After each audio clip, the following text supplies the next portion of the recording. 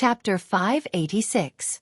The sunlight reflected off the ivory-white Lionheart Street of Ampere Seal. This street was built in the year of the dead moon, Chaos. 1437. The Archbishop of Ampere Seal, Charlemagne, wrote the following: "The long street shines like snow, like a holy staircase leading to the clouds." 465 years ago, the White Lion Legion had once been inspected by King Eric on this very street. Today, however, they had once again appeared on this land. Their spears shone and their armor was as white as snow. "The enemy is here." Sir Franz stood at the temporary position and looked at the rows of silver spears appearing on the horizon at the other end of Lionheart Street. The corners of his mouth drooped slightly and a cold light flashed in his eyes. If the enemy is the White Lion Legion, why should I? Cullen's failure was still in front of him. He slowly raised his right hand and clasped his fingers together. However, Cullen was just a piece of trash. The White Lion Legion's motto was, "Do not rest until death." However, no matter who the enemy was, the Legion would lose. Whether it was true or false, the sword would reveal itself. This was a sharp blade stained with blood. Praises were not empty words. Sir Franz looked up at the battle flag of the White Lion Legion. This was a fortress built with the blood of the enemy and his own. However, young people would never understand. He never thought that there would be an army in the kingdom that could defeat the White Lion Legion today. Other legions could not even the White Lion Guards of the past. Denying today was a betrayal of history. Sir Franz would never forget his comrades who died in the November War. Their blood would not be spilled in vain. Today, he would use swords and longbows to prove all of this. From today onwards, the White Lion Legion would stand on this land forever. Their flag would never fade because of this. How could the fate of today's people be bound by history? Not everyone had to live a heavy life for the sake of carrying yesterday's ideals. Just existing was a kind of pride. History was based on strength. "Ready!" A command with a thick accent from the northern highlands came in the wind. Behind Sir Franz, the light infantrymen of the White Lion Legion took a step forward like a gray-white human wall. They raised their longbows one by one, and the iron horns on the bows shone under the sunlight, forming a swaying, flashing belt of light. The commander narrowed his eyes and estimated the distance. The archers of the White Lion Legion held their breaths and adjusted their heartbeats to synchronize their hands and eyes. The commanding officer finally nodded. 100 steps away, no wind. 100 steps away, no wind. Sir Franz raised his hand high, as if it were a flag, and waved it violently before him. Release. Buzz. The air seemed to have been sucked out, and the bowstring seemed to be vibrating at an extremely low frequency. The 300 White Lion Legion archers released their arrows at the same time. Then, they slowly turned their bodies and pulled out another arrow from the quiver on their backs. In an instant, arrows flew through the sky like locusts. Wongley Knight Academy's young non-commissioned officer's eyes followed the arrow as it flew higher, the orderly cavalry formation producing ripples like water ripples. Brando looked on coldly from the sidelines. Having experienced many wars, he knew that perhaps in every war, a concentrated volley of longbows was not the method of attack that caused the most casualties, but it was a huge test of the quality of the army. Erwin had many examples that when faced with concentrated long-range attacks, the morale of a low-quality army would plummet. This was because people would always instinctively seek to escape from a predicament. Timidity and eagerness would tear apart the formation, and even lead to disarray. But war was a process of overcoming instincts. Maintain the speed. Maintain the speed. Mock, Breton, and even Loca shouted at the top of their lungs. The non-commissioned officers steered their horses and raised their small shields. Canmer took a light breath on the back of his horse. His grayish-brown eyes stared at the arrows that were flying higher and higher in the sky, and his head was raised higher and higher. Although they had experienced a few battles before, this was the first time they were thrown into a real battle. There were no tactical requirements for the battle between the two sides, and it was a competition of pure fighting spirit. Their opponents were no longer the weak coast guards. Instead, they were the kingdom's White Lion Legion, who wore grayish-white armor. They looked solemn and moved in unison. The most elite warriors of the kingdom. Swoosh, the rain of arrows was already upon them. All the knight on horseback leaned back slightly, and the arrows clanged as they fell from their bodies. The arrows were slightly deformed before they even got close to them. A layer of invisible golden light extended in the direction of the arrows. When the arrows broke through the halo and hit everyone, they had already lost most of their strength. It's magic. It's the conflict halo. There's a Templar Knight in the enemy camp. The White Lion Legion shouted. The moment Mare was hit by an arrow, his mind went blank. But when he shook his head and looked up, he saw that amidst the rain of arrows, the infantry regiment in white armor at the front of the army was separating from the main group. They were withstanding the countless arrows. They were attracting the enemy's firepower. Mare swallowed a mouthful of saliva. Suddenly, he felt that his throat was a little dry. Brando held his long sword and fixed his gaze on the northern nobles. He was waiting for an opportunity, and the opportunity was right in front of him. He finally raised his sword and roared as if he was using all his strength. White Lion Legion, listen to my command. Crush all your enemies. You were born with glory, so spread your wings and embrace the victory that belongs to you. No matter who the enemy is, the Legion will win. The Halran Gaia was pointed to the sky like a flag flying in the wind. The White Lion Legion roared in unison. This roar shook the heavens and the earth, causing the faces of their enemies to change color.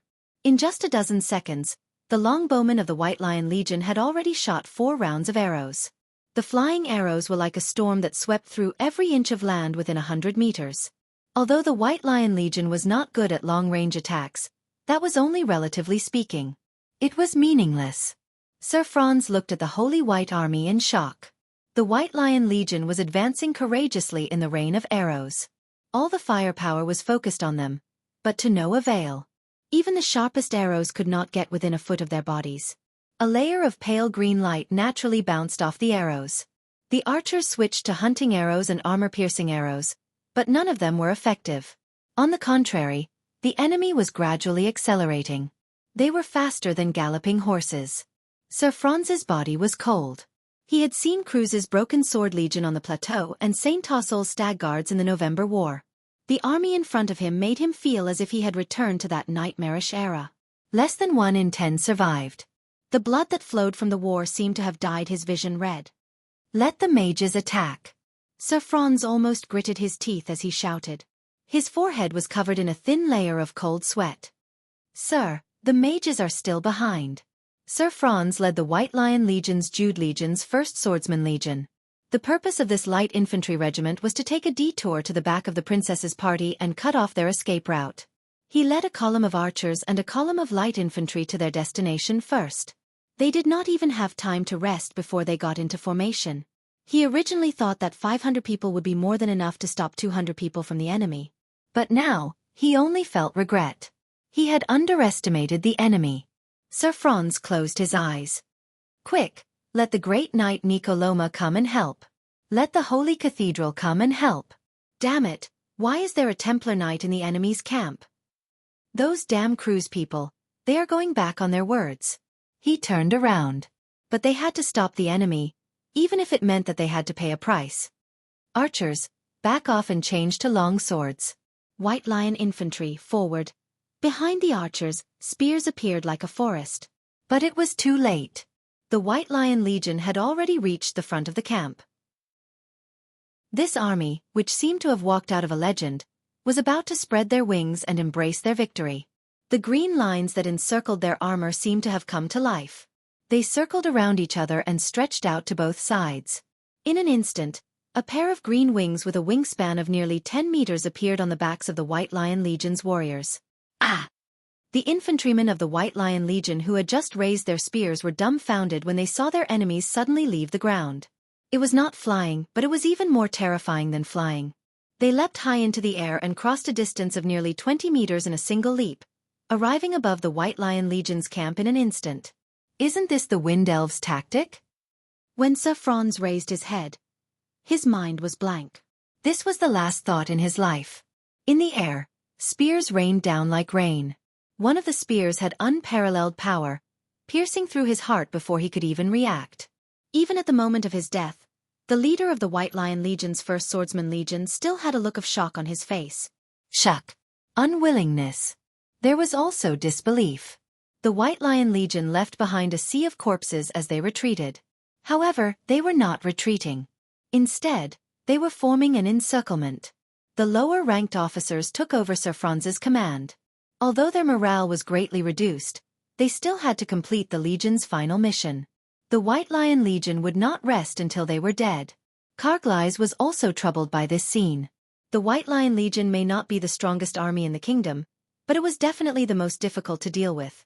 The White Lion Legion's glory supported them and they would not retreat. However, they only had one chance. They could not let the enemy entangle them. More than 3 swordsman legions of the White Lion Legion were surrounding them.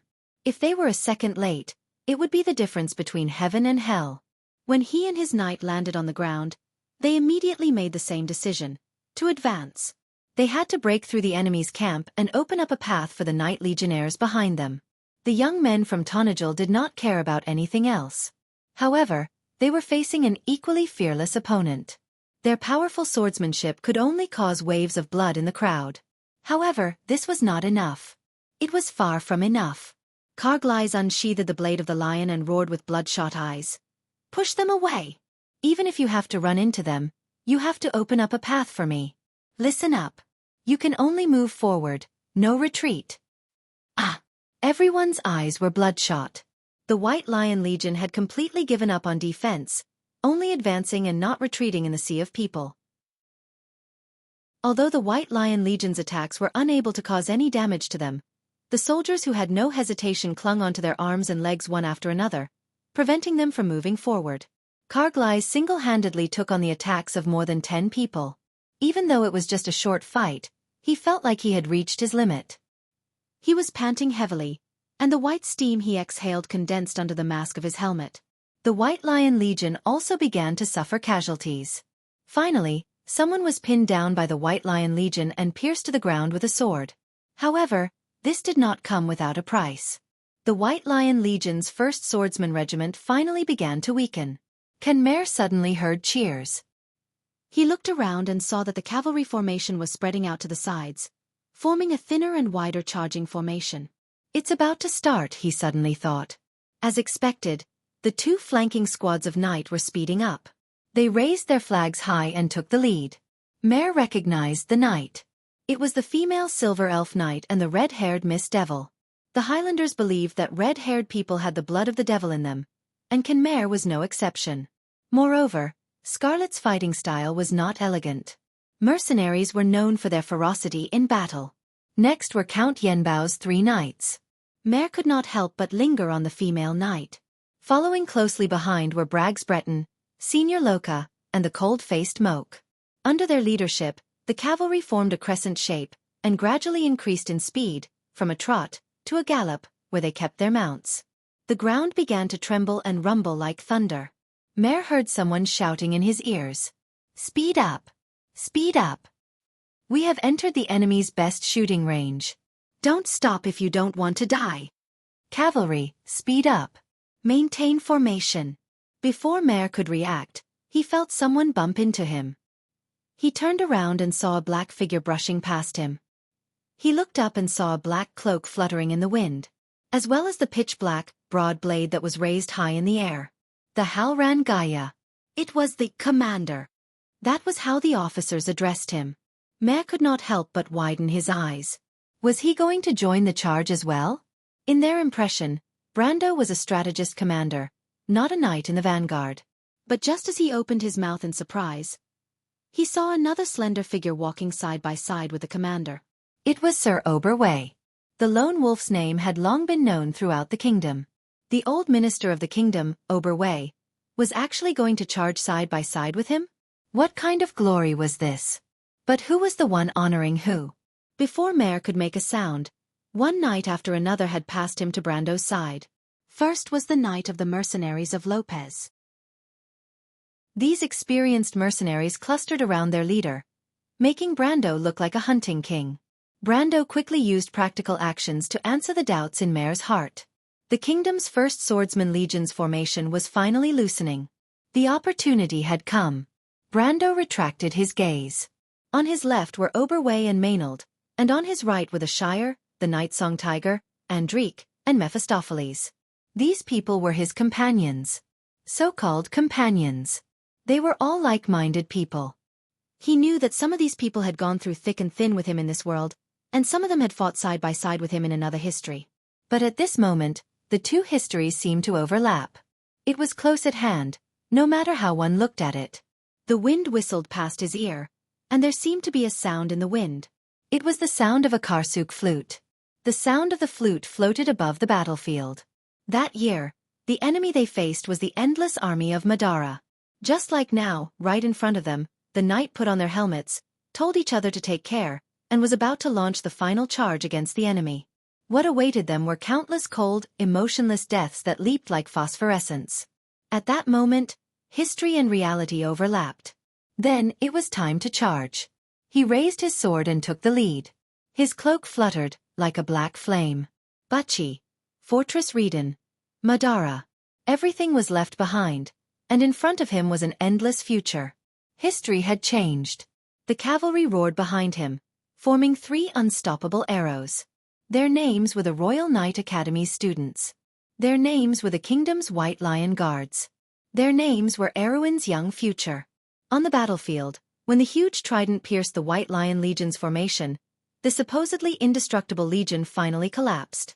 The cavalry howled, and the long sound of the horn was like a large hand that swept across the battlefield, carrying everyone's victory forward and forward. A hole was broken in the encirclement of the White Lion Legion. This hole finally tore apart the darkest corner of Erwin's history. When the great knight Nico Loma arrived with reinforcements, he saw a corner of the White Lion Legion collapsing with a pale face. This was a scene he had never seen in his life. Then, he saw a black flame sweep out from the defeated soldiers. Under the flame, it was the young man's steel-like eyes and the sharp blade in his hand. Head Knight Nico Loma unsheathed his long sword. What a holy night! A circle of yellow light began to spread out from his body. He was also a Templar Knight. Mare saw with his own eyes that their commander crossed paths with the Knight of the Holy Cathedral. He did not even have time to warn him. That was a Templar Knight of the Holy Cathedral. He even recognized him as Nico Loma, the great Knight of Ampere Seal, one of the few gold-ranked experts of the Holy Cathedral. But all Mare saw was a continuous shadow, and the head of the great knight flew high into the air. Ah! He could not even make a sound. All the students of the Royal Knight Academy were completely stunned at this moment. What kind of swordsmanship was that? It could not be described in the words of mortals. The first swordsman regiment of the White Lion Legion collapsed. The battlefield seemed to have formed a whirlpool of death. The men of the great knight Nico Loma were also swept into this whirlpool and were crushed in an instant. However, Brando was still moving forward. The young cavalry swept past the flank of the 3rd Swordsman Regiment of the White Lion Legion, and then swept past the 4th Swordsman Regiment that had just arrived. Kong En died in battle, and Owen was seriously injured. The morale was high. Ampere Seal's North Gate Barracks. Balta looked at the report in his hand with a pale face. All the information on it told him only one thing. The princess and her subordinates of the Royal Knight Academy had broken out of the encirclement. He raised his head stiffly. Archbishop Wood's face was gloomy. The growth of the young people is far beyond our expectations. It seems that we have to let the old guys take action. Leiter nodded, turned, and pushed the door open. P.S. My cousin gave birth to a baby yesterday. She went to visit her today and only rushed back in the afternoon to write this chapter. Hee hee, I can't believe I'm an uncle too. If you like this work, you are welcome to come to Chidian. Come to vote for me. Your support is my biggest motivation. Chapter 587.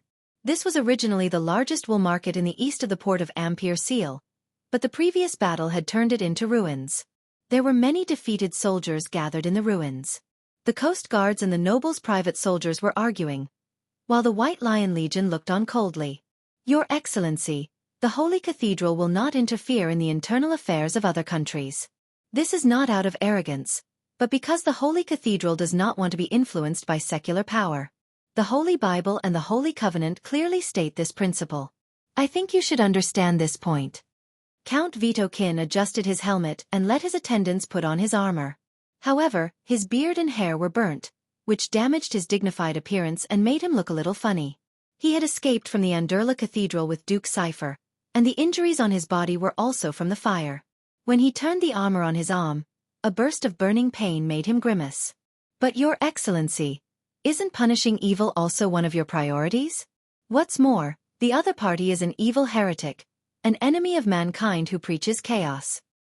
Of course, the Holy Cathedral will not sit by and watch our country fall into suffering and ignore it, the voice replied with some amusement. However, the physical pain was nothing compared to the piercing pain in the soul. The power that came from the ultimate realm was frightening. In order to suppress the flame of sin, the ash sword Saint Mephisto had pulled Moros into the ashen wilderness. However, that final glance caused everyone present to feel a chill in their hearts. Royalty, title, they were all useless in the face of true power. The Holy Cathedral was high and mighty, but they still had to bow their heads in the face of the ultimate law. Vitokin looked at his pale palms, which were still trembling slightly. He raised his head and looked not far away. Duke Cypher's famous swordsman, Nicholas, was negotiating with the Holy Cathedral under his master's signal. Then I would like to ask on behalf of the Duke, what do you intend to do? Let's put it this way. We were invited by the new royal family of Erewhon to arrest Grey Sword Saint Mephistopheles. This person has killed the high-ranking members of the Holy Cathedral and is a vicious outlaw. In addition, we're here to bring back the sacred relic of the Holy Cathedral, the Flame King Gadol's sacred relic, a fragment of the holy sword Odorfice. The priest in the priest's robe rambled on for a long time. The general meaning was, we will help you deal with Grey Sword Saint Mephistopheles and fight against the cultists, but you have to solve your own domestic problems.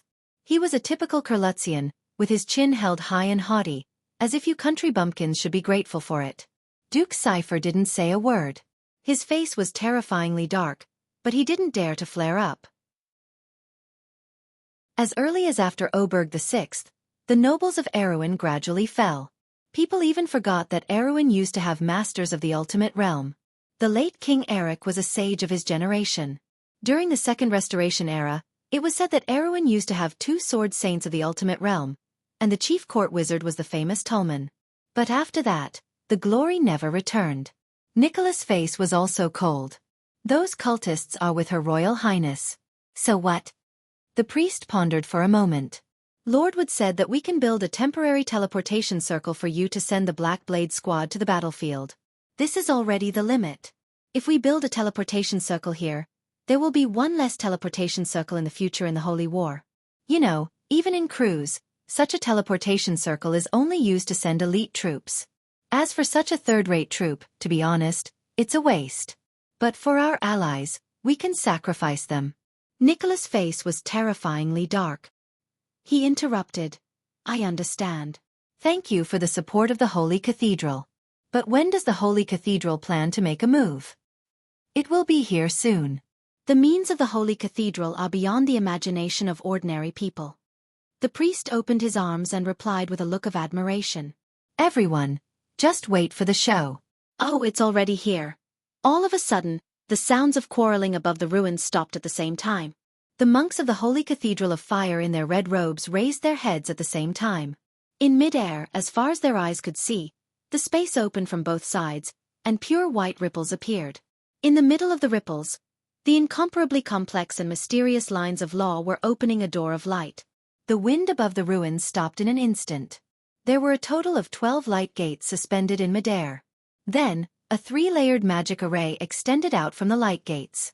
Accompanied by fluttering white runes, 20 mysterious people wearing golden red robes and silver masks stepped out from the light gates. Each of them held a flame-shaped longsword in their hands. If Brando was here, he would definitely recognize these Knights of the Holy Cathedral of Judgment. This was one of the most special organizations of the Holy Cathedral of Fire. Each of these knights was personally trained by a real Knight of the Flame. Their true combat power was often far superior to most powerhouses of the same level.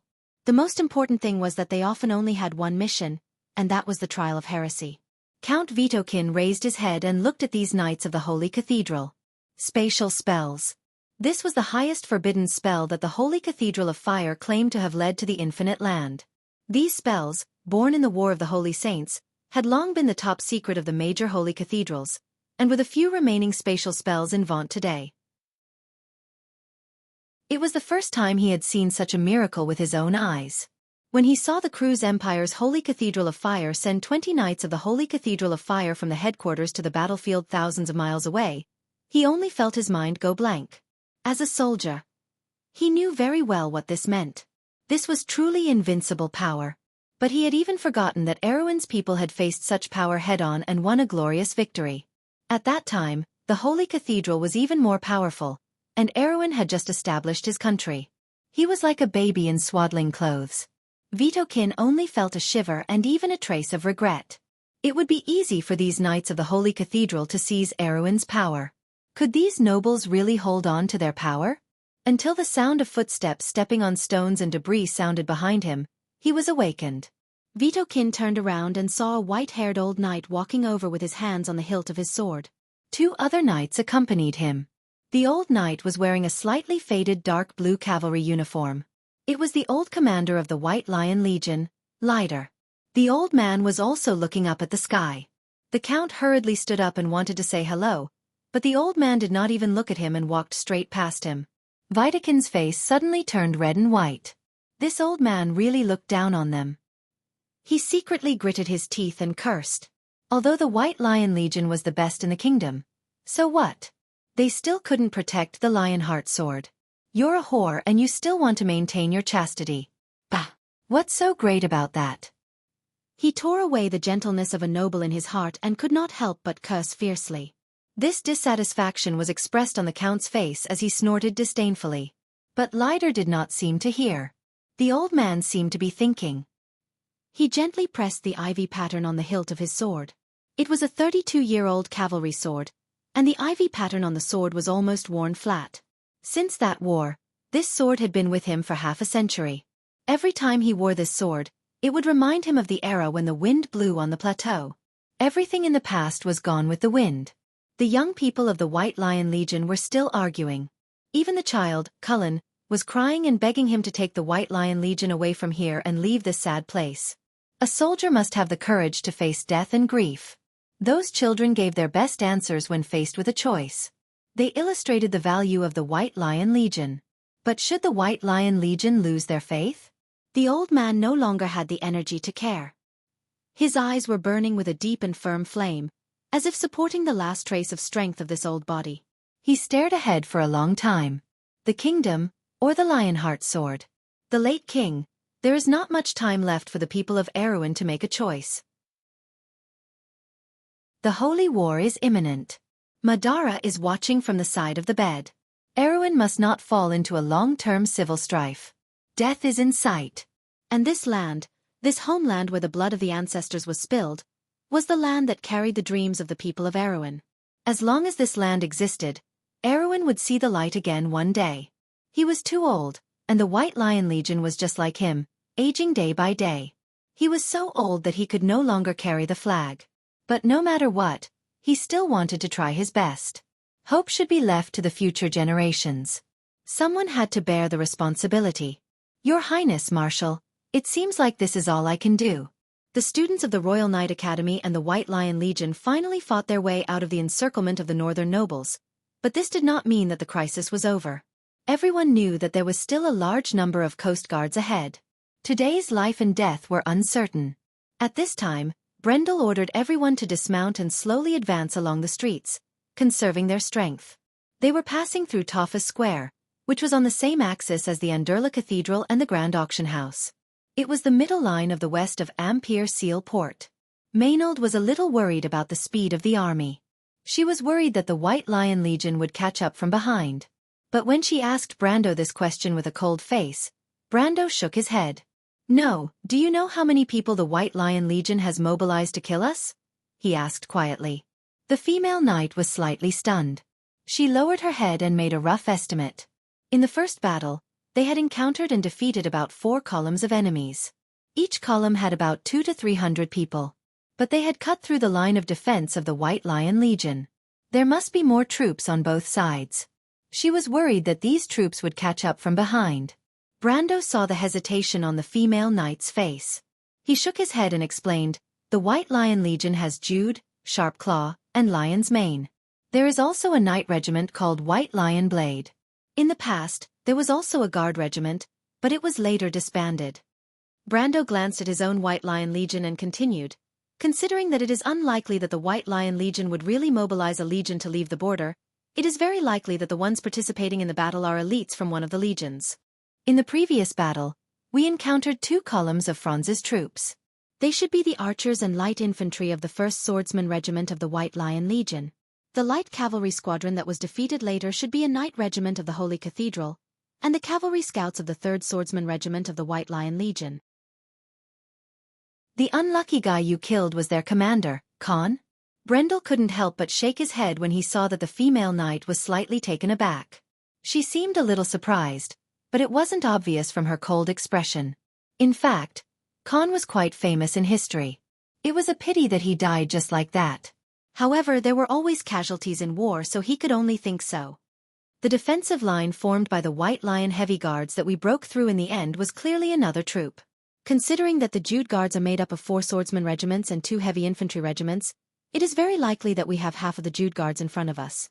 That is, 2 swordsman regiments and 1 heavy infantry regiment. Am I right, Sir Oberway? Brando turned around and asked. The lone wolf of the kingdom nodded and looked at Brando with some surprise. Before Erwin's resurgence in Graphene, one of the major drawbacks of the military system was that there was no unified organization. Often, the rules were set by the nobles and lords. The major legions also had their own system, such as the northern and southern legions. Therefore, even if they were both soldiers, they might not necessarily know the organization of the other legions. Needless to say, it was impossible for Brando to know the origin of the enemy, who they belonged to, and who their commander was. In fact, this was a common phenomenon in the continent of Vaunt in this era. In a war, commanders could only barely determine which army they were facing by judging flags, capturing prisoners, and so on. Because of this, there were countless mistakes, and there were a few famous generals in history who used this factor to create many classic examples of battles. However, history was like a torrent.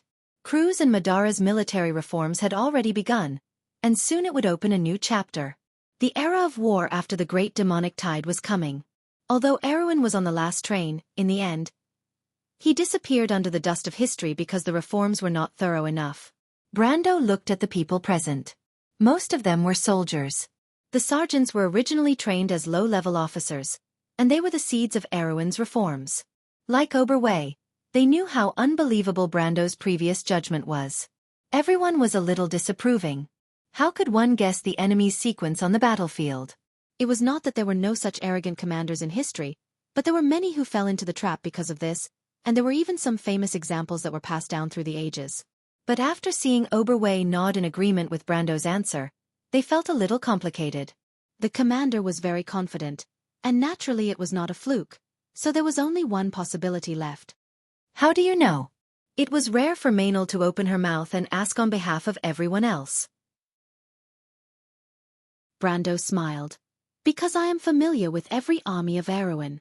I know very well what they will do and how they will do it. He answered this way, not because he wanted to pretend to be a prophet. It was because he had to show such confidence because he was the only one who could lead them out of here. He knew very well that he had to show enough confidence to convince everyone. You said that you are familiar with every army of Erwin? A soft but calm voice asked. Brando looked up and saw Her Highness in military attire. His eyes could not help but light up slightly. He then remembered that Graphene was never a flower raised by the royal family, and her swordsmanship had always been the best among her peers. She must have participated in the previous charge. He even saw the sword on the half-elf girl's waist and the bloodstains that had not completely dried up on her face. She turned around and stared at him with her silver eyes. Her silver curly hair hung down on the dark blue woolen military uniform, and the tailored uniform seemed to fit every line of her body. It was really refreshing. Brando then realized that she had been wearing this military uniform from the beginning. No wonder she wore a thick cloak to cover it up and looked a little bloated. But when Her Highness asked the question, her tone was a little strange. Brando hesitated for a moment. It seemed that it was not impossible to say that he was familiar with every army. He had lived in Erwin for nearly a century, and during that time he had fought side by side with many armies, including the private armies of the nobles. But this answer seemed a little too unbelievable, and it seemed a little omniscient. You can't say that.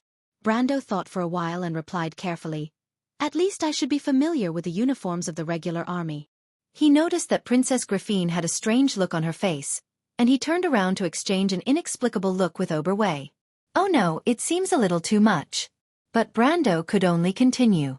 He thought for a while and replied, So the conclusion is very obvious. According to the kingdom's White Lion Legion, a swordsman regiment should have 3 light infantry columns, 1 archer column, and an additional mage squadron and scout squadron, a total of 1,100 people. The heavy infantry regiment is half of it, so I estimate that the White Lion Legion on this battlefield is probably less than 3,000 people. When he said this, Maynard already understood what he meant. The White Lion Legion had less than 3,000 people, and in the previous battle, nearly 1/3 of them had been severely injured. An army that had lost more than 30% of its members in a battle, and still had not collapsed, was already impressive. It would be ridiculous to say that they could continue to pursue. Not to mention that Brando had more than double digits of gold rankers in his hands. Even if the White Lion Legion fought with all their might, they might not be able to win. But they might not just watch us leave, right? Maynard raised her long eyelashes and silently glanced at Brando. Yes, so we have to come up with a new plan now. A new plan? Brando nodded. It was obvious that there was more than that on the battlefield. The key was Cruz's people. The princess seemed to have thought of the same thing. She raised her head and asked, "Is it because of Cruz's people?" Due to the deterrence of the Holy Bible and the Sacred Covenant, Cruz's people and the Holy Cathedral of Fire probably won't intervene personally, but they can find a way to help our enemies. Brando silently recalled the methods of the Holy Cathedral of Fire as he replied, "Since Cruz's people are here, they are definitely not here to treat us to tea. Besides, we are the masters of this place. If anyone wants to treat, it should be us." He was still in the mood to joke, causing a low chuckle among the officers. Brando's indifferent attitude won the hearts of most people. No one liked a coward, especially these young men with military qualities. "Then how can they help, Sir Commander?" As soon as Brando finished speaking, someone asked loudly.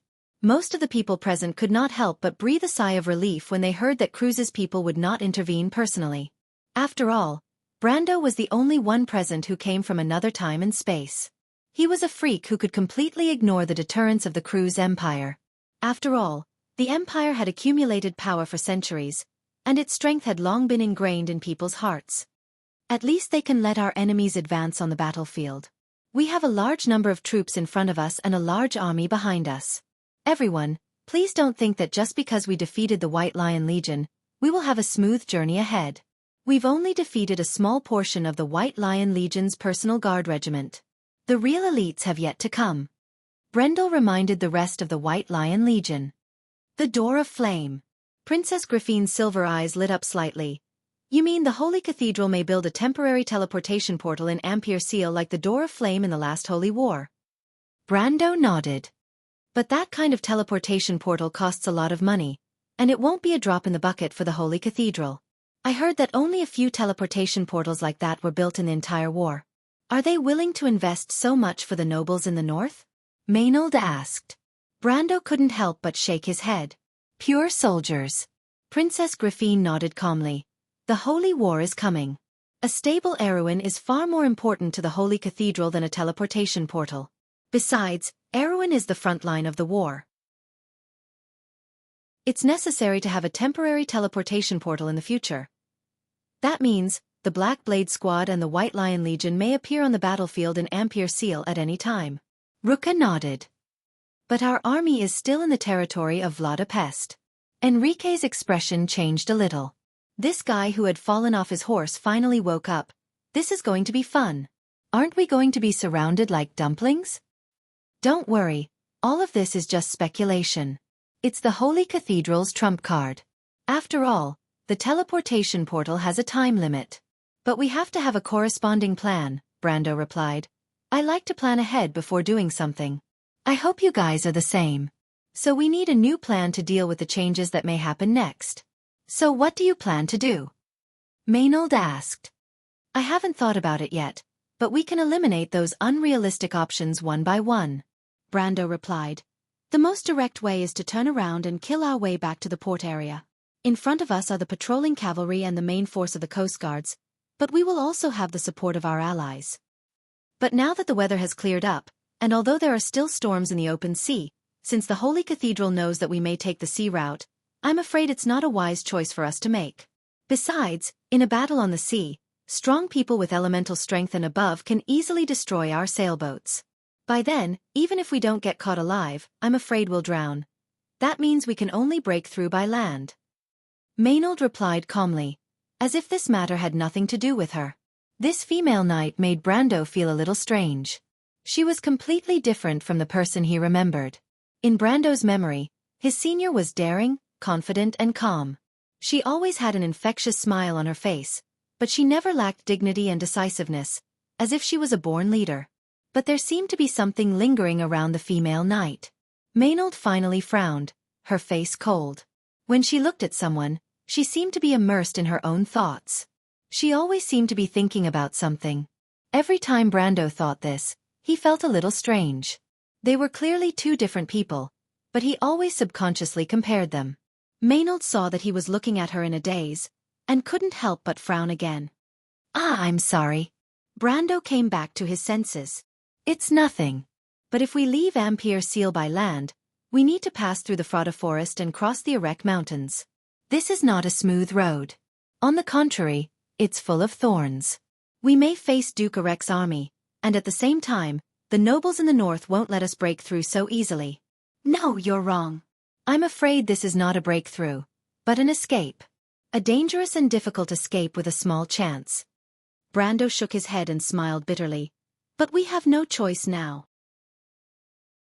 We have to break through from the south, leave Ampere Seal, pass through the Frauda Forest and the Erek Mountains, and join your army in the south. Her Highness and Lord Auberway's original plan was to break through from the south and leave Ampere Seal by land, right? With Lone Wolf's intelligence, I think he must have made arrangements in advance. As he spoke, he raised his head and looked at Princess Griffine. Yes, the half-elf girl nodded calmly and answered on behalf of Oberway.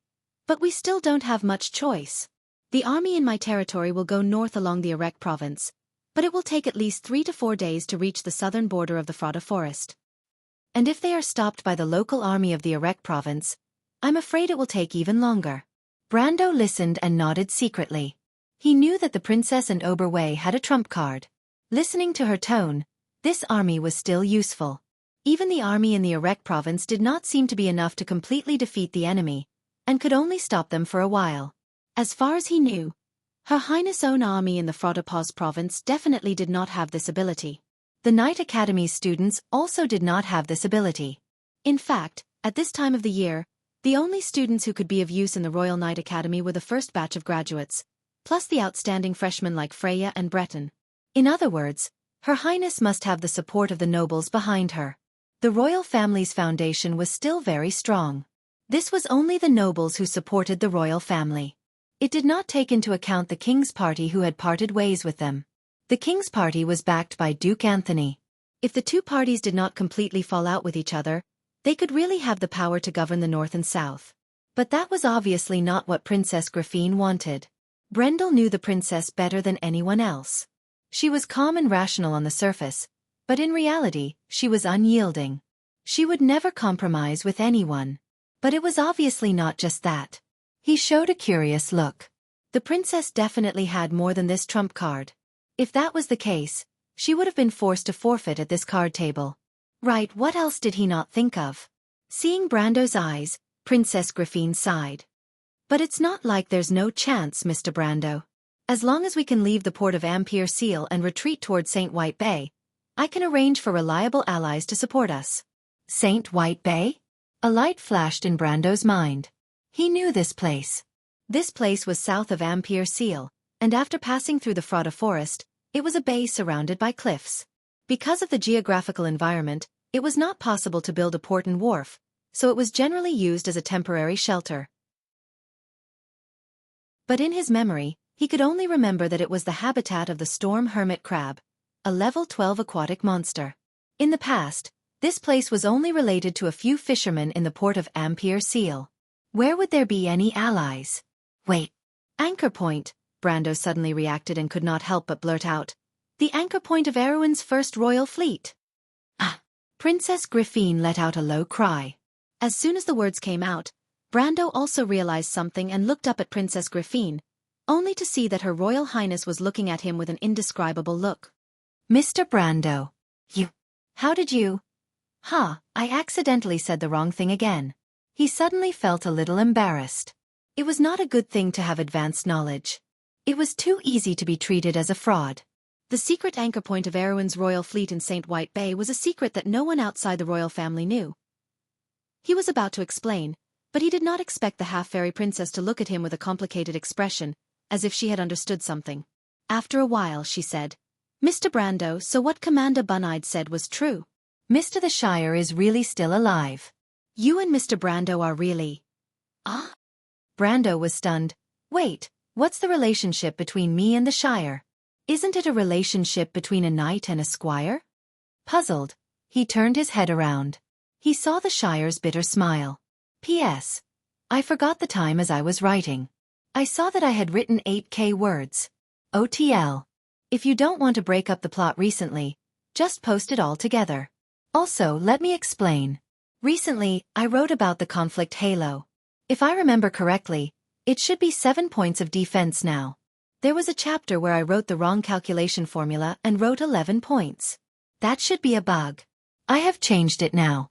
Everything will be based on the formula that Brando proposed when he met Abel. To be continued. If you like this work, you are welcome to come to Chidien. Come to vote for me. Your support is my biggest motivation." Chapter 588. The merchant girl hugged her knees and squatted in the ruins. Occasionally, she would stretch out her slender neck to look at the situation outside. Her brown eyes dotted around until she saw that there were no more soldiers outside. Then, she patted the dust off her skirt and stood up. "Ha!" She let out a long sigh and asked, "Sister White, this is the Holy Cathedral, but I don't think I saw Brando's face." The one called Big Sister White was a contract spirit in the form of a woman. Her upper body was that of a beautiful woman, with a pair of elf-like pointy ears. However, her lower body seemed to be transparent, made up of swirling dust and air currents. This female figure was called a contract spirit in the ancient witchcraft literature recorded on red parchment. Although the witch queen could contract any contract spirit, she was especially fond of White Mist, the queen of North Wind. White Mist was the keeper of knowledge on the glacier. The Queen of Ice left it to the Roman, hoping to borrow its wisdom and experience. White Mist was a beautiful woman, but she had a pair of lifeless eyes. She glanced at the Roman and answered weakly, "Fate is in front of you and behind you. Mortals can grasp its direction, but they cannot see its form. I just felt that Brando should be there. Is the divination accurate, Sister White?" The merchant girl could not help but ask curiously. "Divination is to ask yourself. If you believe it, it will be there. If you don't, it won't be there." The Roman tilted her head. She did not know if she understood, but she walked confidently in a certain direction. After 2 steps, she stopped and took 2 steps back. Then, she picked up a spiked hammer from the ruins. This was a holy weapon used by the clerics to exorcise evil spirits. The silver spiked hammer's handle was engraved with delicate patterns, and the head of the hammer was injected with a holy bullet. Usually, the clerics would be careful with it. However, the merchant girl did not seem to have such a concept. She waved it around and nodded with satisfaction. "You want to use this to protect yourself? Wisdom and knowledge are more effective." White Mist shook her head and disagreed. "Yes, I used to have a hammer in Bucci. However, it was later lost by Brando." The Roman couldn't figure out which skeleton had picked up the hammer in the end. Anyway, he decided to frame Brando first. It was impossible for a merchant like him to be careless. It was all Brando's fault. Brando sneezed for no reason. The two of them passed through the ruins of the Anderla Cathedral. Just as they were about to reach a certain spot, there was a sudden crashing sound. The rubble loosened and rolled down from the slanted wall. Then, a person came out from below. The man was wearing a noble's formal attire and had a long sword at his waist. However, his hair and clothes were covered in white lime powder, making him look dusty. Benninger blinked his eyes. It took him a while to get used to the sunlight outside.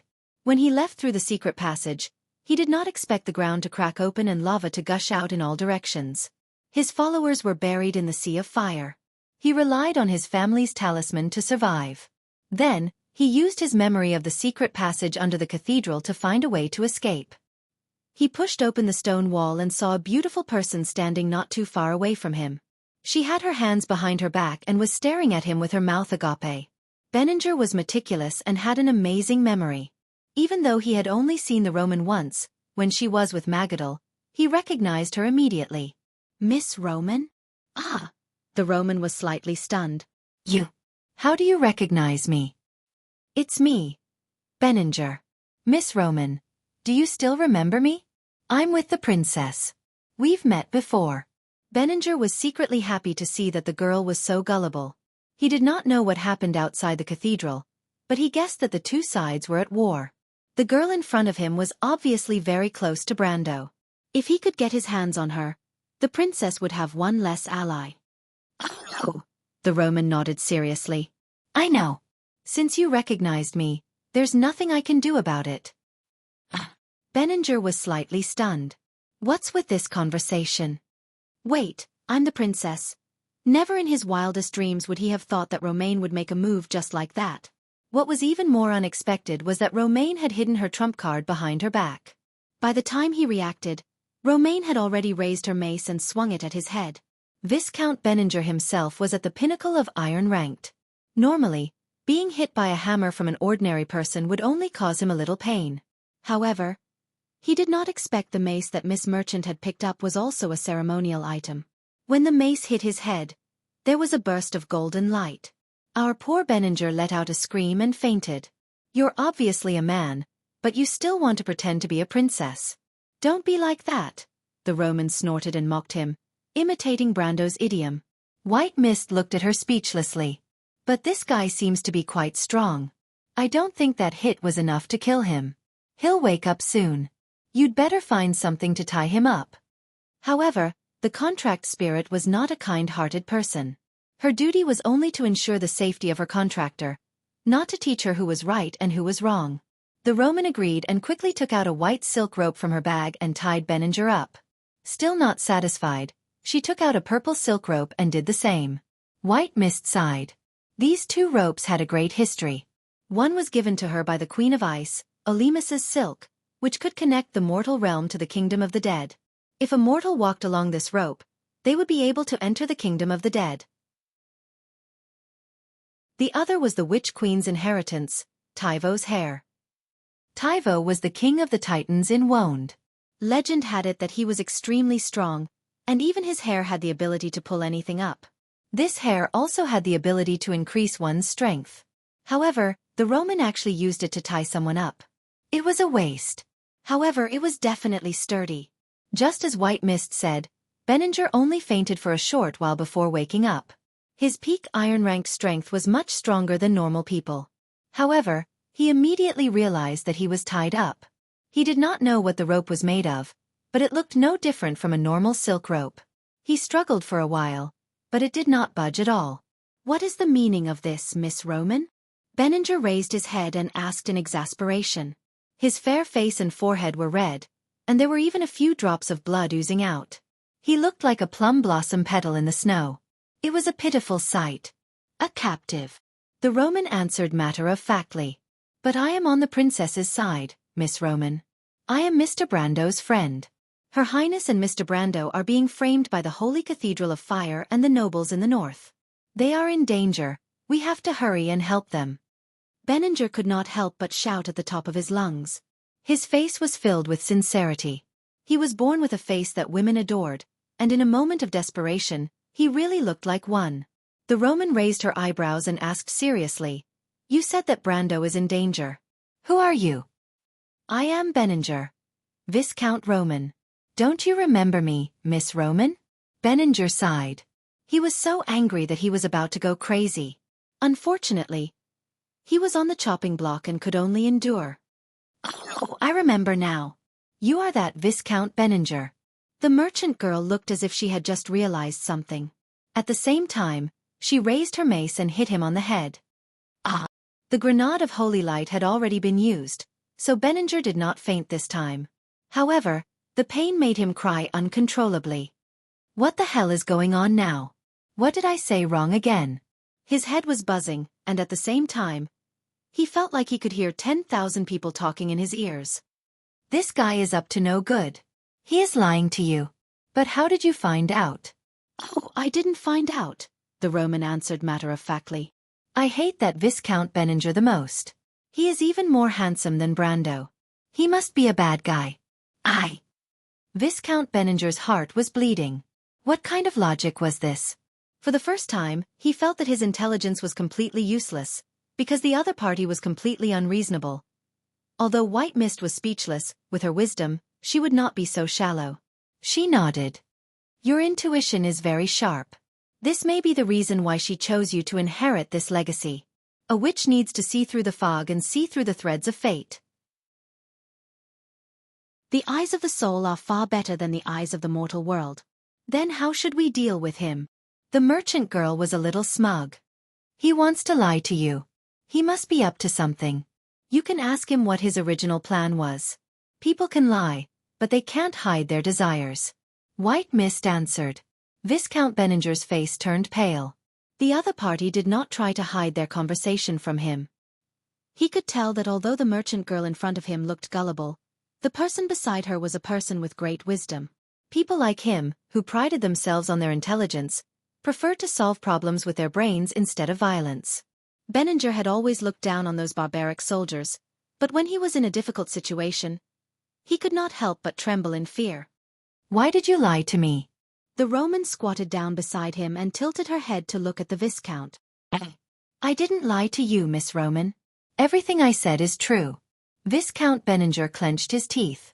Although he knew that he would not succeed, he still needed a little bit of luck. Tell me the truth. Everything I said is. As soon as Benninger opened his mouth, he realized that something was wrong. It was as if his mouth was not listening to him, and he stuttered out his intentions. He looked at the Roman in horror. If he had known that she was a witch, he would have turned around and left the moment he saw her. Unfortunately, it was too late for regrets. You really are a bad guy. The Roman heard that Benninger was trying to trick her to blackmail Brando. She could not help but hit Benninger with her mace. Benninger hugged his head and screamed in pain, tears and snot running down his face. You said that Brando is the Count. What is that all about? Benninger was tortured to the point where he did not look like a human anymore, but he was still very honest. He quickly replied with tears and snot running down his face. Miss Roman? Marquis Yoakum told us that Mr. Brando might be the real Count Yenbao. Everyone thought that he was a Highland knight or just a bandit from Tonajil. However, according to the information I received, both are unlikely. Mr. Brando first appeared in our sights after the incident at Fortress Reedon. He was not a Highland knight, but his actions were that of a noble. This cannot be faked, and as far as I know, there is no such person in the noble circle. So we thought that he might be a descendant of an unknown noble in the kingdom, or an alias. Now, it seems that Marquis Yoakum's judgment may be correct. I see. Sister White, what do you think? This person wants to harm that person, and you want to help that person. Conspiracies are like chains. Why don't you ask him what he is most afraid of? White Mist looked at the Viscount, who was lying limp on the ground, expressionless. Benninger's face was suddenly filled with fear, horror, and unwillingness. Oh. Satisfy the Romans' curiosity? P.S. Today is 3,000 words. Take a break and prepare for the end of the month. Tomorrow is the great adventure of the Little Roman and White Mist. To be continued. If you like this work, you are welcome to come to Chidian. Come to vote for me. Your support is my biggest motivation. Chapter 589. The Green Rider galloped along the slope, and Bunide's hands, which were covered with scaled gloves, gripped the reins tightly as he turned his head back. In the direction north of Ampere Seal, a few huge light portals were opening on the horizon, and countless troops were pouring out from them, densely packed like a swarm of ants. In another half an hour, the Black Blade squad will appear on the battlefield of Ampere Seal. Cruz's men will also be involved. My lord, what do you think we should do? The Highland Knight commander looked solemnly at the small black dots rising from the horizon. Those were the Black Blade squad's Flying Dragon squad. In an instant, they covered the sky and rushed towards Ampere Seal. This number was far more than the Black Blade squad. It seemed that the Holy Cathedral had completely deviated from the neutral position. The nobles in the north and the Holy Cathedral's hidden forces in Erewhon had all sided with Duke Cypher. Cruz's men wanted to solve the problem once and for all. He turned his head and looked at his men. What do you all think? The Highland Knight has been waiting for this day for a long time, my lord. Everything is like the prophecy, my lord. We believe in your judgment. The kingdom has tried to forget the war, but the veterans have never forgotten it. Because this is a promise. Because this is a promise. The copper dragon Reto looked at the dark sea outside Tonajal and said quietly to Coden beside him. The situation in the north was getting more and more tense day by day. Perhaps today, or perhaps yesterday, the young lord must have started his plan in Ampere Seal. He turned his head. In the Highlands, the knights will never forget their promises. So you knew it from the beginning? Coden asked. That swordsmanship is unique, Reto replied. Besides, the veterans have their own pride. How can they listen to a child, even if the other party is a noble? Besides, didn't you recognize it from the beginning? The war that lasted for half a century, Coden replied, has brought disaster to Erewhon that continues to this day. Ever since the Second Renaissance, the nobles have completely fallen, but that's only the surface. In the end, there is still no hope. Even someone like Leader was afraid. Reto sighed. His prestige that day was second only to the marshal. However, I don't agree with him. Merely wanting to protect Erewhon is betraying the foundation of this kingdom. Why does Erewhon exist? Because I yearn for glory. So, what is the answer to that riddle? Coden asked. No one knows. Reto shook his head. Those who know are no longer in this world. Perhaps Lord Tulman knows something, but he has left the kingdom because of it. Actually, I have a guess. Reto turned around and looked at his former comrade curiously. Before the trial, the marshal asked me a question. Coden took a deep breath. What is the truth of history?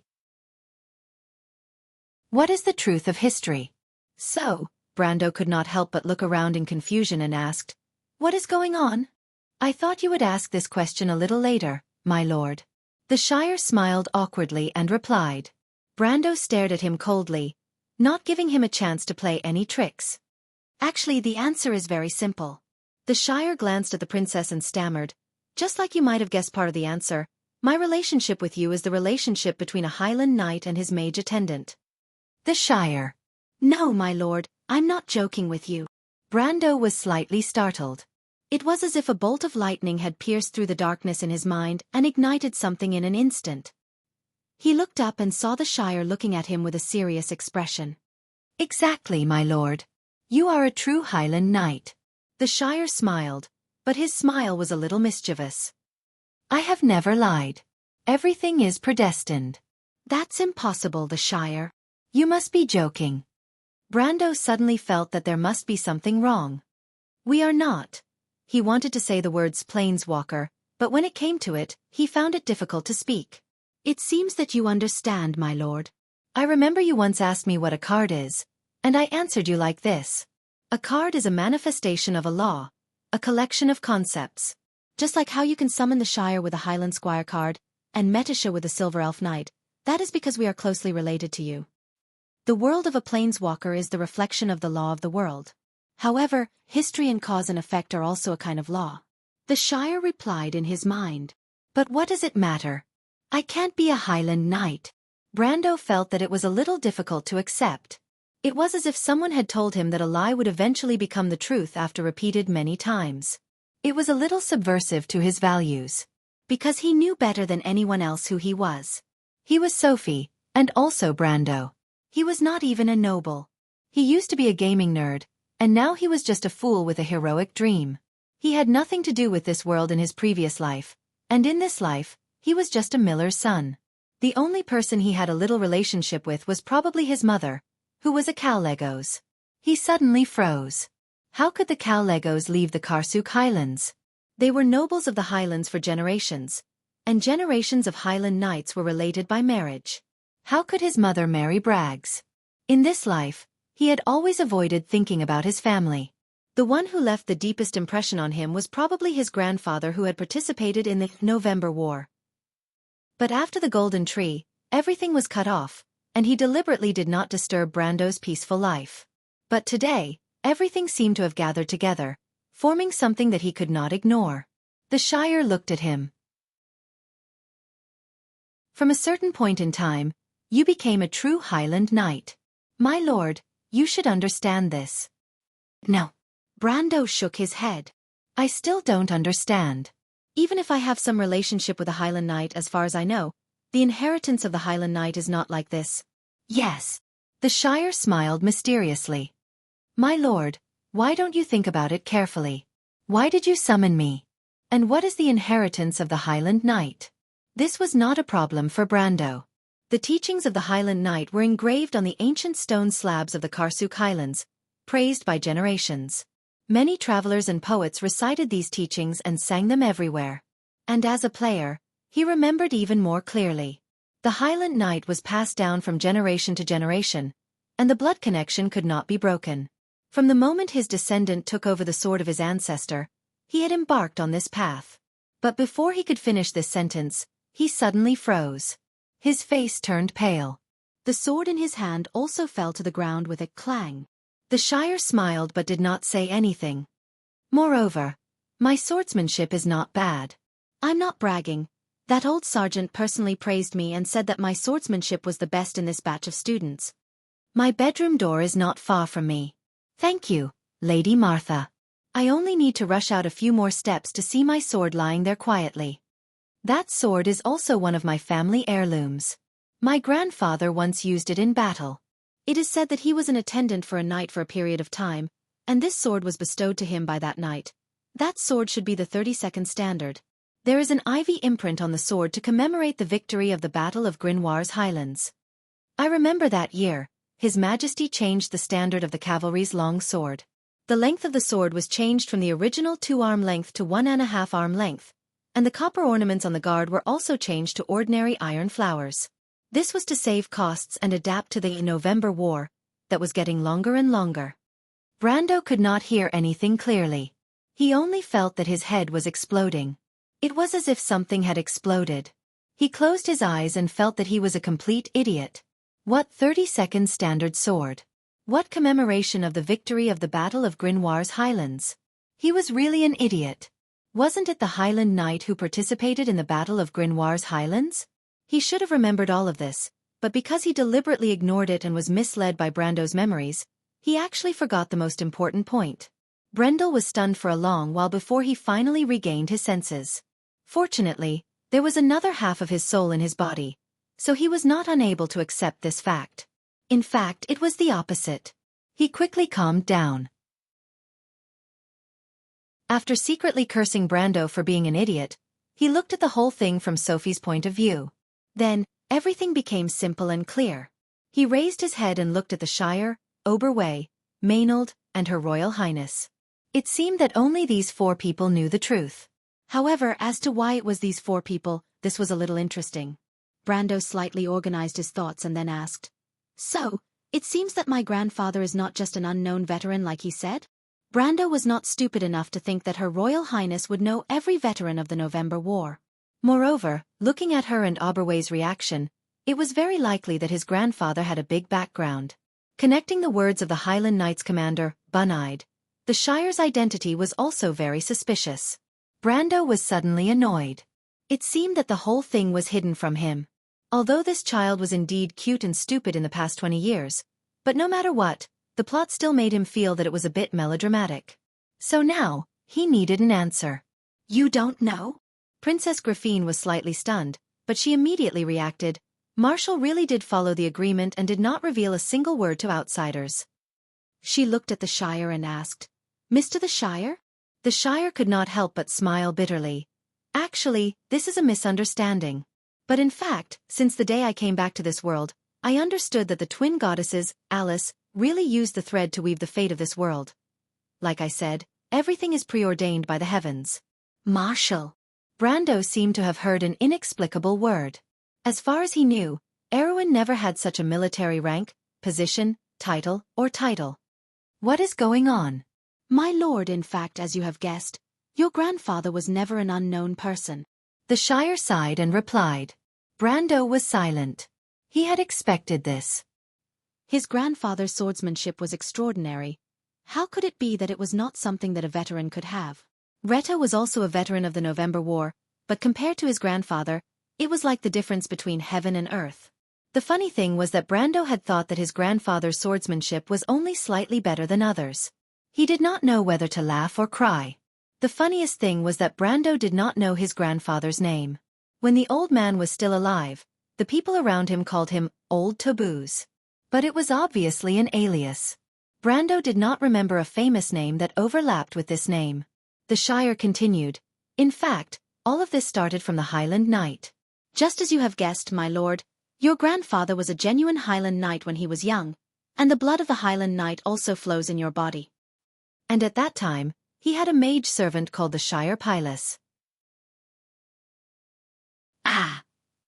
The surrounding youth seemed to have heard a bizarre story, and they all looked at the young mage in shock. Although Brando had expected it, he could not help but take a breath. The Shire Pilus. The Shire Pilus, the Shire. You are a mage from the Pilus family? The Shire nodded. Pilus is the most prominent title among the wizards of the tower. Their bloodline is also the closest to the silver folk. To have you as a servant, you're not trying to tell me that my grandfather's surname should be Cardeloso, are you? Princess Griffine interrupted. The Shire is not lying. Brando, your grandfather is a descendant of the most prominent family of the Highland Knight. His real name should be Darius Cardeloso, which is often called Earth Sword Saint Darius. At that moment, Brando felt like he was listening to a legend, but this time, he was experiencing it in person. In that distant memory, when the kingdom was at the peak of its second recovery, Erwin had 3 strong men who had reached the ultimate realm: Earth Sword Saint Darius, Gareth Keys of the Kingdom of Heaven, and Tulman the Scholar of the Mithril Fortress. But Brando would never have dreamed that the most famous of the 3 was actually his own grandfather. He looked at the princess and the Shire in a daze. The Shire could not help but smile bitterly again. My lord, your grandfather actually had another name. He was honored because of this name, but also because of this name. He was the Dragon of Harascht, the Marshal of the Holy Cathedral of Fire in the last Holy War. So, Coden finally asked, you wrote a letter to Bun-Eyed? What did you tell him in the letter? Reto nodded and looked in the direction of the sea. After a while he replied, I only asked him if he still remembers the Dragon of Harascht. Ha ha, Coden suddenly laughed. Of course he remembers. How could he forget? P.S. A small change. Previously, I accidentally wrote the First Holy War instead of the Last Holy War. Odell, I'm guilty. To be continued. If you like this work, you are welcome to come to Chidien. Come to vote for me. Your support is my biggest motivation. Chapter 590. The streets were silent, and Brando seemed to be immersed in the memories of a long time ago. Sword Saint Darius. This name was both strange and familiar to him. Since the Second Revival, this name once belonged to one of the 3 important ministers who supported the kingdom of Erwin. He was active a century before Erwin, and in the Amber Sword, that era was just a background for the players. In history, later on, the kingdom's spirit was no longer strong. It was said that Gory Keys ran away, and Tulman returned to the Mithril Fortress. The Sword Saint also lived in seclusion since then. Some people said that he was still alive, and some said that he was already dead. But in Brando's own memory, he still remembered the moment when his grandfather held his hand. It was just an old man who looked withered. Although his eyes still burned with a flame of determination that was far beyond that of ordinary people. He had reached the end of his life. And in another memory of him, Sophie and Brando, in the dream of the Golden Tree, the old soldier from the November War held a long sword and nodded with a smile. That was a world made up of Brando's memories, and nothing in that world would be different. He could even clearly feel that kind of expectation, but it was not until today that he understood that the old man had placed some kind of expectation on Brando. However, in the real history, Brando himself may have died in the old house in Bucci. If that was the case, why didn't he tell Brando the secret of the Ring of the Wind Empress? What was the Sword Saint hiding in the end? My grandfather was the Grand Marshal of the Holy Cathedral of Fire in the last Holy War? After a while, Brando suddenly raised his head and asked, I thought my lord would be more surprised by the old man's identity as the Sword Saint. The Shire was slightly startled. Indeed, the old man served as the Grand Marshal of the Holy Cathedral of Fire. No. In Brando's memory, in the history of the Otherworld, Sword Sage Darius had never served as the Grand Marshal of the Holy Cathedral of Fire. Either history was lying, or the Shire was lying. Brando looked at the Shire and the princess. Princess Griffine also looked at him, but there was a sense of recognition in her silver eyes. Sword Saint Darius was also a member of the royal faction. He wasn't even a member of the new royal faction. But why did he leave the center of power, the declining house of Corvado? The look in the eyes of the Shire and the princess told him that they were not lying. Or perhaps they were so good at lying that they could tell what they were thinking. The princess was only 16 years old this year. But history has never recorded this. Brando pretended to be skeptical. Because throughout history, the Holy Cathedral of Fire has always kept the records of every holy war a secret. Lies. Brando mercilessly exposed the Shire's lie. No matter how confidential the records of the previous holy wars were, some words would still be leaked. Not to mention the prominent position of the Grand Marshal of the Holy War, it was impossible for the entire upper nobility of Erewhon to forget. What's more, in another history, in order to investigate the death of the princess, Brando had the honor of reading the secret records of the Holy Cathedral. Regarding the history of the November War, Sword Saint Darius did not appear at all. Unless there was a change in history, or all the information related to Sword Saint Darius had been deleted or sealed. There was something else. The part of Brando's soul that belonged to the game suddenly awakened. The memories in his mind seemed to come alive in an instant, like a flowing river of language and words, emerging from the depths of his thoughts one by one. The year Sword Saint Darius lived in seclusion, the 325th year of the First Era, the year of Castor. A number broke into his thoughts like a bolt of lightning. At that time, in the year of stars on the 17th of the lunar month, Count Atania led the White Lion Infantry Regiment to the west into the Hagen area, supporting the Cruz people on the flank and attacking the Black Fong tribe of the Toquinen Lion Men. Since then, the Holy Cathedral of Earth had been defeated, and then the 4 holy cathedrals had reached a reconciliation agreement in 4 years. 4 years after the Year of Stars, the Holy War ended. Brando clearly remembered that the Year of Stars was the 321st year of the First Era. The 2 time nodes coincided. This was interesting. There was indeed a problem. He could not help but close his eyes, and the flashing river of time appeared one by one in front of him. The Battle of the Long River. The Bleeding Quintins. The Holy Cathedral of Fire went east. The attack on the Alfalfa Fields. Then, it was the beginning of the long and bitter November War. The Holy War had never been so bloody. Brando suddenly realized what made the war so cruel. The veterans who had experienced more than a decade of war were quickly depleted in less than a year of war. Around a series of tug-of-war battles in the Alcash Mountains. Historical records said that the 4 holy cathedrals entered this area at the same time, and then there was a long and dark war, a war that lasted for a year. Almost all the blood of the small duchies and kingdoms like Erewhon that were vassals of the 4 holy cathedrals had been drained. The shadow of that war had lasted until now, and Erewhon had lost an entire generation or even 2 generations of young people. Brando suddenly felt a chill. History was so close.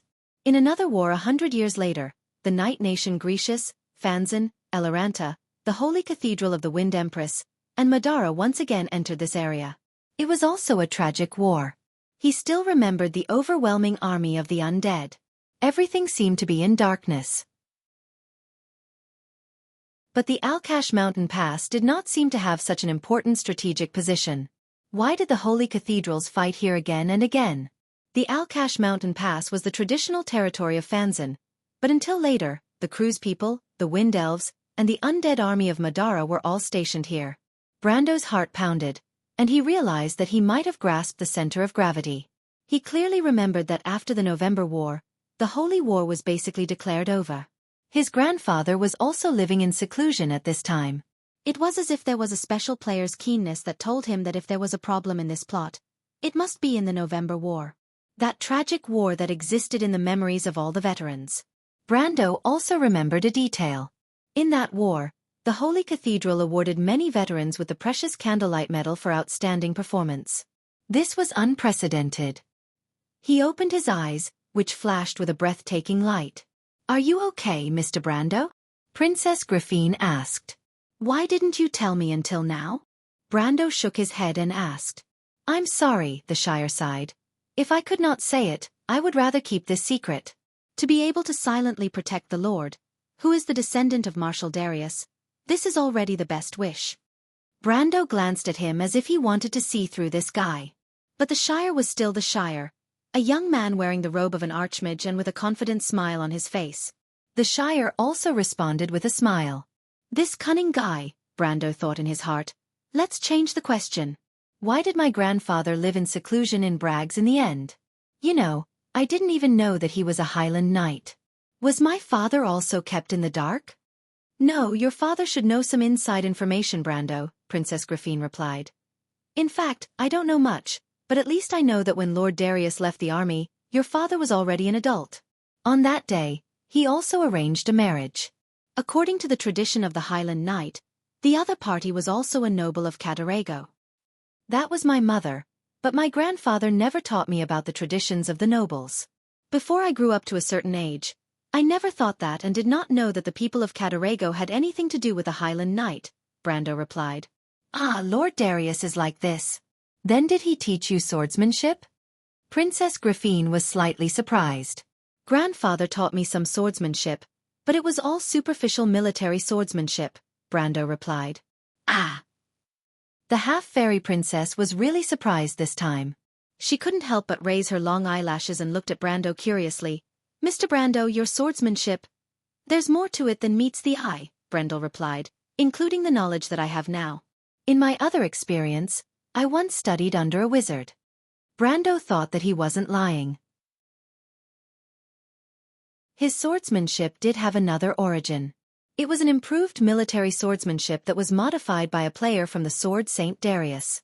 He was also once taught by a wizard, but that was in the game. That must be a tortuous experience, Griffine said with some admiration. Yes, so tortuous. Brando sighed, but the meaning was very different from what Griffine had imagined. At least he had never heard of, let alone experienced, such a story. Ever since he escaped from Wuxia, the two worlds had overlapped in his life. So what's going on here? Brendel sighed and continued to ask. He pretended to be eager to know the answer, but the answer was already in his heart. He just needed to confirm it. I think there must be more to this than meets the eye. My lord, I said, I will keep the secret. The Shire replied, in fact, the past is meaningless. We only need to know that fate still favors some people. My lord, your appearance here today proves that the old master was right. No. He was probably the only one who understood that all of this was not connected by fate, because history had already changed. He was the only one who knew the true future, and his presence here proved that everything that had been fixed had already become unstable. Because Brando was supposed to die in Wuxia, and Erwin was supposed to step on the path predetermined by history. However, fate handed the present world to Alice, but handed history and the future to the blind goddess Elaine. The present world was connected by an invisible line, and this line was cause and effect. History and the future presented infinite unknowns and possibilities on the cards. It was because of this infinite future. Only mortals could control their own fate. Brando firmly believed in this, so where did the problem lie? There must be such a line that Brando did not die, and he did not cross. In which world, what kind of scene would it be? What was the mission entrusted to Brando? What a loser. Brando couldn't help but curse. The descendant of a sword saint died in the hands of a skeleton. This was probably the biggest joke in the history of Erwin, but it was completely buried in the game, leaving no trace. But it didn't matter, he had at least guessed part of the answer. Brando glanced at the Shire and asked, if I'm not wrong, in November of the Year of the Stars, the Holy Cathedral of Fire's coalition forces, the Erwin Kingdom army must have been attacked from behind by their allies in the Alkash Mountains, right? Let me guess. But what the Holy Cathedral of Fire didn't expect was that Sword Saint Darius was so strong that he led Erwin's army to kill a bloody path. Is that right? His voice wasn't loud, but it was sonorous and powerful. Every word he spoke was filled with vitality. Brando looked calm and composed, but Her Royal Highness bit her lip, and the Shire looked like he had seen a ghost. Everyone was stunned by this outrageous statement. Only then did Brando suddenly laugh. But the light in his eyes at that moment was so wise and confident in the eyes of others. Ha! Brando almost wanted to laugh out loud. So that's how it is, so that's how Madara's undead army attacked us from behind back then. Those bastards from the Fire of the Thorns. Haha, I really wronged you back then. The Holy Cathedral of Fire, the Holy Cathedral of Light. How interesting. It's a pity, I'm actually a player, and a transmigrated player at that. This was really a surprise. Brando gritted his teeth and laughed. P.S. It will start the day after tomorrow. Please reserve your votes. If you like this work, you are welcome to come to Qidien. Come to vote for me. Your support is my biggest motivation. Chapter 591. The leaves of the forest were bright and vibrant, and there was a thin layer of mist under the branches. The Frada forest was as tranquil as a painting. However, someone finally broke the silence. The knight used his sword to push aside a bunch of leaves and let his horse out from behind the bushes.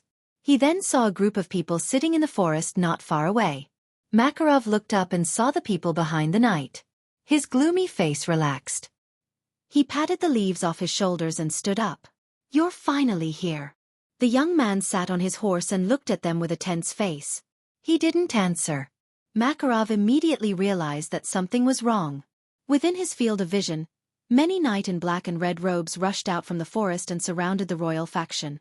Dozens of longbows with their bowstrings pulled taut were aimed at everyone around the bonfire with sharp arrows flashing with cold light. It was Duke Anthony's army. This was definitely not a joke. What is the meaning of this, Eek? Makarov asked loudly. I'm sorry, Mr. Makarov, Eek looked at them and said proudly. You know that as long as I'm a knight, even if it's only for a second, I will never go back on my words.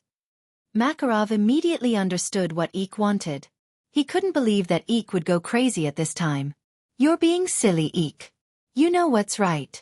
We should go rescue Prince Haruz and escort him to the Duke's territory. This is our last chance. No, Eek interrupted him. I know what's right. Justice and ideals. Just like you told me the beliefs of the royal faction. But we have to ask ourselves, are we still on the side of glory? Could it be that too many losses have made us lose the spirit of a reformer? The royal faction once promised to keep their promises, but what about after that? Don't tell me all we need is a victory? The young man looked up and looked at the direction of Ampere Seal's port. Under the blue sky, it looked like a holy city. It was sparkling and emitting light, making it impossible for people to look at it directly. No, what we need is to pick up the spirit that the people of Erewhon have completely abandoned. This is the common goal of the king faction, the princess, and all the people of Erewhon. He turned around and looked at the others who were dumbfounded. The battle is far from over. Is the royal faction leaving the battlefield? You're crazy, Echo. Makarov couldn't believe that his student would say something like that. He immediately signaled Buga to restrain this crazy young man. However, Eek seemed to be exceptionally clear-headed today. He immediately turned to Buga and said, Teacher Buga, as the new Count of Carolyn, the only successor of Duke Anthony, and the commander of this army, I order you to stand on my side. Only because I would not order you to raise your sword against your companions, and the princess is still in the city. I only want the soldiers of Lantern Island to live up to their oath. I have a share of the glory now, but I will not enjoy it alone. The order and glory are both here, Master Buga. Please don't disappoint me. The young man said sincerely. Buga and Makarov couldn't help but look at each other with a bitter smile. They had been preparing for this moment for a long time, but they didn't expect this result. Echo is an idiot with a knight's mindset. I know you're here, Yura. The cunning fox shook his head and shouted into the forest. The sound of hooves could be heard, and the blind girl came out from behind Echo. Her face was gentle and quiet. Even though she couldn't see, her heart seemed to be able to see everything. Yura, you can tell right from wrong. Yes, because I only ask my heart. Yura smiled. The 9 phoenixes have spoken, and a gentleman's vow is worth 1,000 gold. Makarov and Fleetwood couldn't help but sigh.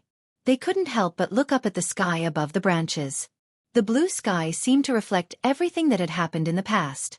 Since when did the royal faction have the determination to advance? Makarov still remembered the most difficult time he had gone through. He even had to hide his identity and become a mercenary leader in a remote area. Perhaps the royal faction had experienced too many failures and too much waiting, to the point that they couldn't afford another failure. Erewhon's future was far away from people like them. Duke Anthony's army finally entered the battlefield, flying a flag that no one could imagine. But no one would guess the answer to this riddle. In the port of Ampere Seal, the students of the Royal Knight Academy were passing through the entire southern part of the city, But they didn't meet the enemy that they expected. Their enemy, the Coast Guards of Ampere Seal, was experiencing their worst defeat in decades. Sani and his men were patrolling the ruined position of the Coast Guards.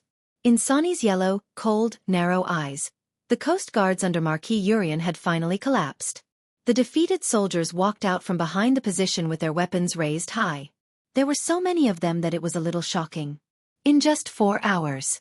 Although the Coast Guards of Ampere Seal claimed to have 35,000 men, Sani estimated that they had defeated less than half of them in a frontal battle. In a rich area like Ampere Seal, the existence of the Coast Guards was similar to that of a mercenary. Most of the nobles were aware of this. But the question was, who would dare to attack the territory of the Holy Cathedral? Sani used his grey Fin Naga guards to give the Merchant Council a resounding answer. More than 15,000 soldiers were completely defeated in less than half a day on the battlefield that was less than 5 kilometers wide. They didn't even escape, but were captured. This was a joke. Marquis Urien was stunned. Perhaps he had expected this. The only thing he didn't understand was what the Nagas were up to. Sani saw his adjutant, who had darker scales, reporting to him and asking if they should continue moving forward. He raised his head, and his yellow eyes reflected the inner city of Ampere Seal. This was Erewhon's strongest fortress in the south. But how far were they going to support that human? He glanced at the Neptune's trident in his hand. The gemstone on the trident was flickering, as if it was a gamble. Then he nodded. Continue to advance. Meet up with Brando. The situation on the battlefield was slowly tilting. Cruz's men entered the battlefield. The Black Blade squad was completing their final assembly. The Dragon Knight covered the sky above Ampere Seal's port. In the distant horizon, a group of winged monsters seemed to form a curved sky. The whole sky was filled with screams and noises. It was like the end of the world. What Danos saw from his mount was a wall of wyverns charging at him from the front. It wasn't just the Dragon Knight of the Black Blade squad. He saw all kinds of emblems on the shields. Almost all the Dragon Knights in the north were gathered here. One man against thousands of soldiers. Danos was at a loss. He seemed to have seen the same scene on another battlefield. Endless undead, and only despair was left. He even thought that they were the only ones left in Erewhon who were still resisting. But today, he felt full of anger. This kingdom had such a powerful army. But why was this army still his enemy? Where were they when facing Madara? They were killing each other. Could this kingdom still be saved? Danos felt the despair that hit him in the face. He closed his eyes. In the darkness, it was a rainy night. A beam of fire went straight to the sky. The south gate was right in front of him. So Brando stopped the discussion about his background. He knew better than anyone that an army of an unimaginable size was crossing the Strait of Ampere Seal. It even crossed thousands of miles and appeared on the battlefield. The army gathered around Ampere Seal in an instant, and it became a dangerous place. Whether it was his own speculation or the information he got from Danos, he could come to this conclusion. However, the Flying Dragon Brigade of the Southern Legion was retreating. Brando had already ordered them to retreat in the direction of St. White Bay. This was the last retreat. Whether they succeeded or failed, it all depended on this last fight. And they did not have much time left. He had already led the students of the Royal Knight Academy through the entire south city of Ampere Seal. From Old Fisherman's Street to Villican Square, there was no trace of the enemy. Although Brando had doubts in his heart, he did not dare to delay. The huge fortress at the south gate of Ampere Seal's port seemed to appear in his vision in an instant. But it was like a dead fortress. Where were the coast guards? Brando and everyone could not help but look up. Then they saw a familiar figure appear in their vision. The long street at that moment was like a holy white, under the golden sun. And the person on the fortress smiled slightly, then raised his hand high. Amidst the rumbling, the huge south gate of Ampere Seal's port slowly opened. Everyone could not help but open their mouths wide. Count Audine stood upright at the top of the city wall. He held a long sword in his hand and looked at the army that was gradually appearing from the long street. To be exact, he was looking at the young leader at the front of the army. It was like seeing the fire that ignited people's hearts in that long night. He believed that there would be a moment like this, where this miracle would happen again to Erewhon.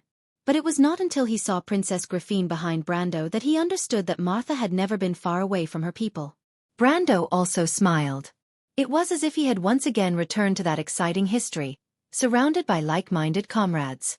Erewhon's people had never given up, and they were the same. Even if they were facing thousands of soldiers and horses, so what? In the loop of trade winds, I heard that you would save this kingdom, Count Audine shouted from the top of the city wall, but I didn't believe it. So you're here? Yes, Count Audine laughed. So I'm here. I want to witness it for Her Royal Highness. All of this. Behind Brando, the half-elf girl bit her lower lip, but there were tears in her silver eyes. Although the kingdom has decayed, new sprouts have been born within. Just like life, the cycle repeats. The cycle never ends. To be continued. If you like this work, you are welcome to come to Qidian. Come to vote for me. Your support is my biggest motivation.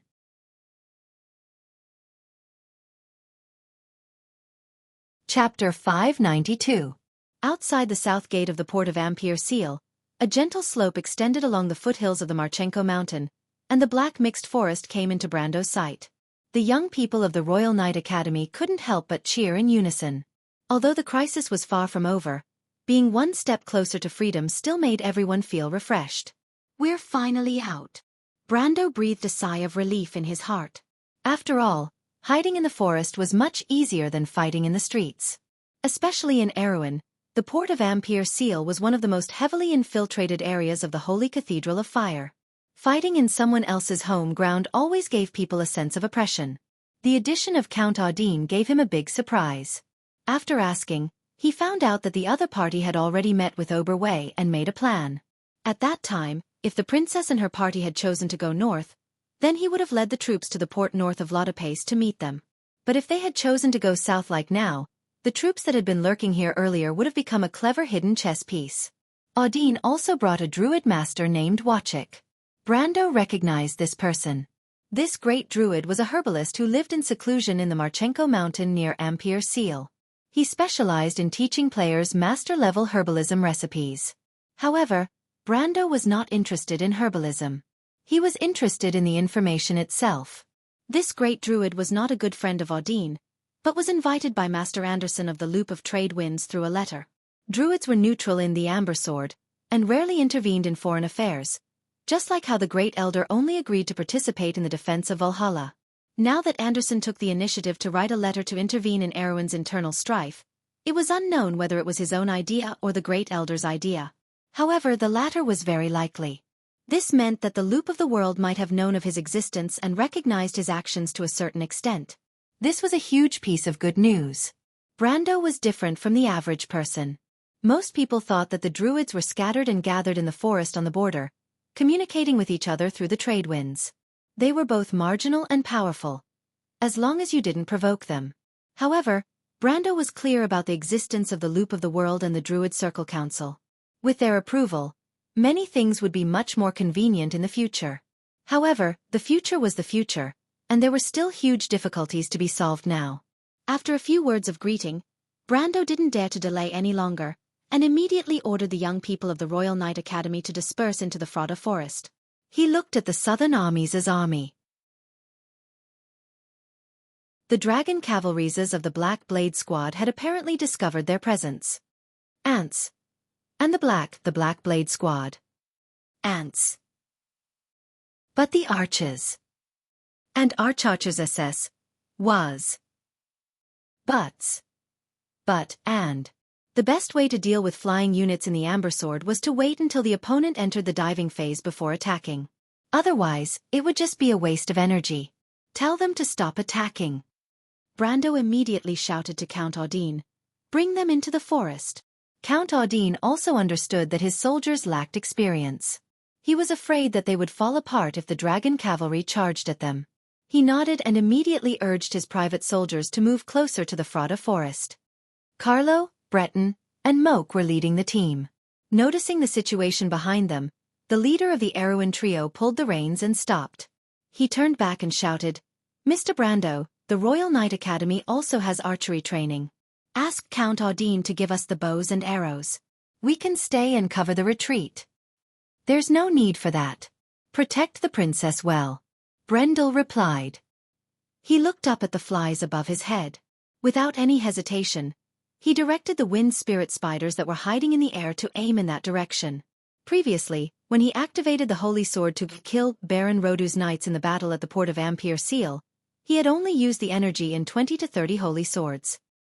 He did not use most of the holy sword technique during that round, and now it came in handy. Everyone saw Brando standing alone with his hands behind his back. Suddenly, a brilliant net of death appeared in the air. 2 to 3 Dragon Knight were caught off guard and crashed into it. They turned into ashes in the air. The rest of the dragon cavalry were frightened. They quickly flew higher, but even so, 2 of them had their wings and tails cut off by the golden red beam of light. They fell from the sky. Brendel ordered the wind spirit spiders to raise their shooting range even higher, and then activated another 20 to 30 holy swords. This time, the attack was even more accurate than before, and it was like a golden red long sword piercing through the dragon cavalry's formation. 6 or 7 dragon cavalry soldiers did not even have time to react before they were turned into ashes. The dragon cavalry soldiers of the Black Blade squad were scared out of their wits. They did not dare to come any closer. Dozens of dragon cavalry circled in the air and ran away. However, Brando did not intend to let them go. He ordered the wind spirit spiders to chase after them until there were only 3 or 4 of them left. What a bunch of clowns. Brando could not help but shake his head. To be honest, he would not be afraid of these flies even if he did not have the holy swords. Erwin's dragon cavalry was considered a light air unit in Woen's Air Force. The light air force was usually used as a scouting unit. Even so, the dragon cavalry still had many limitations. Their ability to fight on the ground was also very worrisome. They also lacked the ability to fly in the canopy. To be honest, they were one of the worst air forces in Woend, second only to the goblins. He did not know where the dragon cavalry got the courage to attack. Did they really think that they were nobles' private soldiers? They did not even think about who had just defeated the White Lion Legion. He turned his head around. The private soldiers and officers who were entering the Frauda forest were all silent. The scene just now was too exciting. A young and brave wizard challenging an army of demon kings alone. This was a scene that only happened in bedtime stories. Erwin's soldiers were naturally ignorant and inexperienced. They could not help but burst into cheers. Mr. Brando, isn't he the descendant of Lord Darius? How does he know magic? Princess Griffine could not help but ask in confusion. I've seen him use magic, the Wolf Knight shrugged, and he seems to know alchemy too. He's really versatile. However, we lack his previous 20 years of experience. Lord Swordmaster Darius lived in seclusion and was no different from a commoner. The royal family would not investigate a commoner, nor would they be able to. Everyone could not help but look at the young wizard on the side. The Shire quickly shook his head. Don't look at me. Actually, I met Lord Darius quite late. At least later than Miss Freya, but Lord Darius said that he was once a wizard's disciple, so there's nothing strange about it. Everyone could not help but reveal a look of understanding. However, they did not notice that Maynard frowned slightly. The female knight glanced at the Shire and did not seem to believe him. Although the attack of the dragon cavalry was repelled, it also confirmed Brando's previous concerns. He let his men disperse and enter the forest. In fact, he had this thought from the beginning. The dragon cavalry's ability to fly at low altitudes was very poor. It was difficult to find units hidden in the forest with the naked eye. Although it was not enough to completely shake off the enemy, it was at least much better than gathering together and being harassed by the enemy to the point where they could not move forward. Sure enough, once the young men of the Royal Knight Academy and Count Audine's private soldiers scattered into the forest, the dragon cavalry circling in the sky lost their target. They wanted to get closer to investigate, but they were immediately met with a counterattack from Brando's holy sword. They had no choice but to follow from a distance, so as not to lose sight of the princess's target. This followed for 3 to 4 hours. After Brando finally repelled a low-altitude attack from the dragon cavalry, he stood beside a black pine tree and observed for a moment through the layers of treetops. After confirming that the other party had flown out of his attack range, he turned back. Almost everyone's eyes fell on him. The princess was fine. She sat quietly on a bluestone hugging her knees and was a little absent-minded. However, the eyes of the other young men were full of reverence. After experiencing the battle with the dragon cavalry, he had completely established his prestige, even in the eyes of the noble's private soldiers. However, Brando was well aware that the reason he could gain the recognition of these arrogant young men of the Royal Knight Academy was probably more because of his identity as the descendant of the sacred swordsman Darius. But to be honest, he did not really want this identity. It was not that he was a masochist who wanted to be a commoner, but because he already knew that the sacred swordsman Darius might have been tried by the Holy Cathedral for some reason. Brando also knew about the Holy Cathedral's trial. Most people would be skinned even if they did not die. However, his grandfather was safe in the end. It was probably because he had reached some kind of agreement with the Holy Cathedral. The Holy Cathedral might have done this to cover up the secret of the past. Of course, this was not important to Brando. What was important was that he, the descendant of the sacred swordsman Darius, was now swaggering in front of the public. Once the Holy Cathedral knew the truth, it was likely that they would come looking for trouble. At the thought of this, he could not help but have a headache. It was not easy for him to have a more prominent identity, and he did not have to deal with a lot of trouble before he could enjoy the benefits. Not only this, but the inheritance of the Dark Dragon was also the same. In fact, it was even more ridiculous. Not everyone in this world was like Orthless, who had experienced thousands of years and had a clear vision. It was even more likely that he would be hated by everyone. But now was not the time to worry about these things. Brando looked up, shook his head, and sighed. The other party is very smart. No way, Enrique, the one with the best ending among Erwin's future 3 heroes, immediately replied with a smile. I think Sir can deal with them effortlessly. The dignified Wyvern Knight squad of the Black Blade squad can't do anything to us. When we enter the Southern Territory, we will be free to fly. Brando looked at this guy as if he was looking at an idiot. He wondered if this guy was really one of the 3 heroes and if he had made a mistake. Could it be that the heavens were jealous of talents, so idiots lived longer? Before he could finish his thoughts, Ruka patted Enrique's head. The leader of the 3 heroes quietly replied, That's why I told you not to be distracted in class. Sir said that the Wyvern Knight squad has other plans. Don't forget that the Black Blade squad is still chasing after us. Oh, I understand now. Enrique immediately reacted. These guys want to delay us. They are really cunning. They did not hesitate to send their elites to their deaths. Even if they are not elites, they can't delay us. Mock snorted confidently. However, when he met Brando's smiling gaze, he could not help but blush and turn his head away. This detail naturally did not escape Enrique's observation. He immediately laughed and said, Mr. Squire, I admire your wisdom. The future leader of the Royal Knight Squad of the Kingdom, the white-haired Mr. Mock, who lost his bet with Brando and became his squire, was suddenly speechless. Brando looked at Enrique, the guy who wanted to see the world in chaos, and could not help but shake his head. This guy could not be Cargly's long-lost brother, right? So what should we do? Freya was the most serious among them. She looked at the map spread out on the ground and could not help but frown. Brando, you have a plan, right? There was indeed a plan. They definitely could not run forever. The key was to choose a suitable battlefield. The Black Blade squad used to be the Imperial Guard. In Brando's era, even after being weakened, they still had close to 50,000 people. In this era, the Black Blade squad was stronger than the Southern Legion. The Southern Legion had a regular strength of 70,000 people, so the Black Blade squad might have 100,000 people. Therefore, mobilizing tens of thousands of people to appear on the battlefield of Ampere Seal should not be too much of a problem. Coupled with the remnants of the White Lion Legion and various local troops, the military strength of the enemy was unbelievably huge. Adding up Austin's troops and the remnants of Danos' Southern Legion's dragon cavalry, they did not have more than 4,000 people at most. The disparity in strength between them and the enemy was a little ridiculous. Therefore, he had to choose a special battlefield that was conducive to defense and where the enemy could not spread out. Fortunately, this was the Marchenko Mountains. In front of them was the Fama Mountains, too. These 2 mountains were the northern branches of the Erek Mountains. In the game, they were about level 25 to 30 areas. Brando was quite familiar with this area. Soon, the name of the place appeared in his mind. He was about to speak, but it was at this moment that he felt something warm in his pocket.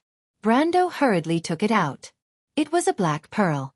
Brando immediately raised his eyebrows. A guest had arrived. This was truly an unexpected surprise. Noun explanation. Sad face 1. In the literature records about Erewhon, the Erech Mountains were actually a geographical category that included many branches of the Erech Mountains.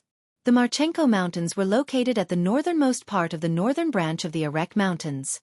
It was the general name of the mountains surrounding the port of Ampere Seal to the south. 2. Fama Mountains, east and south of the Marchenko Mountains. It was the landmark where Ampere Seal entered the Erech Mountains. To be continued. If you like this work, you are welcome to come to Chidian. Come to vote for me. Your support is my greatest motivation.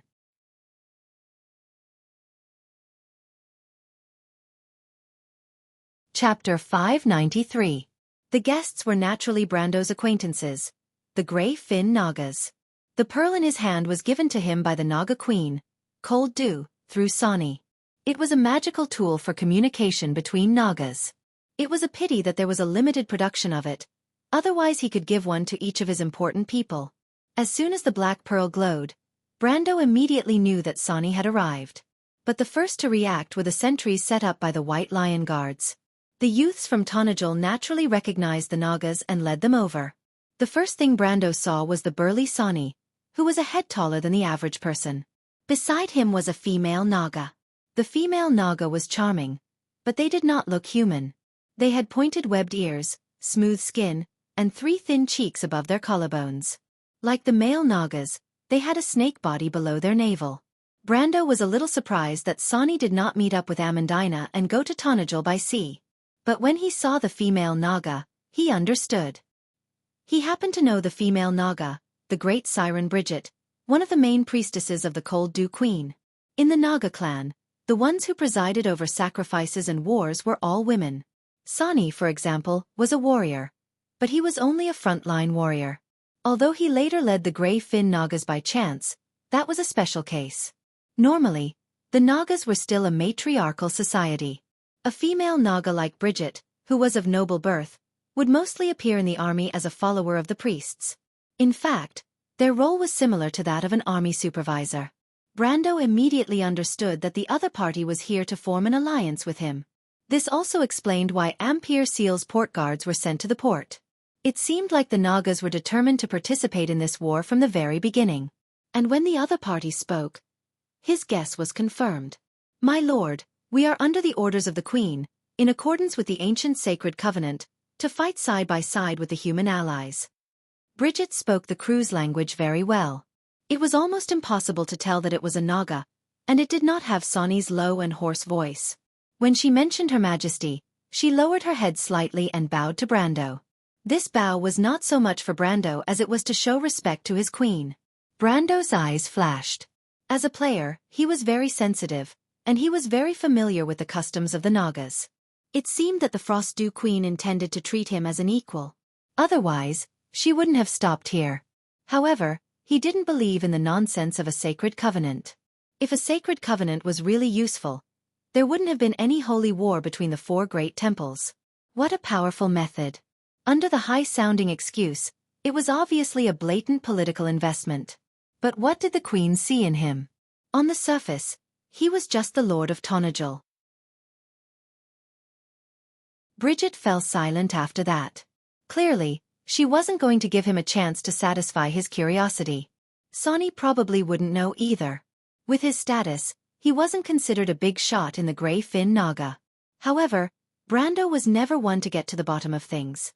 It was good to have reinforcements, and he would accept them with a clear conscience. Anyway, he would just treat it as owing the Queen a favor. This was probably her goal, and with his ability, he wasn't worried about not being able to pay her back. The arrival of the Grey Fin Naga caused quite a commotion among the other people. After hearing that they were allies, the commotion quickly spread among the young people. Oberway couldn't help but tease Brando that he was a bandit lord, and his subordinates were all bandits and pirates. This was obviously a joke, because the Wolf Knight only had admiration in his eyes. Only knowing how to raise his own private army and making friends with various tyrants was a huge difference. Erewhon, most of the nobles, including Grodin, would raise their own private army. This was a natural instinct of the nobles, as if they didn't need to learn to do it.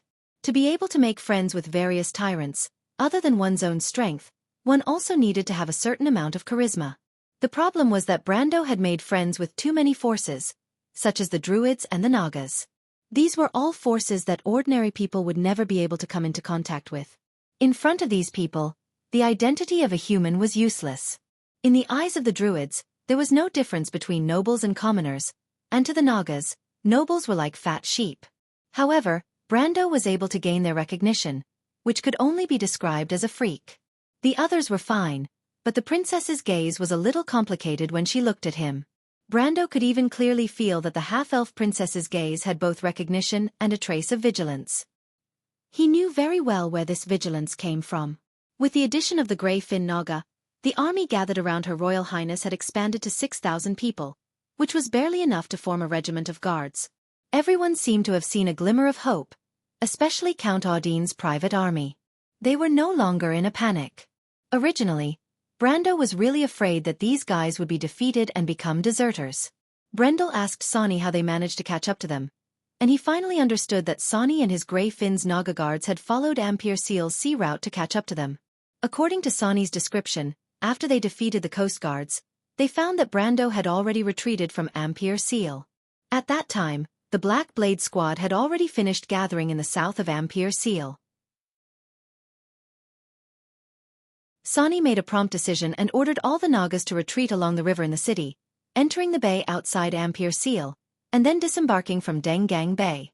Only then did they intercept Brando and his party. Ampere Seal's terrain was very special. The north and south converged to form a crescent-shaped bay, with the Ampere Seal straight in the middle. The terrain in the north was flat, and the south was full of cliffs. This unique landscape could be seen by taking a boat out to sea. The southern line of Ampere Seal's port was almost all knife-cut cliffs, and the reef below was dense, making it difficult for even a sail to get close. There were 2 landing points in the south. Dengang Bay was actually a shallow beach, and only the Nagas could disembark from there. Not to mention that there was a turbulent reef outside, and Brando was very clear about that, so he dismissed the idea of going out to sea from there. Further south was St. White Bay, which was far from Ampere Seal's port, and was also the only anchorage in this area. Brando estimated the time.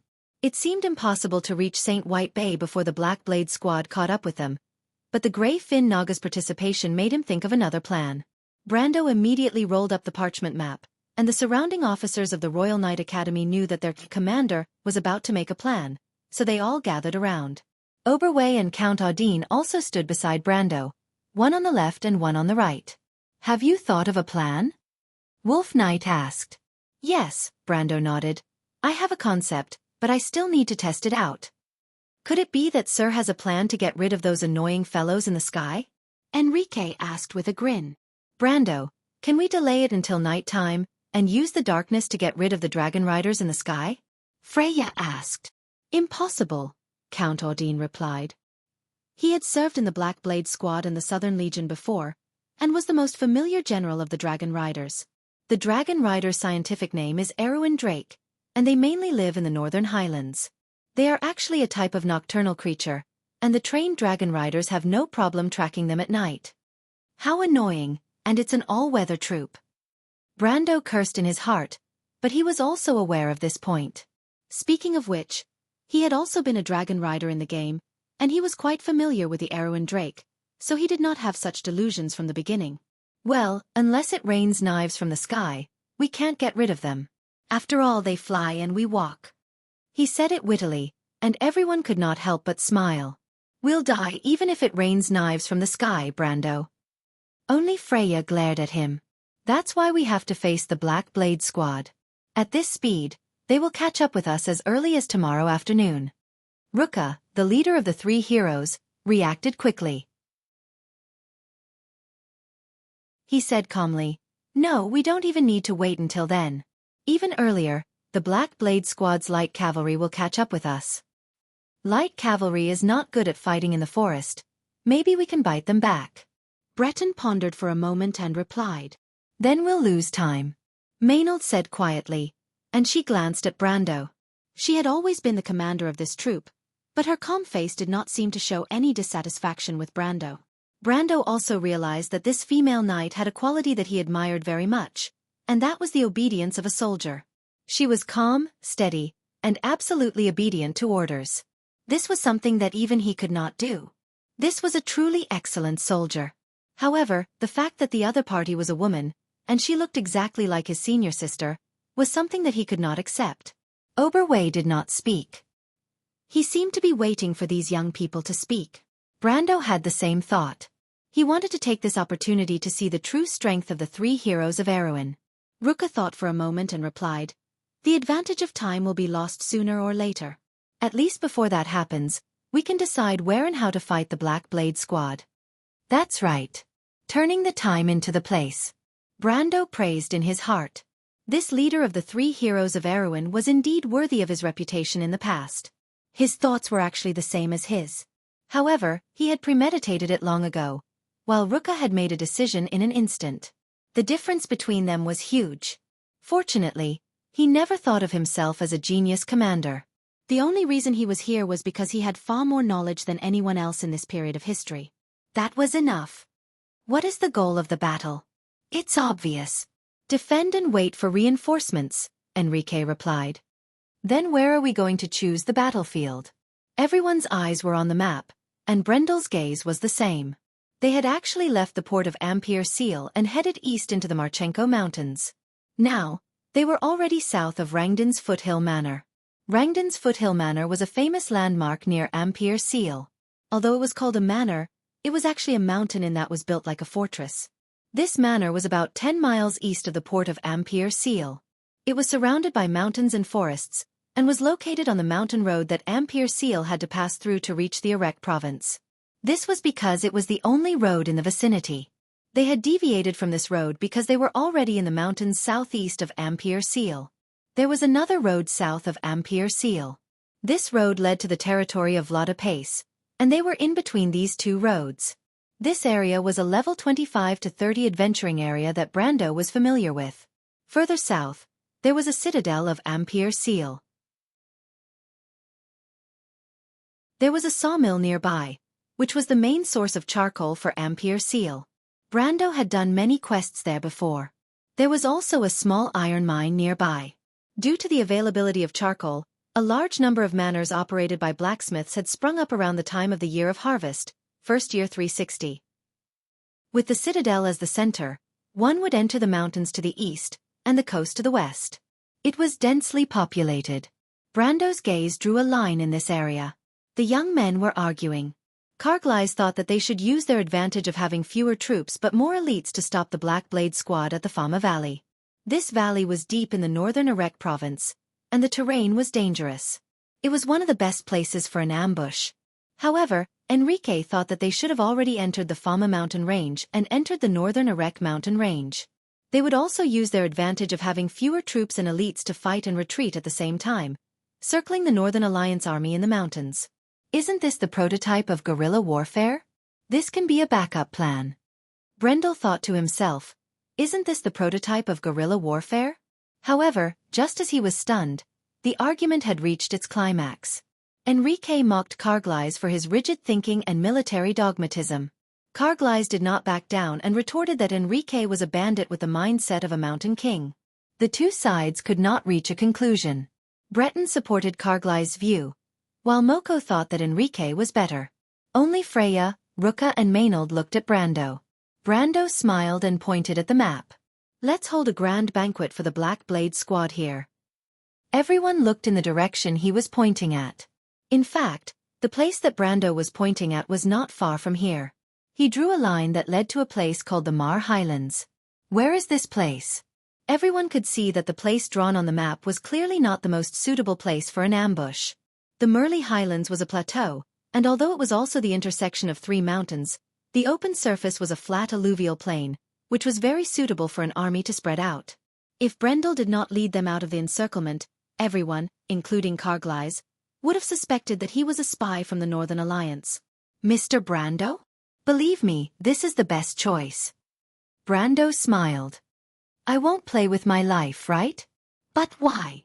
Freya could not help but ask. The reason was simple. Brando laughed in his heart. This place called the Mar Highlands was the nightmare of countless players. In the Mar Highlands, there was a dungeon called the Ruins of the Temple of Aphasia. Aphasia was a famous demon in Wonde. It was said that his original form was a demon. Of course, the temple had nothing to do with him. It was just that it was occupied by a group of wind elementals from the Mountain of Quelled Storms. The temple was buried deep underground and had not been discovered by anyone before this era. The temple was announced in a later patch. There was also a small quest to open the door. Brando could imagine how much trouble the Black Blade squad would face if he managed to get the temple out. Back then, the players were beaten to a pulp. It was not until 5 years later that someone managed to clear the dungeon. Not to mention, in front of the Ma Highlands was a colony of red-backed boars. If they did not know the correct route, these monsters that lived in groups of over level 20 would be enough to give them a hard time. Brando wanted to laugh out loud when he thought about it. Moreover, he chose to fight on the plains not only to let the enemy lower their guard, but also for a deeper reason. However, there were some things that could not be said yet. Although the students of the Royal Knight Academy were trustworthy, the same could not be said for Count Audine's private soldiers. He waved his hand to signal the others to stop discussing. Brando's prestige had been established. Although the young people were more or less doubtful, they still chose to believe in the commander who had led them all the way. This place is actually an inverted triangle. If we defend 2 of the hills, it is not impossible to defend. I think the Lord may have other considerations, but isn't this place too close to the Acropolis of Ampere Seal? Ruka asked with a frown. No, it's the opposite. We have to follow this line and kill our way through. Brando pointed at the manor. Ah, what? Are you serious? Enrique almost jumped up. My lord, this doesn't seem necessary. If you want to show off your military might to scare those northerners, well, I admit that we are already very powerful. No, it is very necessary. Brando smiled at him. Then he turned around and said to Sonny, Sonny, you and your men have sensed your demon whale? Sonny was slightly stunned, then nodded. Then I'll have to trouble you to bring them there immediately. Make sure Miss Amandina appears before me before tonight. No problem. Brando rolled up the parchment and said to the others, You guys go prepare and come up with a battle plan. Also, don't forget, we have to beat up the vanguard cavalry of the Black Blade squad and let them know that we are here. Everyone looked at each other, but they could only stand up and salute. Noun explanation. Sad face 1. The Fama Valley is located at the intersection of the southern section of the Marchenko Mountains and the Fama Mountains. A stream passes through this valley, connecting to the Frada Forest area and finally flowing into the St. White Bay. To be continued. If you like this work, you are welcome to come to Chidian. Come to vote for me. Your support is my biggest motivation.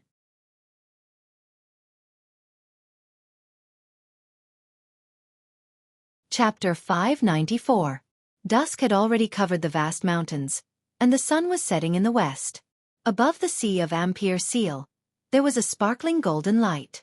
However, the sky had gradually darkened, and the silhouette of the moon could be seen in the dark purple sky in the east. Just as the sergeants had predicted, a group of light infantry appeared behind them in the evening. Brando received news that the scouts of the Royal Knight Academy were the first to encounter the enemy. It was also a group of light cavalry scouts. According to the report of the girl named Bess, after a short fight, the enemy left behind 11 corpses and 2 captives. In the end, the enemy deliberately let about a quarter of the people go back to report. After interrogating the captives, the enemy should be an independent light infantry brigade that belonged to the Finn column of the Black Blade squad. The structure of the Black Blade squad was different from the White Lion Legion that followed the previous King Eric's era. The structure of the Black Blade squad was similar to the Roman Legion, but the scale was much larger.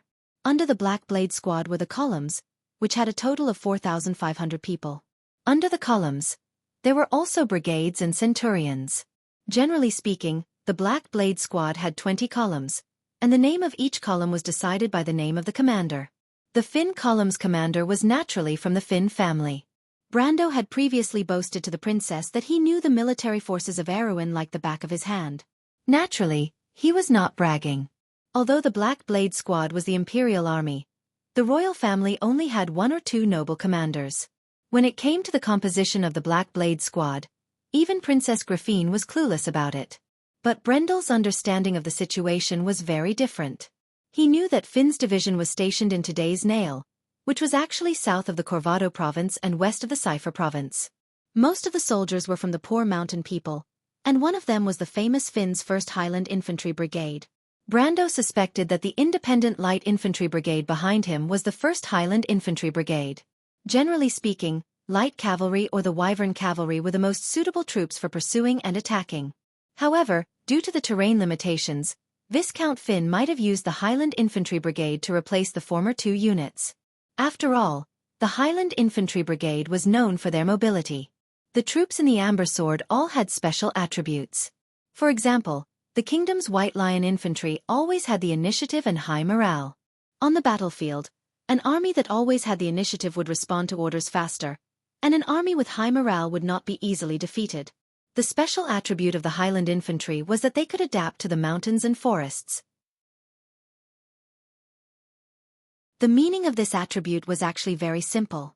It meant that their mobility would not be affected when fighting in response to the terrain, and the rank of the troop class would be increased by 1 level.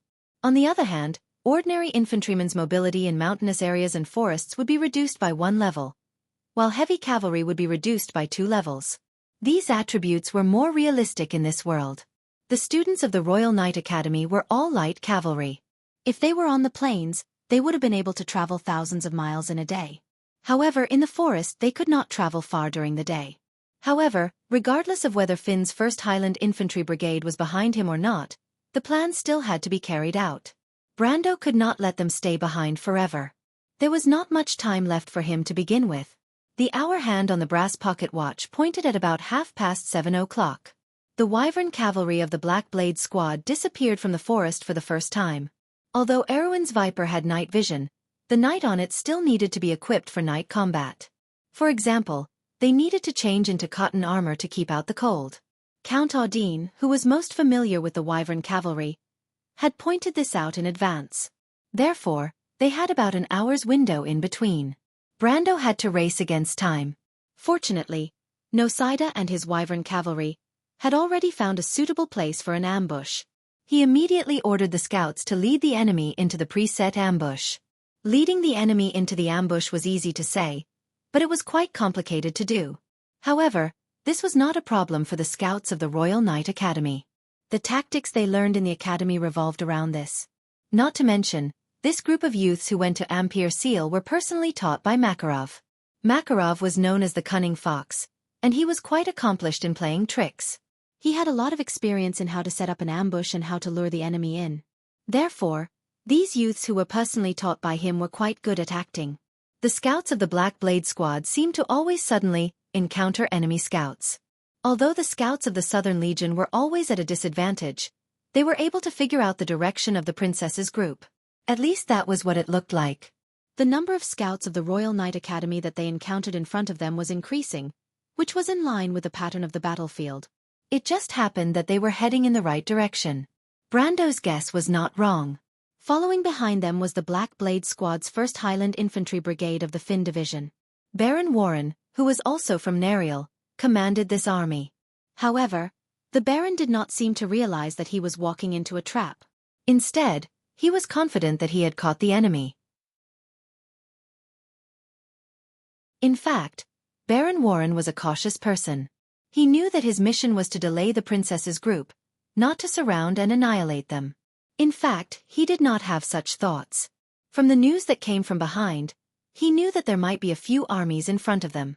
His Highland Infantry Brigade was not a match for the enemy. However, for some reason, Baron Warren did not know that the enemy he was facing had defeated the White Lion Legion in a head-on battle. Behind him, Duke Cipher and Marquis Yoakum more or less knew that the White Lion Legion had suffered a loss. However, they only thought that the enemy had broken through the encirclement before the White Lion Legion could surround them. Come to think of it, how could a mere 200-odd student knight defeat the White Lion Legion? However, if Baron Warren knew the truth, he might be more careful. At least it would not be so easy for him to walk into the ambush. Unfortunately, there were no ifs in war. Baron Warren was distracted by the demonized wild boars that popped up from time to time. The red-backed wild boar was one of the famous specialties of the Silver Cliff. In fact, they were not rampant yet. However, after the Great Demonic Wave, the coast guards of Ampere Seal had a tough battle with these creatures. In the past, Brando was a member of this pig-slaughtering army. Now, it was finally Baron Warren's turn. Young red-backed wild boars in the Amber Sword had the strength of a level 20 iron-ranked beast. Adult red-backed wild boars were only level 25 iron-ranked beasts. The most abhorrent thing was that these beasts always came together in their families. They were the legendary fans of bringing along their families in one wave. When Baron Warren's army set out, he was not as cautious as Brando. As a result, countless demonized wild boars, young and old, surrounded him. In a day, the casualties of the scouts were less than half, but more than half were accidentally injured by the wild boars. He couldn't stand it anymore. He just wanted to pass through this barren land as soon as possible. Even though the forest was dense, the scouts reported that the princess and her entourage were still ahead. Baron Warren was confident that he had kept a good distance from the enemy. Although the accompanying wizards warned him to be careful of the enemy's illusions, he didn't mind at all. Little did he know that he had already walked into Brando's field of vision. Baron Warren ordered his army to maintain marching formation. At this moment, they were walking into a valley. At this moment, Brando was standing behind a bush about 100 meters away. He was surrounded by longbow-wielding Knight Academy students, but Brando didn't notice him. The sea monster, Bridget, brought a team of gray-fin Naga priestesses. The storm in Ampere Seal had just passed, and the air was filled with water vapor.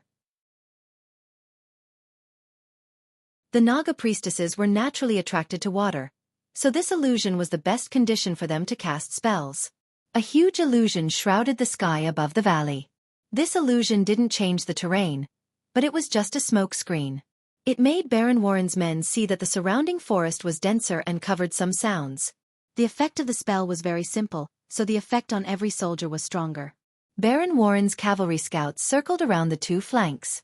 They thought that they hadn't encountered the enemy, so after a dozen rounds, they went back to report. Brando, who wasn't affected by the illusion, thought this scene was a little funny. However, the use of magic on the battlefield also made these young people feel a deep fear. It was too scary. The enemy was on the side of the blind and the deaf. They had heard many classic examples of the use of magic in the textbooks, but experiencing it for themselves was another thing. Brando looked at the surprised faces of these young people and nodded secretly. These young Erewhon officers would meet stronger enemies sooner or later. In the land of Wonde, these nobles' private soldiers and the backward royal army were not the only opponents. Whether it was Madara or Cruz, they had already started military reforms, and they had to keep up. However, even if it was the nobles' private soldiers or the backward royal army, Baron Warren still had a few wizards accompanying him. Among them, the most senior one was a mid-level silver-level advanced wizard. In the Amber Sword, a mid-level silver-level advanced wizard was about level 29 to 32, and he had mastered level 4 spells. Although he was not yet a wizard mentor, he had entered the ranks of advanced wizards. Unfortunately, their opponent was the Shire, a real gold-level wizard mentor. Brando let the Naga priestesses focus on maintaining the illusion, and the counterspell was left to the young wizard servant beside him. Wizards who studied the law of spells were naturally good at dismantling spells. As soon as the Shire made a move, the wizards around Baron Warren suddenly became blind. They didn't even realize that their spells were suppressed, but they vaguely felt that something was wrong.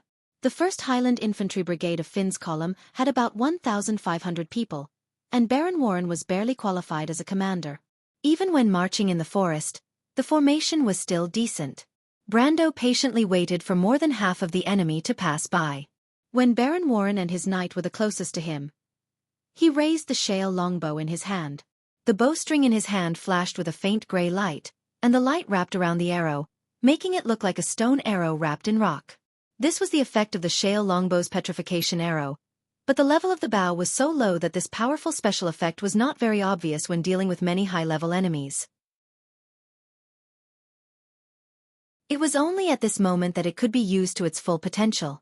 Brando was aiming at Baron Warren, but the latter didn't notice it at all. He just slightly judged the distance and the humidity of the air, and then released the bowstring.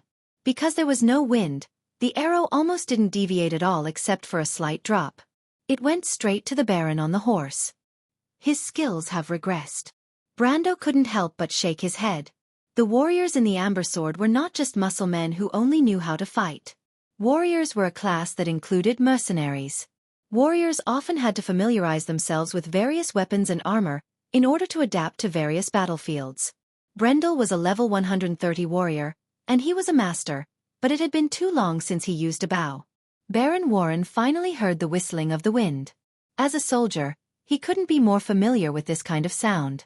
The adepts beside him reacted quickly as well. They immediately erected a shield of wind around them. Unfortunately, the arrow came a little too close. A distance of 100 meters was nothing to a magic bow. The petrification arrow drew a bright gray track and even went through the wind shield a second earlier. "Be careful, my lord." The knight beside the baron was a master of the silver rank. In an instant, he pulled out his long sword and wanted to cut off the arrow. Unfortunately, before he could swing his sword, the petrification arrow exploded with a bang. A grayish-white light shrouded Baron Warren and all the knights around him in the direction of the arrow, freezing their last movements of surprise, screams, and drawing their swords. Together with their mounts, they turned into stone statues. 7 knights, 2 wizards, and the baron were all hit, and only 1 wizard escaped. But the wizard's left arm was also turned into stone, and it was still spreading to his shoulder. He immediately raised his right hand and hit the petrified left hand. In a flash of fire, the stone arm was suddenly shattered. Enemy attack! The previous scene was just a flash of lightning. After the wizard shattered his left hand, he immediately grabbed the staff next to him and screamed. Unfortunately, it was a little too late. In an instant, the originally calm forest was suddenly filled with thousands of arrows. Brando put away the bronze longbow in his hand. After all, it was a magic weapon with a brass label. Although it was not enough to deal with elemental awakened monsters or even gold rank masters, it was a surefire way to kill small fries. "Ah, a magic bow?" A small surprised voice came from behind. Brando turned around and saw the girl named Bess staring at the shale longbow in his hand. "You want it?" he asked. A good bow was indeed very important to a scout. Besides, Brando actually did not value the bow in his hand very much. After all, it was not a good thing. "Ah, no. Bess was a little embarrassed. Although she was born with a boy's personality, it was still something that belonged to the commander. How could she just ask for it? She just said it out loud in a moment of carelessness. "Haha, my lord, of course Bess wants it. She's just too embarrassed to ask." A young officer at the side laughed and joked. Brando did not put on airs. Although these young people respected him, they were not afraid of him. Brando looked at the person who spoke. He actually recognized him. If I remember correctly, his name was Olan. He was saved by Carglays from the White Lion Infantry. It seems that this guy is interested in this girl. Alright, it seems that the 2 of them got married later on. He thought with interest and threw the shale longbow to him. "Then I'll give it to you. As for how you persuade Miss Bess to accept it, that will depend on your ability." Ah! Olan did not expect his thoughts to be seen through. He immediately blushed. He turned around and did not expect to be glared at by Bess. She then turned around and joined the battle. "My lord, this." Olan could not help but look innocent. "Oh my!"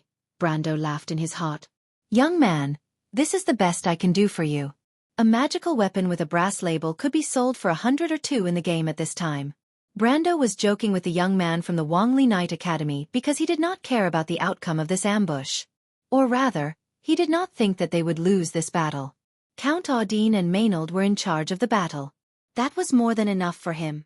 Finn Division's Highland Infantry Brigade was famous, but their reputation was mainly built on Anson VI's rebellion and the several raids in the early stages of the last Holy War.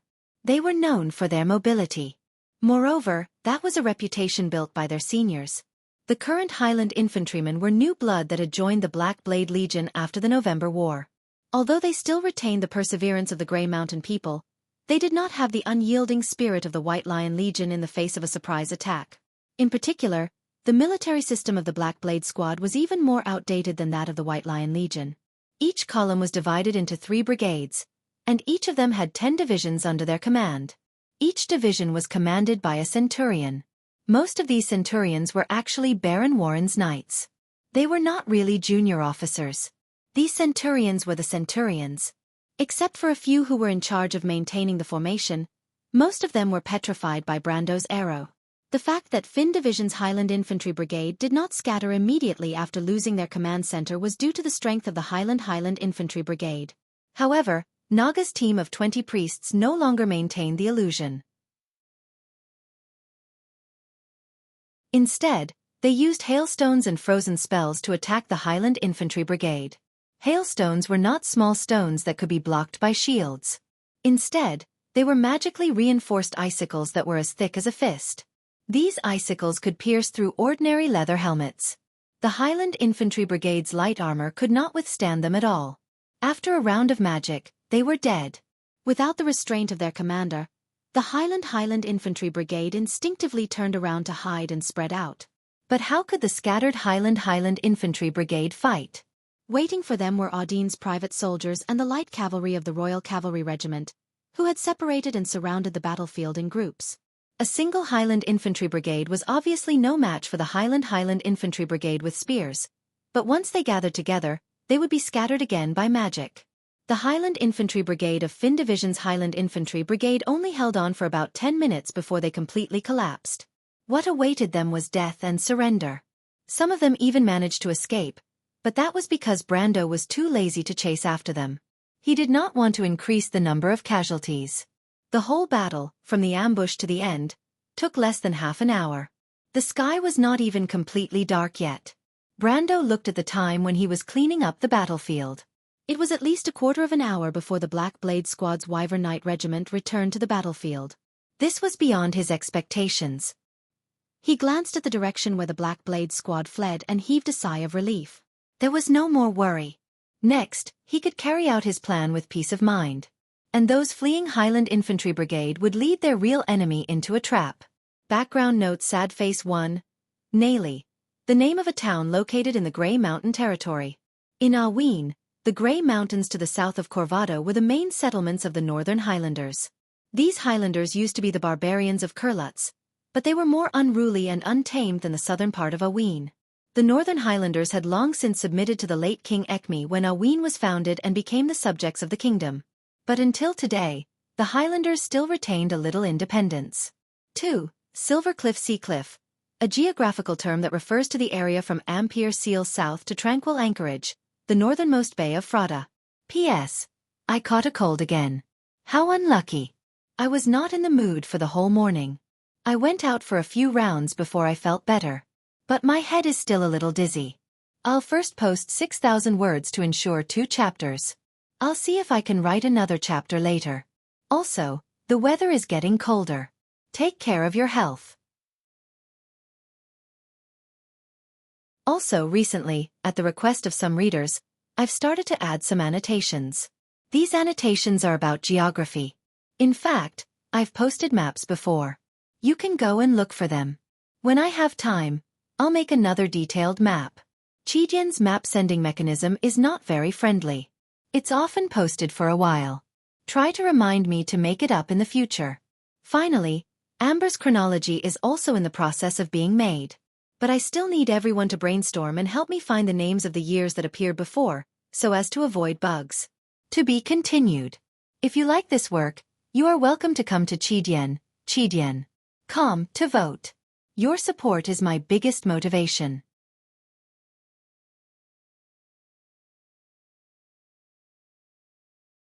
Chapter 595. Viscount Finn from Neri, accompanied by several knights in dark blue battle robes, ascended a high ground near Fort Bunuo. He raised the monocular in his hand and observed the smoke-filled northern acropolis of Ampere Seal from afar. At the end of the narrow line of sight through the telescope, a corner of Fort Bunuo had completely collapsed. Some of the broken rocks had completely melted into crystals, and billowing smoke rose from the city into the air. According to his years of experience, the other party should have used fire elemental magic to break the city wall and break into the city. More than 100 coast guards in the Acropolis fled into the countryside without resistance. Viscount Finn did not say a word. Was this the impenetrable city defense of Ampere Seal that the Coast Guard officer had boasted to him? The city wall had been in disrepair for a long time, and its defensive capability was less than half of some of the northern fortresses. Some of the battlements were obviously covered with moss. If it were not for the broken flags with anchors that were thrown under the city wall, he would have thought that this was an abandoned castle. Not to mention the weak combat power of its soldiers. Soon, the scouts in front of him came back with news that confirmed his opinion. The princess's army should have passed through this area at 8 to 9 p.m. The information returned by the Wyvern Knight also supported this evidence. However, the cavalry scouts still found some injured coast guards. According to these soldiers who witnessed the scene, a small team under the princess sneaked into the vicinity of the castle. 2 women, or to be exact, 2 powerful sorceresses, used fireball to break the city wall. Then the light cavalry swarmed in, and the coast guards resisted to the death, and were defeated. However, Viscount Finn received a more reliable description. In fact, it was indeed a small team of the enemy who attacked, but it was not a powerful sorceress. It was 2 elves, 1 tall and 1 short, who looked like they were still children. At first, the enemy seemed to want to use fireball to test the city's defense. Unexpectedly, the city wall of Fort Bunyuo had been in disrepair for a long time, and it had accumulated water in the storm. Suddenly, it encountered high temperature and exploded. More than a dozen coast guards died at that time. This was the only loss of the coast guards in this battle. Then the light cavalry of the Royal Knight Academy swarmed in through the gap. The coast guards immediately disarmed and surrendered. Only a few people escaped into the wilderness. The kingdom is full of trash, Viscount Finn replied angrily. However, he was too embarrassed to raise his voice because the Black Blade Squad's performance was not any better. In fact, this was the reason why he was so furious.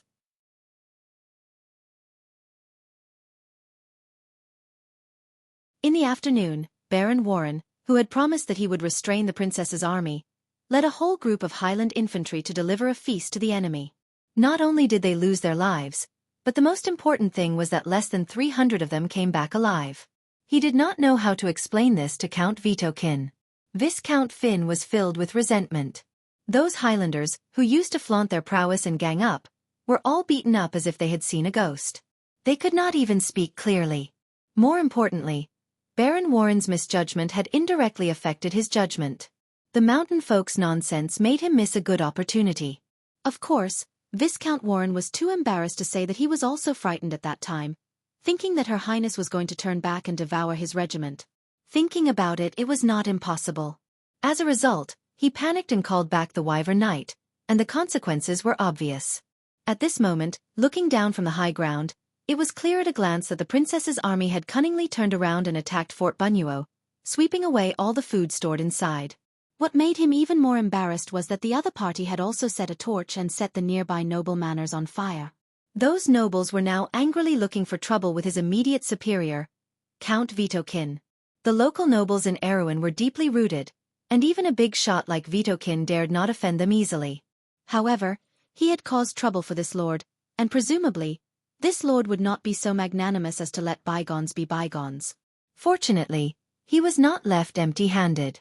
He put down his copper binoculars and held a sheepskin report in his other hand.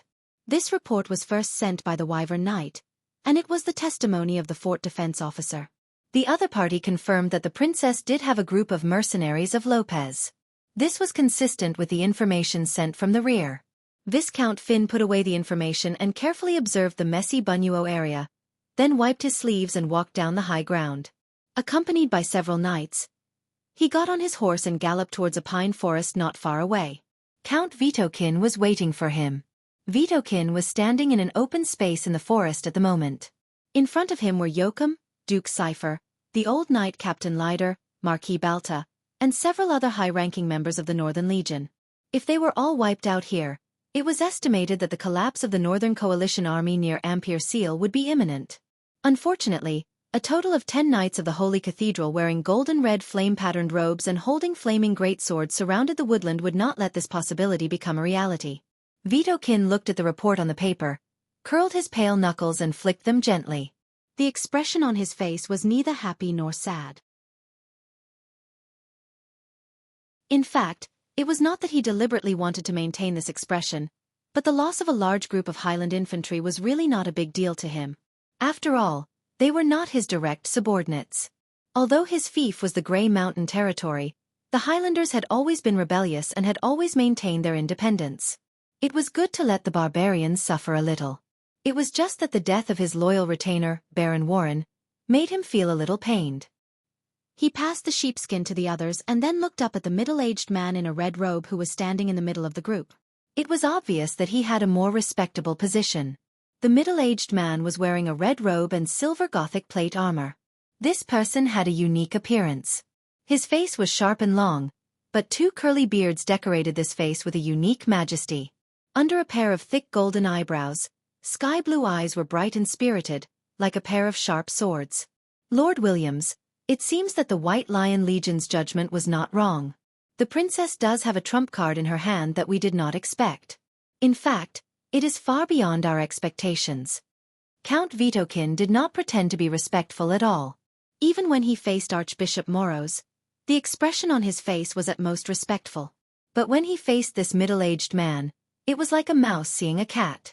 This man was the leader of the Knights of the Holy Cathedral, the Knight Reserve Instructor of the Holy Cathedral of Fire, the Deputy Head of the Holy Cathedral of Fire, Duke Dolenk, I, of the Cruz Empire, Grand Knight Williams. If Brando was here, he would also recognize this person at a glance. This person's status in the Cruz Empire was similar to that of the goddess of war Veronica. It could be said that he was far above the Archbishop of Ampere-Seal. However, his strength was also a little higher than Veronica's.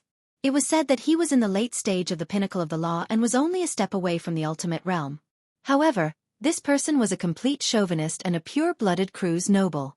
He probably did not care about Erewhon at all. Although he also knew that the kingdom of Erewhon was different from the other small duchies and had a special meaning to Cruz. He was only here to get rid of some insects and welcome back the flaming blade Oderfeiss. Williams nodded arrogantly, but did not answer. But we have almost finished our investigation. The princess's army is not her own private army, nor is it the power of the royal faction. The royal faction has indeed parted ways with her, and the power in her hands is most likely from a young man called Brando. Brando! Williams raised his eyebrows. I have never heard of such a noble in your kingdom. Is he from the Holy Cathedral of Wind? Somewhat related. Count Vitokin smiled coldly. This person is about 20 years old. The first time he appeared was in Bucci. Hearing the two words Bucci, the deputy commander of the Holy Cathedral Knight Regiment raised his head and frowned. Then he gathered a group of outlaws in Tonagel and stirred up trouble. In fact, we mistakenly judged that this person was just a spy for Her Highness, but we later found out that we were very wrong. Count Vitokin glanced at Marquis Joachim, who quickly replied, The first time I saw this person in Ampere-Seal was in the Holy Cathedral. He has the strength of a gold rank. Wait, you said that this person is only 20 years old and has the strength of a gold rank? Yes, when I first saw him. He was just promoted to a Knight of the Holy Cathedral by Archbishop Wood. My men fought with him once, and the Archbishop can testify for me. Marquis Joachim continued to answer. Okay, I believe you. But since this person is willing to convert to the Holy Cathedral, he is also a talent. Williams replied calmly. If that was the case, it would be fine. But I didn't expect that it was just a conspiracy within the Holy Cathedral. Later, there was evidence that this person supported Her Highness behind the scenes to instigate the rebellion, and organize the heretics to attack the nobles in Ampere-Seal. In other words, this person is actually a spy for All for One or tree herders. I'm afraid it's not just that, my lord. Marquis Joachim bowed respectfully and said, The second time I saw him, he was with Count Yenbao. But at that time, I suspected that he was Count Yenbao. Oh, that sword guardian family? Yes, but it turned out that I guessed wrong. Later, according to the investigation of our informants on the princess side, we found that this person's origin was very suspicious. Not only did he collude with the heretics, but he also secretly formed an alliance with the Nagas. From the latest news we just received, the mercenaries of Lopez were also his men. And earlier, I'm afraid it was this person who used the Heaven's armor in the city. Marquis Joachim smiled coldly and replied word by word. Everyone knew that the mercenaries of Lopez came from White Harbor and the city-state of Lopez, and whether it was White Harbor or Lopez, they belonged to the Ten-City Alliance, which was the sphere of influence of Fanzan of the Kingdom of the Holy Cathedral. And Brando had both the mercenaries of Lopez and the Heaven's armor under his command. The implications of this were a bit thought-provoking. William's face darkened at once. The Holy Cathedral's reach is a little too far. He glanced at Count Vitokin and the others again and said with some teaching tone, "But I think it's just to tie down the hands and feet of the Holy Cathedral. For them, it's just an enclave. Don't forget who is closer to the Empire." The few from the kingdom did not answer, but only Lider's face darkened. In terms of seniority, he was not inferior to the so-called deputy commander of the Holy Cathedral's Knight Regiment. The two had fought side by side during the November War, and their positions were similar. It was just that Williams was lucky to be born in a big empire like Cruz. If the old knight had such strong financial support behind him, his achievements would not necessarily be limited to elemental power. What's more, he represented the White Lion Legion, which was a natural enemy of Cruz. The old man simply snorted and did not bother to look at this guy. Marquis Yoakum did not expect that his words would cause a ruckus on his side. He hurriedly changed the topic and said, "In fact, it's not just that. Sir, there is more important news that has been missed." "It's enough." Williams looked at the man with some disgust. "I know what you want to say, but the crime of colluding with the Holy Cathedral is enough to destroy him. I know you want to ask the Holy Cathedral to take action, but if you want me to do it, I have a condition. That is, your princess must be escorted back to the Empire." He did not mention the matter of the cultists. The deputy commander of the Holy Cathedral's Knight Regiment was not a fool. He had long seen that there was something fishy about it. However, nobles more or less had some dark relationships. As long as they did not completely stand on the opposite side of the order, then they could tolerate it. Anyway, he knew that these guys were just using each other. Marquis Yoakum was slightly startled. He did not expect the other party to raise this suggestion. To be honest, Princess Griffine was a member of the royal family after all. At most, they would dare to poison her and assassinate her. But to be escorted back to the Empire, the nobles of Erewhon would have nowhere to put their faces. But the deputy commander of the Holy Cathedral's Knight Regiment was obviously not reasonable. He just replied lightly, "Since the Holy Cathedral is involved, then the Holy Cathedral must have a sinner with enough weight to give an explanation. But that person has enough weight." Duke Cypher, who had been silent all this time, suddenly replied. William snorted in dissatisfaction. The Highland Knight's previous speech has already exposed the other party's identity. If I'm not wrong, the one following the young man should be the Shire of the Peloche family.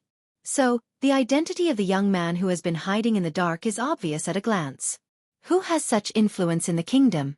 It would be his descendant, Cardeloso Darius. As soon as the name was said, Williams's face immediately changed. He turned his head and coldly stared at Duke Cypher. It was as if the other party was not a duke of a country, but his subordinate. At that moment, Duke Cypher had the illusion of being coldly stared at by Brando. It was as if his whole body had fallen into an ice cave. "You better not joke around. Even if you don't know the seriousness of this matter, you should know the bottom line of the Holy Cathedral." "No, my lord, what we said is true." Marquis Yoakum also felt the sudden cold murderous intent and could not help but stutter as he replied. "No, this is just your guess." The old knight Lider suddenly frowned and interrupted them. "As Duke Dolinck said, you should know the seriousness of this matter. Before you are 100% sure, you must not speak nonsense." "Old Captain Lider, you know best." Benninger said before that the person holding the Lionheart sword is the descendant of the Earth Knight. That girl is Freya Everton. Everyone knows best who took the descendant of the Earth Knight away. Since she has appeared, why can't he appear? All the clues point to the truth. Marquis Yoakum shouted at the top of his lungs. "Mr. Lider, I know your feelings. You should know what choice is best for the kingdom." The old knight was slightly startled, and then he could only sigh and shake his head. William's expression changed. He stared at these people and finally nodded. "Very well, it better be true. I can't make the decision on this matter, but I will inform the Holy Cathedral immediately." After saying that, he closed his eyes slightly. A moment later, he opened them again, and those sky-blue eyes were full of murderous intent. "Darius is dead, but he did leave behind a descendant. However, it is better to kill 100 by mistake than to let one go." The deputy captain of the Holy Cathedral Knight Regiment looked at them coldly. "You'd better be responsible for your words and deeds. You should be responsible for all the souls that died here today. As long as they followed him, they will die." The Holy Cathedral will never repeat the mistakes of the past and repeat the mistakes of today. I will do it myself, but you'd better keep your mouth shut. Marquis Yoakum and the others felt their hands and feet go cold for a moment, and they could not say a word. Only the Knight Lighter seemed to have aged decades in an instant, turning into an old man. He shook his head and sighed deeply. Williams turned his head and asked his subordinate knight, "I need help. Tell Archbishop Wood if he has found any trace of Mephisto."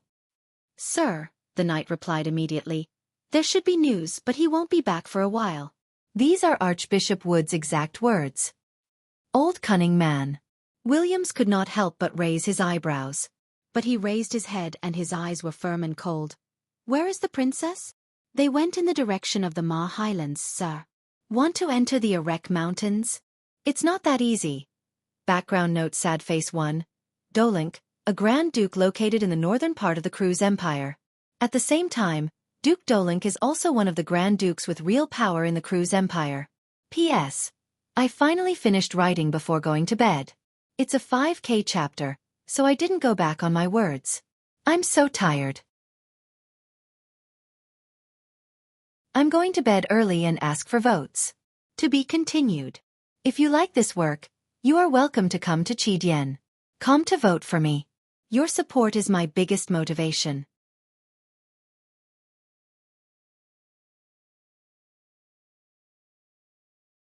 Chapter 596. All for One. Roman raised his chin and thought for a moment. I think I've heard Brando mention it before. It's a cult, isn't it? White Mist looked at Benninger expressionlessly. Nihilists believe that everything is meaningless. There is an Ouroboros in the world.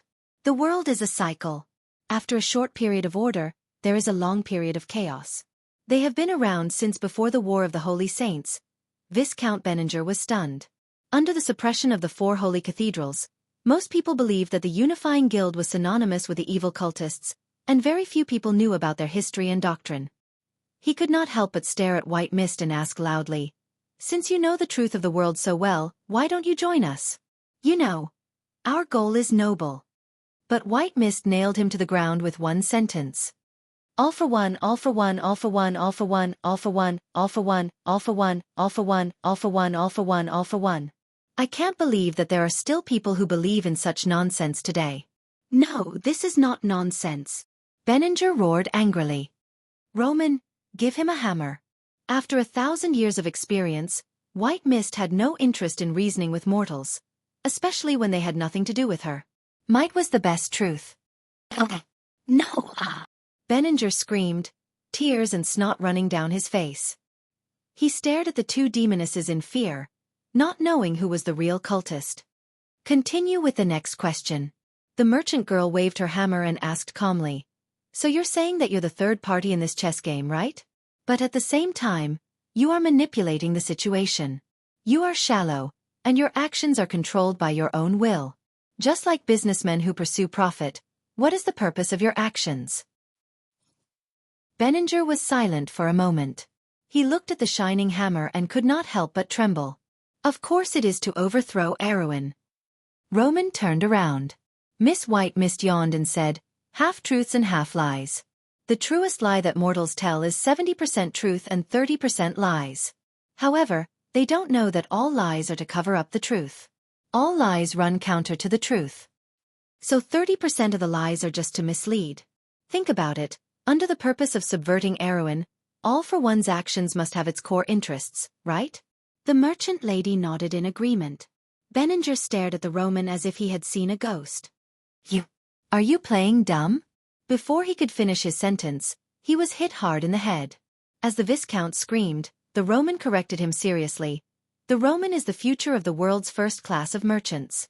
This is called, great wisdom appears to be stupidity. Idiot. White Mist looked at the pitiful creature with a pair of dead fish eyes. She shook her head and thought to herself, "Actually, you guessed right this time. This guy is an idiot. He just has a pair of eyes that can see through people's hearts." The existence of witches was to toy with people's hearts. Just like what she had said before, no one could resist their desires. The Roman clapped his hands and looked at Benninger. "What do you want? Tell me." Benninger's face was filled with grief and indignation. He tried his best to control his mouth, but he could not escape from his heart. After a difficult struggle, he slowly opened his mouth. Georgiandy Ridge. As promised, Sani brought Amandina down from the ship before nightfall and rushed to the princess's army. However, Amandina's arrival brought a piece of news that gave Brando a headache. The little Roman had gone missing again. Brando felt a headache coming on. Recently, the merchant lady had been behaving well. Even he thought that she had turned over a new leaf and put away her headache-inducing whims. Who would have thought that in the blink of an eye, she would return to her old ways? If Brando had any thoughts at this moment, it would be to catch the little girl who was wandering around for no reason and give her a good spanking. Unfortunately, he could only think about it. Moreover, Amandina brought back another piece of information, and that was the last words that the Roman said before she left. Brando knew very well that although the Roman always had some random ideas in her head, her premonitions were always accurate. Whether it was in Bucci or the Eversong Forest, the merchant lady had shown amazing insight in her previous adventures. Not to mention that she now had another identity, the successor of the Witch Queen. In fact, after the Roman used witchcraft in Dilferi's manor that night, Brando found out the answer by asking around. The big sister she spoke of was probably the legendary Witch Queen Bingle. At least he could tell from the inheritance that was obtained before and after the underground time node. Besides, the merchant lady could not hide any secrets from him. Brando quickly calmed down. He did not know if the Roman was still in Ampere Seal at this time, but he could only hope that the Witch Queen would protect her successor better. And according to Amandina's description, the Roman should have a contracted spirit by her side. In the Amber Sword, a contract spirit was similar to a witch's familiar, but far more advanced than a familiar. A contracted spirit was actually an existence between a natural spirit and a low-level god. Most of them had existed in this world for thousands of years, and had rich knowledge and experience. The contracted spirit left behind by the Witch Queen would obviously be more outstanding. Although the merchant lady usually looked a little naive, Brando knew that she was actually very smart. There had never been a dull person who could achieve success in the business world. With a contracted spirit, she should be able to deal with most unexpected situations. Brando could only comfort himself. There was a moment of speechless silence between the two of them. "My lord, I'm sorry Amandina could not help but bite her lower lip. She saw Brando's worried look, and it was impossible to say that there was not a trace of jealousy in her heart. Except for Freya, probably no one knew better than her the position of the Roman in Brando's heart. That Miss Merchant had a free and easy demeanor that transcended everything. It was as if she did not belong to this world, and Brando was the only link that connected her to this world. She liked Brando, anyone could see it, but only Amandina understood that this kind of love broke free from all restraints. Although the merchant lady never said it, Amandina saw such a simple truth more than once in those black and white eyes. Because to her, Brando was more important. Even more important than justice, kindness, ethics. Because she knew that the Roman never valued these external things. Amandina lowered her eyelids. She asked herself more than once in her heart. Perhaps she could give up her life for Brando, but some deep-rooted things could not be changed. If one day Brando chose to become the enemy of the world, could she stand up for him and kill all those who opposed him? If he became a tyrant and went back on his words today, could she still follow behind him without hesitation? Although this was only a hypothesis, Amandina understood that she could not do it. She might choose to walk to the end of her life in pain, but she had a premonition. The Roman could do it. Because there were two people in this world who were so similar. Amandina looked at her lord. She saw Brando finally shake his head, and opened his mouth to comfort her. "It's okay, let her suffer a little." This sentence pulled Amandina back to reality from her fantasy. She sighed heavily, and quickly returned to her original position as Brando's #1 aide. "Did the Roman lady say those words?" "A trap." Brando smiled. "I've already encountered it. The Holy Cathedral set a big trap for us, but in the end, it was all for naught." Amandina sighed in relief. She was still wearing the long dress when she boarded the ship. Now that she had crossed the sea, she did not have time to rest before directly finding her lord. At the moment, her whole body was wet from head to toe. Although the dress was thick and did not expose her body, she could not help but feel a little embarrassed. Brando glanced at her. The wet strands of her hair were still stuck to the forehead of a noble's daughter. This was very uncomfortable for a girl who loved to look beautiful, and Amandina was born a noble. He was a little moved in his heart, and could not help but ask, "Do you want to change your clothes first?" Amandina's face was slightly red, and she shook her head and answered in a proper manner, "My lord, you called me here in such a hurry, there must be something important." "I'm fine.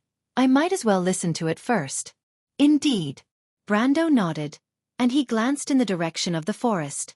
The sky was completely dark at the moment, and below the hills behind him, Fort Bunyuo was burning. According to the inference of the officers, the Black Blade Squad had probably just passed through that area. But there was not much time left for them. He made a gesture, and several young men came over at once, carrying a dark object. That thing was obviously a part of a larger metal device. Amandina could not help but frown when she saw it. It was obvious that when this thing was taken down, it was not treated with the courtesy it deserved. She was almost certain that these young men simply smashed it down. That was part of the magic furnace. To be precise, it was the core part, the core of the magic furnace, the magic conducting device.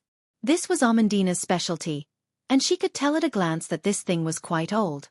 It was probably one of the earliest models from half a century ago, but she needed to take a closer look to be able to tell which one it was.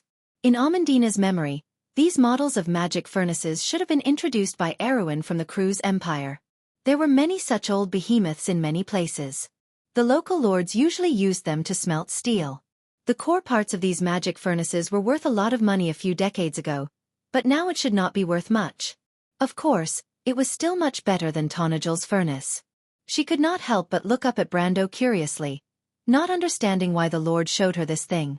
Amandina suddenly remembered that the Shire had said before that her lord's early years were poor, and he seemed to have the habit of stealing and robbing the rich to help the poor. The oil painting of the Shadow Princess that was auctioned in Ampere Seal was one of his famous masterpieces in the early years. Amandina did not believe it at first, but now she was a little convinced. It was just that the way these things were disassembled was wrong, and almost all of them were broken. She could not help but shake her head and sigh. If only she had arrived earlier. "My lord, I'm afraid it will be difficult to fix these things. Even if it is fixed, the money spent will be far more expensive than buying another one." She carefully observed Brando's expression and answered carefully word by word. Unexpectedly, Brando was stunned and took a long time to react. No, you misunderstood. Amandina, I didn't ask you to fix them. If you fix them, it will be troublesome. It took me a long time to figure out a way to take them down. Amandina was also stunned. She stared at Brando, dumbfounded. "My lord, did you take them down?" "Yes, not only that. I need you to take them apart further." "Why?" "As you can see, because they are too cumbersome. There are dozens of them here. Those nobles are really rich. But we can't carry so many big things on our way." Brando replied matter-of-factly. Amandina suddenly reacted. "My lord, you want to?" "Yes," Brando nodded. "There are a lot of core waste of mana conduction devices here. Well, I admit that I turned them into waste. In short, how many disintegration crystals can you make?" As he answered, he raised his head and looked at his Amandina. And this was the real reason why he insisted on attacking the Bunyuo area. Amandina stared at her lord with a strange expression. To her, this seemed a little unprofessional. P.S. I woke up late. This chapter is a little late. In addition, the outbreak at the end of the month was said to end yesterday. My body is also a little overwhelmed. I will find a way to stabilize the update later. My condition is not very good. This chapter is re-edit. To be continued. If you like this work, you are welcome to come to Chidian. Come to vote for me. Your support is my biggest motivation.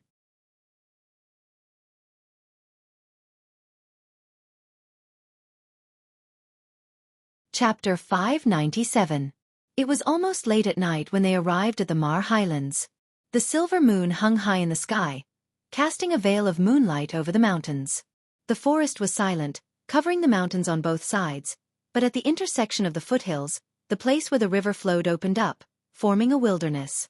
The students of the Royal Knight Academy planned to scout the terrain during the night, but they were stopped by Brando. Brando told everyone to rest on the spot and set up the defense in the early hours of the morning. The nobles' private soldiers were fine. After a night of walking, they were already exhausted. They praised Brando's orders, but the young students could not help but have some complaints. How could they set up the defense without scouting the terrain?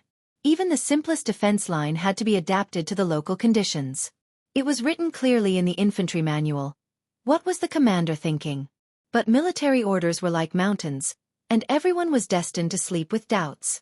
It was the season when the snow had just started to melt, and the forest at night was especially cold.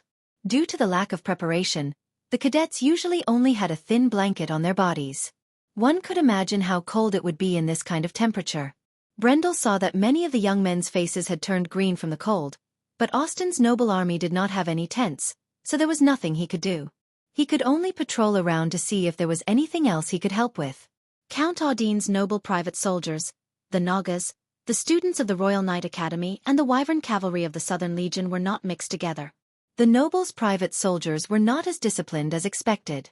Considering that there were many girls among the students, Count Audine was afraid of causing trouble, so he personally restrained his subordinates. The Wyvern Cavalry had to take care of their mounts, so naturally no strangers were allowed to enter. The grey Finn Nagas from the Shining Sea were used to the cold weather, but the dry land made them uncomfortable, so they rested under the riverbed, their bodies curled into a ball. For Brando, after his physical fitness reached the Gold Realm, sleep was no longer necessary. His metabolic system was self-improving, so it was normal for him to not sleep for a few days. He walked slowly along the edge of the black pine forest. The sky was dotted with stars, and in another world, it was rare to see such a beautiful scenery. Brando could not help but stop and look. However, cold winds were blowing from the southern mountain pass. The storm outside Ampere Seal was gathering again, and it was inevitable that the upcoming battle would be shrouded in a layer of haze. Brando suddenly heard the rustling sound of bushes being stepped on behind him. He pulled out his sword and turned around. A bright dress entered his eyes. Erwin's half-fairy princess had changed into a set of silver armor and a modified skirt. Standing in the forest, she looked noble and moving. "Mr. Brando." "Your Highness." Brando was slightly surprised. He didn't expect that the princess would still be awake and come looking for him. He didn't think that this was a chance encounter, and the princess wouldn't come to the forest for a walk at this time. He smiled awkwardly. "Why is your Highness here?" Princess Griffine looked a little lonely. She knew that she shouldn't have come here, but after leaving Ampere Seal, she couldn't fall asleep that night. When Brendel did such a rude thing to her, she was so disgusted that she wanted to kill him with her sword right then and there. But for the sake of Aween, she forced herself to calm down and compromise. She told herself that there were worse people in this kingdom, and she could even suppress her emotions in the face of Benninger's betrayal. But that scene was like a nightmare that left a shadow in her heart, and she couldn't forget it. If only this person's performance was worse, but he was so outstanding. Princess Griffine's silver eyes reflected Brando's figure, and her heart was full of complicated feelings. She had never seen love and hate for no reason in her entire life. Everything that happened that night made her believe that there was no such thing as an unconditional helping hand in this world. But so what if he pretended that he didn't want anything? He had already exposed his true colors, hadn't he? And Brando's identity as the descendant of Darius made her feel deeply worried. If the other party wanted something bigger, what should she do? But this was also her last chance. She hoped to get an answer in person, even if she had to give up more. As long as she could save Erwin and save Haruz, she would persevere. Brando felt Princess Griffine staring at him, and couldn't help but blush a little. He didn't know how complicated her highness' thoughts were, but he could roughly guess the reason. That night, his mind was blank, and he couldn't help but. It was really a mistake that caused everlasting sorrow. It was too embarrassing to think about it. Back then, not to mention the princess wanting to kill him, if Princess Griffine just said a word, he would have been so ashamed that he would have killed himself. But after a day, Brando could pretend that it didn't happen. But now, being stared at by the half-elf girl like this, he still felt a little embarrassed. He couldn't help but cough and turn his head back. This subtle action surprised Princess Griffine. She was born in the royal family and was born with outstanding intelligence. She had seen a lot of intrigue, and she had inherited the elf sensitivity to the changes in people's hearts. She immediately felt the meaning expressed in Brando's action. So Mr. Brando also feels embarrassed? Princess Griffine's voice was soft, but crisp, like the gentle song of a nightingale in the forest. I'm sorry that. Brendel was sweating profusely, thinking to himself, Your Highness, this is a shameless play. Although I know that I was in the wrong that day, you shouldn't have gone overboard. His soul in this life was only 19 years old, and in his previous life, he was an otaku who was not good at expressing his feelings. Although some of his original mentality had gradually corrected after a long time of ascension, he couldn't help but feel a little helpless at the moment. This guy actually blushed? Princess Griffine couldn't believe her eyes. She suddenly became curious. Since Mr. Brando also knows that it is rude, why do you still do it? She couldn't help but gnash her teeth a little. That's too much. I thought Mr. Brando was a real knight. Brando was suddenly speechless. How could he answer? He couldn't say that a real knight was to pursue romance, right? That's too ridiculous. Or should he say that he will be responsible for her? That didn't seem too good. Not to mention that the princess didn't want him to be responsible. What about the little Roman? In his previous life, the one who had the deepest impact on him was actually his senior sister. But the past couldn't be chased, and the present couldn't be delayed. Brando was very clear about his feelings. Princess Griffine stared at him for a long time. She looked at Brando until he was in a terrible state. Finally the half-elf girl sighed softly. I see, I understand. What do you understand? Brendel's heart skipped a beat as he turned to look at the princess in confusion. Looking carefully at the future heroine, the noble and elegant Princess Regent, she was just a girl who had just turned 16 years old today. She inherited the unique slender elves, which made her look even more delicate. Princess Griffine seemed to have untied the knot in her heart. She looked up, and her silver hair shone slightly under the moonlight. She smiled gently, lifted her skirt and walked out of the forest, quietly came to Brando's side, and also looked at the stars in the sky. Mr. Brando is also looking at the stars. Something like that. Brando replied a little absent-mindedly. He didn't understand what the princess meant. The astrologer said that after death, people will turn into stars, so the late king and father are also looking at us from the sky. This story sounded very romantic, but Brando knew that those were just burning big fireballs. Of course, he wouldn't say it out loud, and there were real astrologers in this world. Probably. Mr. Brando, you don't believe in fate? No, I believe in it. The princess was slightly startled and couldn't help but look back. She wasn't very tall, so she could only see Brando's broad shoulders. I believe in the cruise people's epic. Fate is a struggle. Brando quietly repeated this sentence that his senior sister told him. Fate is a struggle. Princess Griffine carefully savored this sentence. Brando saw Maynard's figure from afar. She was covering a few ladies with her blanket. This detail surprised Brando a little. He didn't expect the cold-faced knight to have such a gentle side. After sending away Erwin's princess, Brando still felt a little confused. In the end, the half-fairy princess didn't say anything and just sat outside the forest with him, looking at the stars for a long time. What kind of attitude was that? He still couldn't figure it out. But all in all, it seemed that the princess didn't intend to pursue the matter, which was a good thing. Brendel heaved a sigh of relief. Otherwise, he would have lost a lot of face. At 3 o'clock in the morning, Brando finally saw the druid master named Walker. This person looked as abstract as Brando remembered. The first impression he gave was that he was a crow man. His face was sharp and long, and it was covered with black patterns. He wore a straw raincoat that looked like crow feathers. His arms and fingers were dry and slender, like claws. If this person was placed in the movies that Brando was familiar with, he would be a typical villain. But on the contrary, in history, this person had a cold personality, but strictly neutral image of an NPC. Of course, most druids were like this. Walker had rushed back from Ampere Seal. He looked tired, but according to the other party, he should be able to endure 1 or 2 more low-intensity battles. Brando hurriedly let him rest first. With this druid master, he quickly found that the mage group under his command had reached an unprecedentedly luxurious lineup.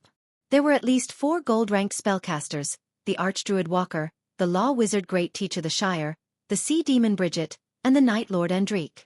Then there was the Naga's 20-person priest group. Count Audine also had a few wandering wizards under him. In addition to the two sisters Pharaoh and Tia, except for the lack of an elemental rank pillar, this group of more than 30 people, with the lowest level being silver rank and above, could basically crush all of Erwin's forces. Unfortunately, the number of people was still too little in Brando's eyes. These 30 spellcasters were just enough for an army of thousands of people. It was not like the war in the future era of the Great Demonic Wave, where a legion could mobilize more than 100 spellcasters. In addition to being scattered in the army to be responsible for defense, they could also gather dozens of spellcasters to be used together to play the role of long-range fire support. Of course, this dream was just a dream for now. The survival rate of a wizard without a silver rank in a large-scale battlefield was extremely low, but there were very few wizards above the silver rank. This was the current situation of Wonde. 4:30. The Royal Knight Regiment students finished their rest, and then the Nagas and the noble private soldiers were also awakened. Brando took out the map that he had organized overnight and let them set up the defense line according to the requirements. This surprised everyone again. They did not know that Brando was already familiar with the geography of the mountains and rivers in this area. They thought that the commander had personally brought people to survey the terrain in the night to let them rest well. Although the young officers did not say it out loud, they were very grateful in their hearts. Only Princess Griffine vaguely guessed something, but she could only bury it in her heart. The terrain of the Mar Highlands was a surprise for the defenders. The branches of the three mountains intersected here to form a huge valley. The valley was covered in dense fog, covering the valleys on both sides. The river flowed endlessly in the middle, making a loud sound of water flowing. In the north of the valley, there was a towering ridge that was almost leaden in the distance. It was hazy in the night before dawn. This was the end of the foothills that extended south of the Fama Mountains. The locals called this mountain Anchor Mountain. Anchor meant wall in the ancient language of the mountain people. Two streams intersected at the foot of Anchor Mountain, converging into a shallow mountain stream. The stream flowed down the riverbank, and over the years, it formed a wide expanse of land. The land was like a huge slope, and on both sides were the forested Marchenko Mountain and Levico Mountain. However, Marchenko Mountain and Levico Mountain were flat and gentle, far lower than the height of Anchor Mountain. This meant that if they set up a position on top of Anchor Mountain, the archers would be able to attack the two mountains in the south from above. If the infantry and cavalry of the Northern Coalition Army wanted to attack them through the valley, occupying the two mountains in the south would be a nightmare. However, if they did not occupy the mountains in the south, attacking from below would not be as simple as a nightmare. This was simply a natural blocking position. Unless the Black Blade squad found a way to cross the Fama Mountains and attack from behind Anchor Mountain. However, that would take a long time. At least for half a month, they would not have to worry about the enemy coming from behind. Therefore, the rest was simple. Although there were a few people who thought that it might be better to go deeper into the Anchor Mountains, it was only a possibility. Most of them started to set up a defensive line enthusiastically. The officers quickly came up with a very classic and practical plan. This plan was immediately sent to Brando, Princess Griffine, and Oberwei. The plan was simple. As expected, the main position would be set at the north where the streams converged, at the foot of Anchor Mountain.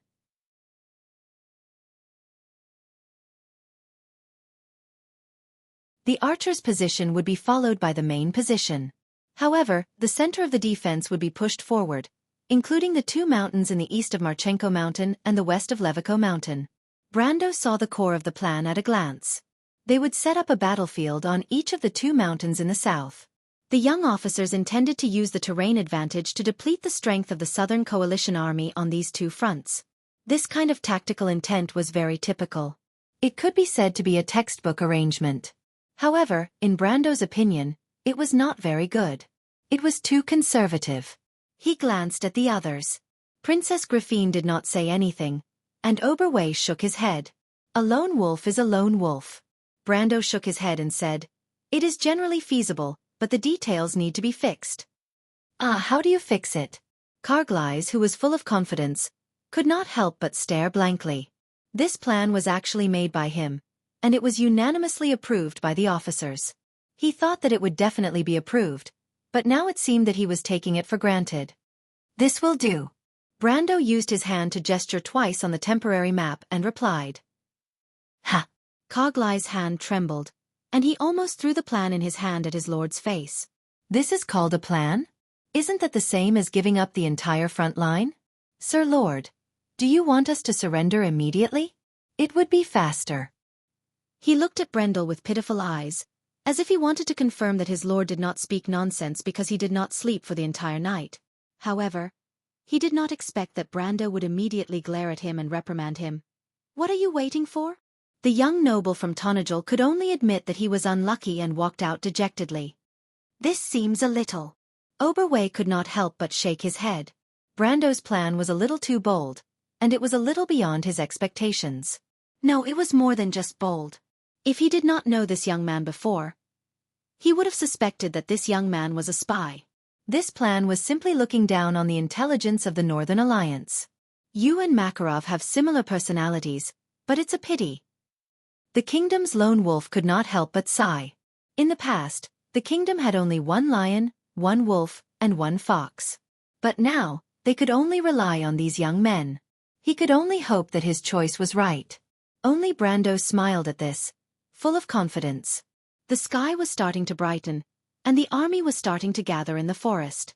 Nosida and his dragon riders took to the skies one by one in the morning breeze, and Brando controlled the wind spirit spiders to chase away the scouts in the sky.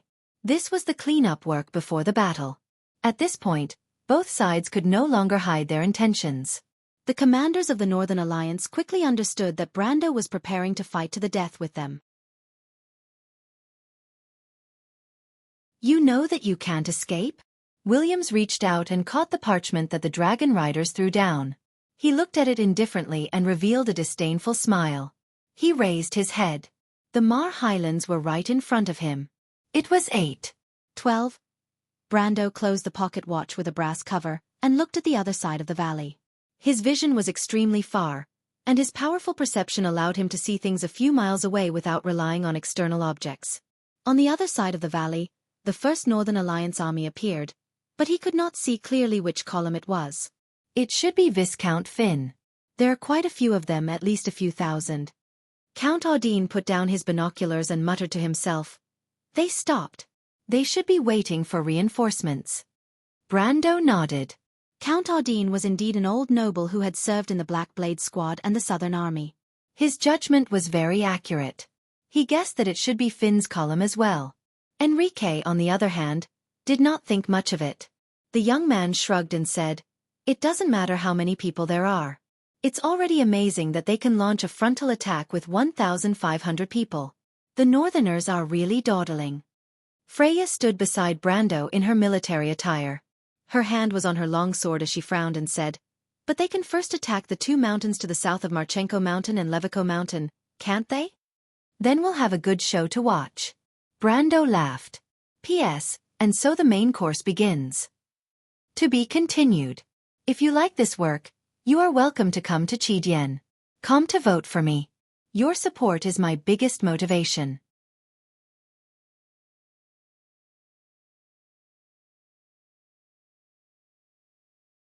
Chapter 598. The sunlight was like a bright sword, piercing through the mist. On the highlands, flowers covered the ground, and rivers flowed as brilliantly as silver. But between the forests, rows of spears pierced through the mist. The Highland infantrymen in armor advanced side by side.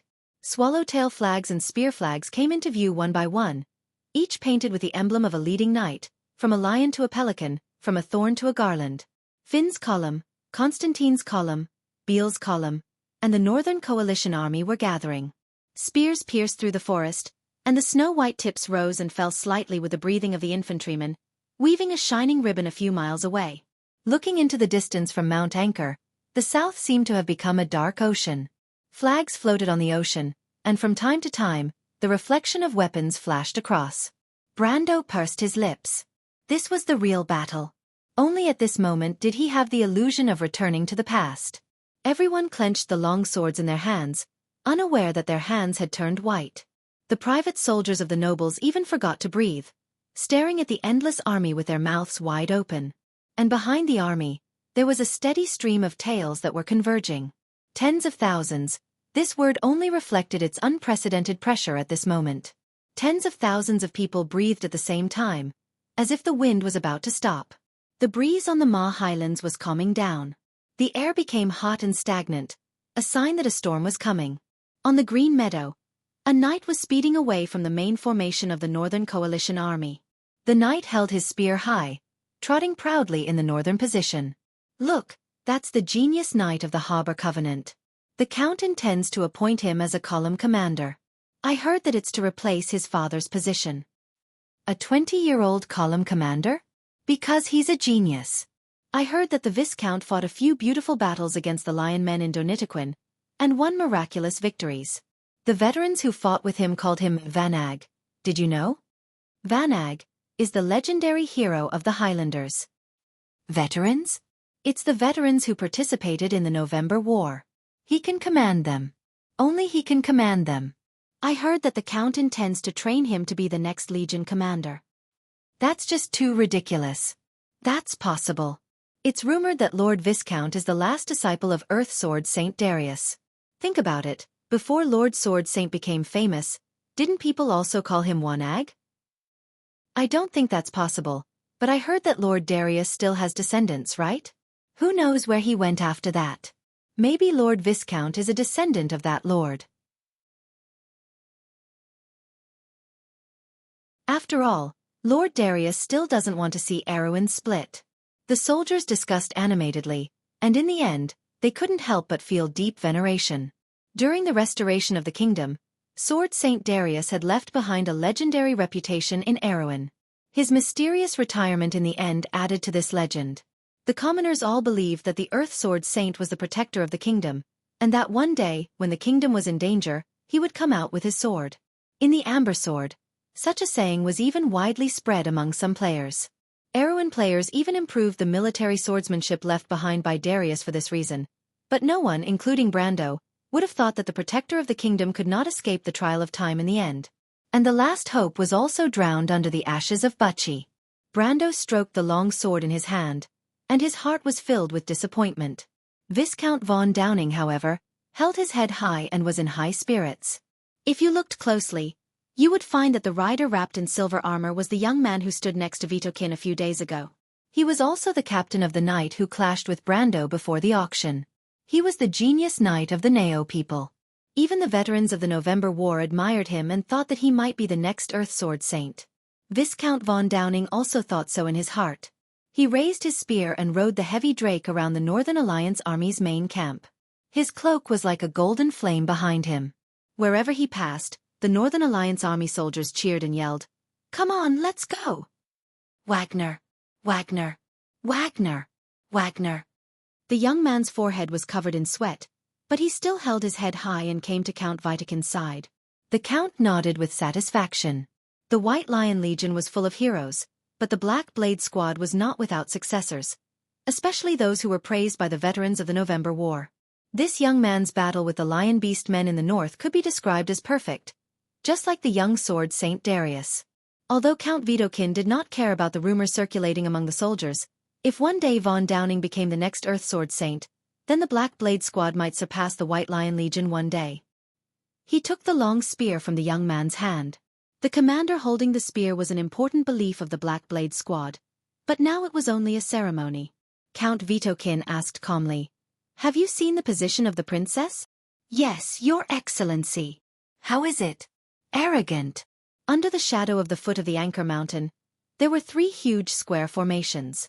Thousands of noble private soldiers were lined up in a long line on the north bank of the stream. The first 3 rows were holding spears that were 4 or 5 meters long, and the oval shields reflected the sunlight. These strange tower shields did not look like any of the human soldiers. Instead, they looked like the field troops of the Silver Elves, the throat of ANS. A heavy silver barrier lay in front of the Northern Coalition army. It's the genius of the Neo people. Brando was wearing a full set of knight's armor for the first time.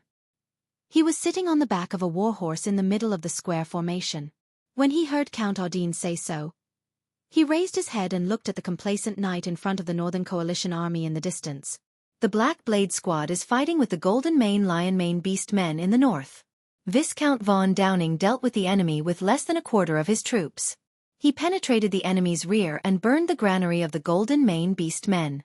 He forced the Holy Cathedral of Earth to retreat temporarily.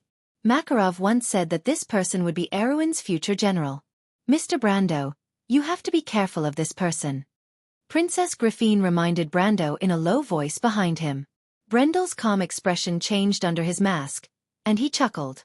What did he have to be careful of? He should be careful of the other party. In history, this person was killed for Freya. Now that Erwin's Valkyrie was on the battlefield, this Viscount was in for a bad luck. Wolf Knight Oberway noticed Brando's expression and could not help but smile. Why, it seems that Mr. Brando is acquainted with this person? Brando nodded. Not only was there an acquaintance, this person also owed him a duel. Princess Griffine did not let the sergeants form the core of the central position. The old knight lighter took the monocular away from his eyes. The wrinkles at the corners of his eyes moved slightly as he gradually frowned. Which army is that?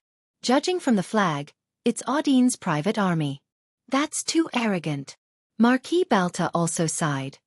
It seems that Her Royal Highness has underestimated the enemy due to her consecutive victories. I'm afraid this battle will be won in one battle. These words were exactly what most of the first-line noble commanders present were thinking. It seemed that Lady Martha still favored the North. Although the Cipher royal family had been deprived of their glory, the same could be said for the Corvado family. Count Vitokin could not help but close his eyes. He was glad that he did not choose the wrong side. They would definitely win.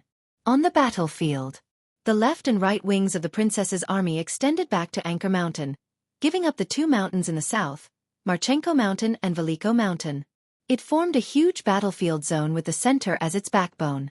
The main position became the center and protrusion of the entire battlefield. Her Royal Highness intended to use this axis to adjust the balance of the entire battlefield. Everyone could not help but sigh in their hearts. What a bold move! What a bold move! It was a pity. But as long as the Axis is defeated, the princess's army will lose its support. Viscount von Downing pointed to the shadow of Anchor Mountain in the north and analyzed in high spirits. The entire battlefield will be divided by our side. They will have to fight for themselves. Defeat will only be a matter of time. How can Oberway make such a mistake? He's the lone wolf of the kingdom. A noble officer asked loudly. Because he wants to pursue greater initiative. This is the character of the lone wolf. He will endure patiently and kill with one strike. The Viscount replied confidently. Where are the Nagas and the students from the Royal Cavalry Academy? They must be on the left and right wings. Viscount von Downing replied word by word. Everyone understood. Count Vitokin raised his head and stared at the shadow of Anchor Mountain for a long time. After a while, his gaze fell on the young man on the dragon's back. Viscount von Downing, do you dare to be the vanguard of the new king? Viscount von Downing was ecstatic. He knew that this was the best opportunity for him to become famous in one battle and leave his name in history. He immediately raised his head high. Of course. The messengers shuttled back and forth. The nobles' orders were intertwined and sounded in the plains. The flags of the Northern Coalition Army were being passed back and forth. Then, the army began to move slowly. Everyone held their breaths. Brando suddenly felt a chill on his forehead. The wind started to blow.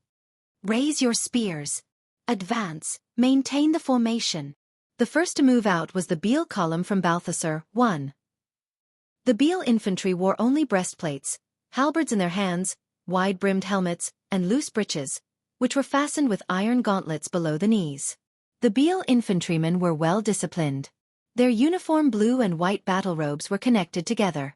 Looking down from above, it looked like a blue and white ribbon on the meadow that was slowly separating from the Northern Coalition Army. Viscount von Downing was riding on a huge land dragon, leading his rangers to follow behind the infantry. As far as the eye could see, two thin lines of infantry traversed the entire valley. The blue and white lines were faintly discernible along the undulating terrain. Banners fluttered in the wind, and there were actually hundreds and thousands of them. Although they knew that this wave of attack was just a test, it was inevitable that they would feel a surge of excitement. This was the real battle. How many people could see it with their own eyes? not to mention personally participating in it. Moreover, he knew that this would be the battle that would make him famous. From then on, Von Downing would be another name that shone in Erwin's history. He raised the spear in his hand and shouted at the top of his lungs, "I will take the lead with my spear. You shall win from me. Long live Erwin. Long live the king." His voice shook the plains. The Northern Coalition army responded in unison. The cheers were earth-shattering. The roars were like ripples on water, causing ripples in the nobles' private soldiers under Count Audine. The private soldiers gripped the spears in their hands tightly. Their sweat flowed down like a fountain, but they did not notice. Count Audine looked at his nervous subordinates and could not help but sigh. This plan was too bold. How could his subordinates be up to it? He turned to look at Brando. Brando's face did not have a trace of worry. He was calmly listening to the princess beside him. "I have heard from Oberway about Mr. Brando's heroic actions in Fortress Rieden. I wonder what it was like when Mr. Brando launched his attack?" Princess Griffine looked at the Northern Coalition army with a calm expression.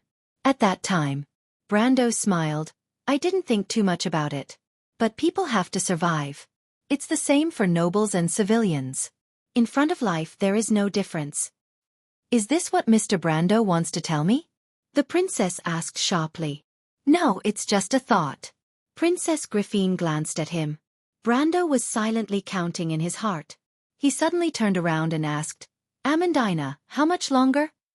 "Less than 10 meters, my lord." Amandina yawned behind him and answered softly with reddened eyes. The Beal infantrymen were slowly advancing along the valley in a row. To them, the princess's army's position on the north bank where the streams intersected was still a gray and unclear line.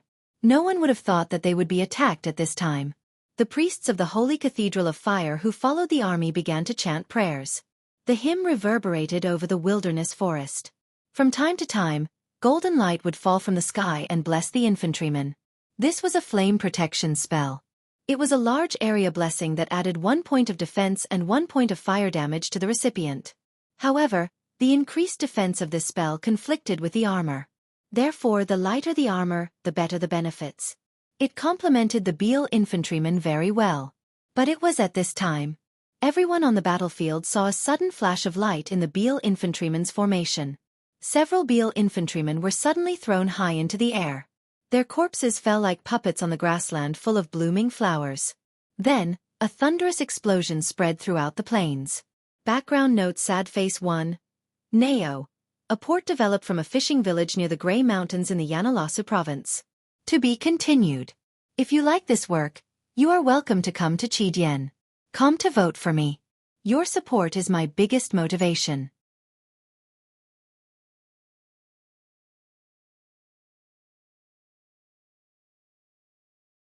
Chapter 599.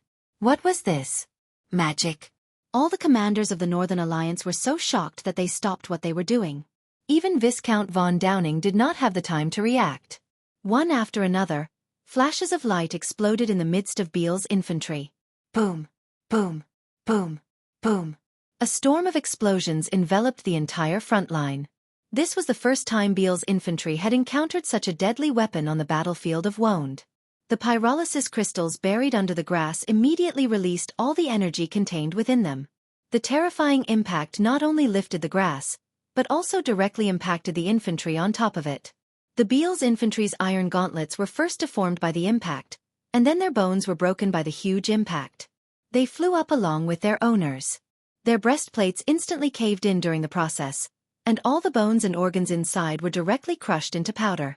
5 or 6 infantry were pierced into the air, and most of them fell back to the ground with cold corpses. In an instant, Beal's infantry had lost nearly a fifth of their strength. But the more serious blow was to their morale. They had not even come into contact with the enemy, and they were already in trouble. The cheers of the Northern Alliance's soldiers who witnessed this scene were like ducks that had been strangled by their throats. They stopped cheering in an instant. Is this what you made from the things you took out from the magic furnaces? Princess Griffine looked at the scene from afar, but she was silently calculating in her heart. The core of the mana conduction device is worth a lot, but those crystals don't seem to be worth it in terms of lethality. But in a critical battlefield, They seemed to be able to produce miraculous results regardless of the cost. Brando nodded. To be honest, both of them did not sleep at all after learning how to make this thing. In the end, because there were too many crystals, Amandina could not complete such a large amount of work on her own. He had no choice but to use the large-scale blood sacrifice alchemy formation to help. He had lost a lot of blood for this. But he noticed the expression on the half-fairy princess face and guessed what she was thinking. But he did not care. This was not the full power of the pyrolysis crystals. The best part was yet to come. He did not create the pyrolysis crystals to play with as a toy. He turned back and looked at the other side of the battlefield. The explosions were still going on, and one of the Drake riders had also lost his life in this round of explosions. The disintegration crystal had blown off his Drake's right leg, and the enraged Drake rider had thrown him off its back. This poor unlucky guy broke his spine in the process and died on the spot. Stop! Stop! Viscount von Downing was also shocked. He quickly pulled the reins and shouted, "It's a trap!" However, the Viscount was worthy of his illustrious reputation in history. He immediately found a solution. He ordered Beale's infantry to stop and disperse, and then continued to advance in a skirmish formation. The skirmish formation had existed as early as the Year of the Stars, first 321, when Count Atenea led the White Lion infantry to face the Lion Men's arrows. Earlier, the Cruz people had also used similar tactics, so it was not a novel invention. But he had learned and applied it flexibly here, and the commanders of the Northern Coalition Army were impressed. As expected of the genius of the Nao people, Viscount Finn could not help but praise beside Vitokin. The Count was also very satisfied. At least it did not prove that his choice was wrong. Being able to see through people was one of the virtues of the nobles. But before he could finish his words, as if to refute him, the battlefield was filled with an even brighter flash of light. The violent explosions were almost continuous, causing the entire valley to tremble. Viscount von Downing looked at everything that happened in front of him with his mouth agape. The violent explosions lifted the grass, and the soil soaked in blood fell around him, as if it was raining mud. He wiped his face, and his face was sticky and uncomfortable. In his imagination, the princess's side only had half a night to set up the formation and lay the trap. How could they have so much time? He thought that the other side was just bluffing, and wanted to buy time. But he did not expect that he was wrong about one thing. Brando's trap was not as complicated as he thought. In fact, he and Amandina just casually made some of the leftover scraps and threw them into the grass. But it was this product that brought a lot of trouble to the Northern Coalition Army. Brando saw the Beale infantry stop again, and he could not help but feel a sense of satisfaction in his heart. There were no international conventions in this world, and he could use any kind of mine he wanted without any psychological burden. And this was the first time this killing machine appeared on the battlefield, and it did indeed bring unimaginable benefits. If the Northern Coalition Army wanted to continue advancing, they would have to pay a terrible price. And the real purpose of these mines was to deter the enemy's morale. Losing one or two troops before coming into contact with the enemy was a terrible omen in the fantasy world of Wond. Of course, the other side could also stop and slowly clear the mines. Anyway, he and Amandina did not bury the exploding crystals too deep, and they could still find them one by one if they were careful. But that was exactly what he wanted. He was not short on time anyway, and it would be best if this battle dragged on for a week or half a month. But by then, the nobles of the north would no longer have the final say on the battlefield. But the Northern Coalition Army obviously understood this point, and did not intend to give Brando this opportunity. Viscount von Downing only stopped for a short while before ordering the Beale infantry to continue advancing, still in a scattered formation. This was purely using human lives to fill the hole. Beale's infantry immediately became restless, but it was immediately suppressed. Viscount von Downing ordered his cavalry to kill a few of the disobedient soldiers with a cold face, and the infantry brigade began to move forward reluctantly. But at this time, the heroic shout of, "I will take the lead with my spear, and you shall win from me. Long live Erwin! Long live the king!" became a ready-made joke, and the morale plummeted. Viscount von Downing stared fiercely at the north, his face ashen. But no matter what, the Northern Coalition Army finally began to move forward again. Amidst the explosions, Beale's infantrymen continued to lose men. In the end, these disciplined infantrymen could no longer withstand the pressure and collapsed. The lower-ranked soldiers cried and wanted to retreat, but the shining spears still drove them forward. This scene reminded him of the time when the Kurlutz Empire drove their slave soldiers to attack Aween. But the Kurlutz Empire drove away their enemies and captives, while the Aween Empire drove away their own people. He looked at this scene coldly. Behind him, Princess Griffine also bit her lower lip. The 1st Infantry Brigade of Beale's column finally collapsed or was completely finished. Not only did this brigade completely lose its organization, but it also lost its spirit. Everyone understood this point, and the Beale Brigade would not be called the 1st Infantry Brigade in the future. That would be a nightmare in everyone's heart. But this nightmare was still going on. Viscount von Downing replaced the 2nd Infantry Brigade, and at this moment, the young man seemed to have become a cold grim reaper guarding victory, coldly filling in the predetermined victory with human lives. He only needed the final result. As for the sacrifice, it was just a number. The Northern Coalition Army's advance finally saw results, and Beale's 2nd Infantry Brigade finally approached Brando's position, less than a mile away. Behind them, the main force of the Northern Coalition Army began to move forward, and Brando could even see the movement of the cavalry behind them. But at this time, Beale's infantry in front of them were hit head-on. Everyone heard a whoosh, as if the air was sucked out, and the sky darkened. Viscount von Downing subconsciously looked up, and saw a black rain of arrows rising from Mount Marchenko and Mount Veliko. The arrow rain hit them in the face, and Beale's 2nd Infantry Brigade that was advancing in front of them seemed to have hit an invisible wall, and their originally intact formation suddenly collapsed in several places. We finally met the enemy. Viscount von Downing's heart flashed with excitement, and he immediately turned back and shouted, "Order the Highland Infantry to attack Mount Veliko immediately, and take down that mountain first. Beale's infantry, continue to advance." The Squire Knight behind him immediately raised a bugle flag. At the other end of the valley, a bugle flag was also raised. Viscount Finn looked from afar, and immediately rode out from the knight's encirclement. A knight behind him raised a bugle and blew it. The sound of the bugle from afar rang through the valley. Finn's Highland infantrymen began to leave the main formation. Thousands of grey-robed infantrymen flooded the riverbed at the bottom of the valley like a torrent. In front of them, the Beale's light infantrymen had already cleared a safe path for them, allowing them to attack Mount Veliko unimpeded. But unfortunately, the attack did not go as smoothly as expected. Finn's 2nd Highland Infantry Brigade had just entered the Black Pine Forest when they heard a hissing cry from the forest. "Sarko!" If they understood the Naga language, they would definitely understand the meaning of this sentence. "Throw!" Sani opened his mouth, and the long howl pierced through the entire forest. The Naga warriors who were hiding in the pine forest had already seen the human silhouette reflected in their yellow pupils. They raised their spears in unison and threw them downwards. Screams of pain rang through the forest. Finn's Highland Infantry Brigade's 2nd Highland Infantry Brigade 7th Division was almost completely engulfed by the rain of spears. The leading centurion, Sir Raphael, died on the spot, and only 1/3 of the 150 infantrymen survived. "Arm!" Sani immediately ordered his men to lay down their spears, and the Naga Praetorian Guards raised their spears at the same time, and the first 3 rows immediately formed a steel jungle.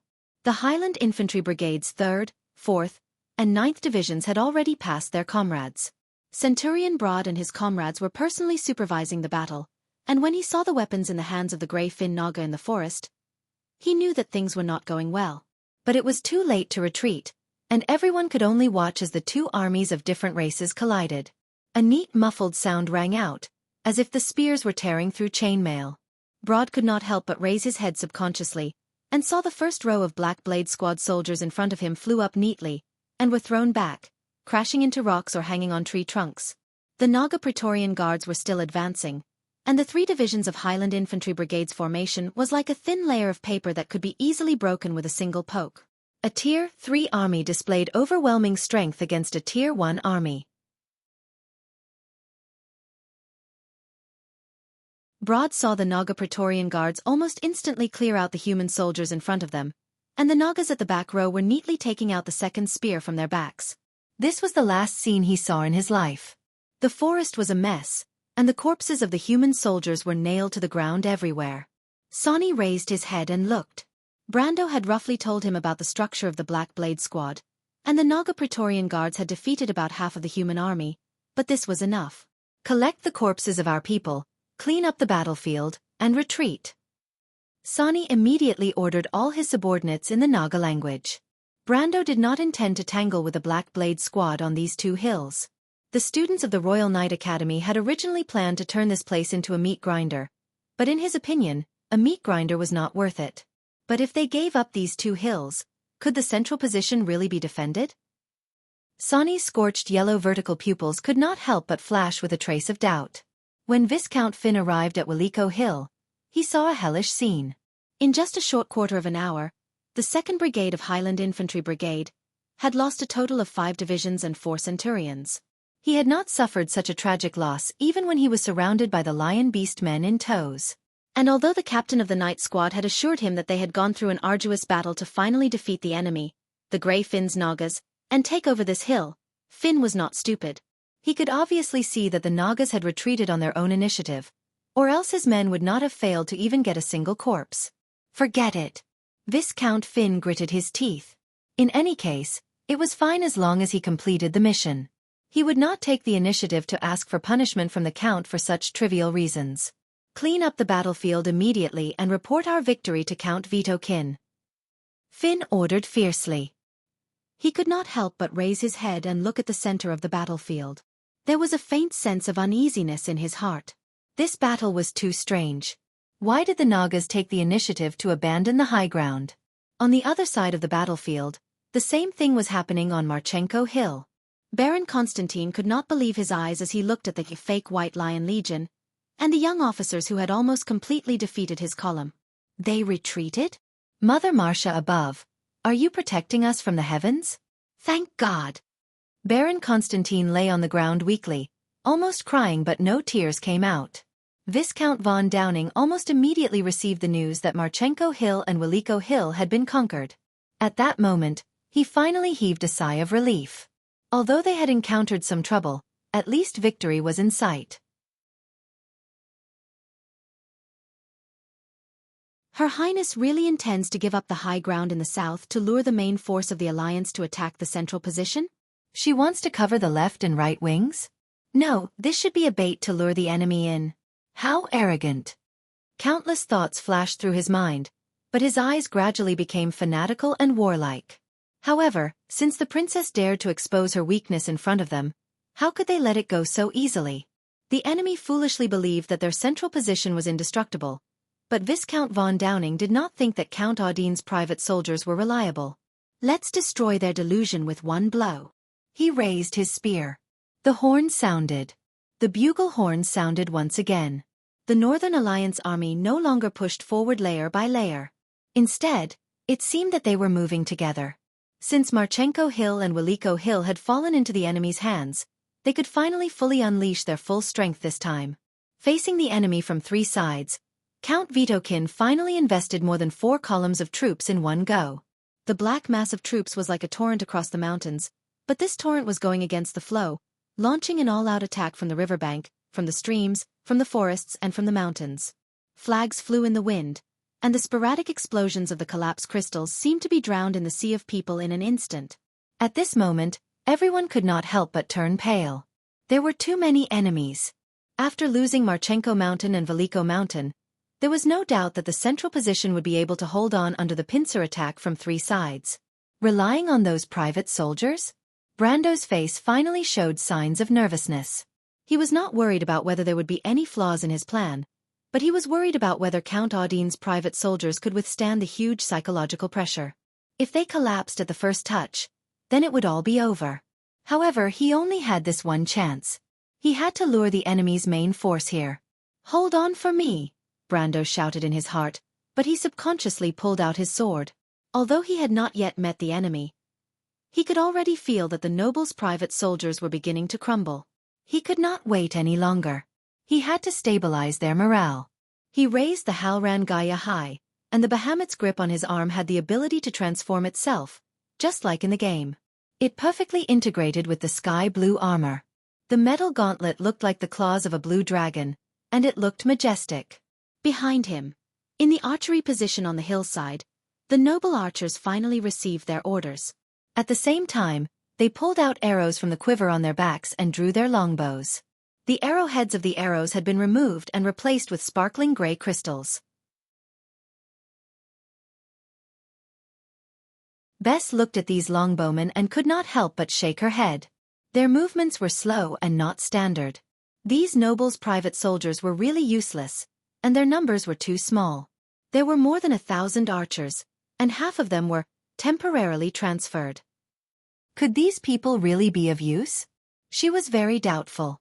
However, the commander had personally said that as long as they could draw their bows and shoot arrows into the enemy's formation, it would be enough. Bess looked at the black mass of the Allied forces at the foot of the hill, and thought that it was not difficult at all. There was no need to aim at all. Ready, she also drew the shale longbow in her hand. Shoot! To be continued. If you like this work, you are welcome to come to Chidien.Com to vote for me. Your support is my biggest motivation.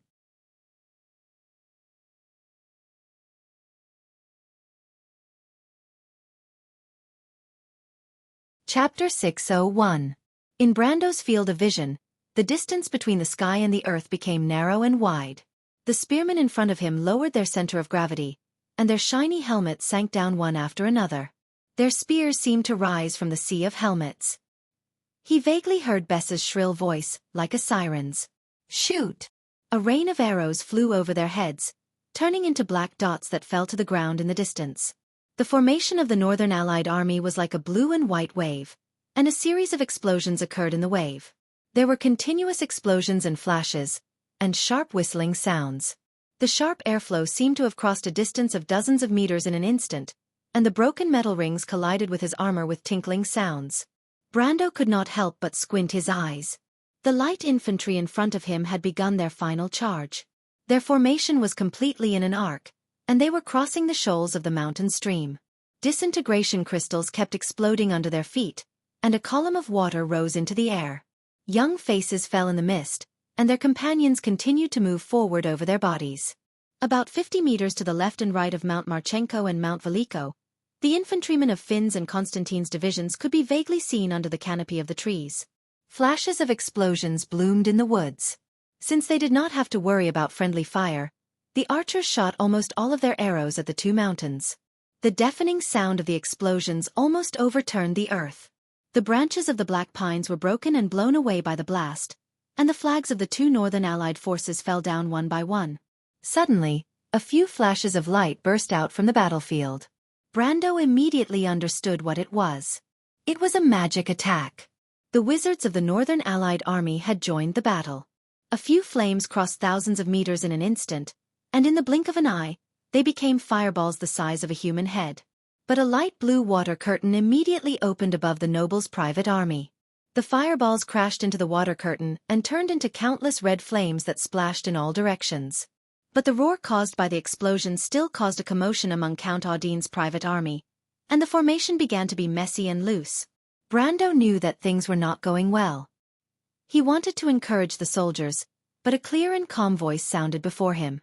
Don't retreat, I'm here. I'll be with you and fight alongside you. Her Royal Highness's voice was firm and calm, but the girl's pale hand that gripped the hilt of her sword revealed her true feelings. Your Highness. Brando suddenly turned around and saw Princess Griffine standing not far from him. Princess Griffine glanced at him, her silver eyes filled with unease. But she turned around and shouted solemnly, I am the Princess of Erewhon. Today, I will let our blood flow together.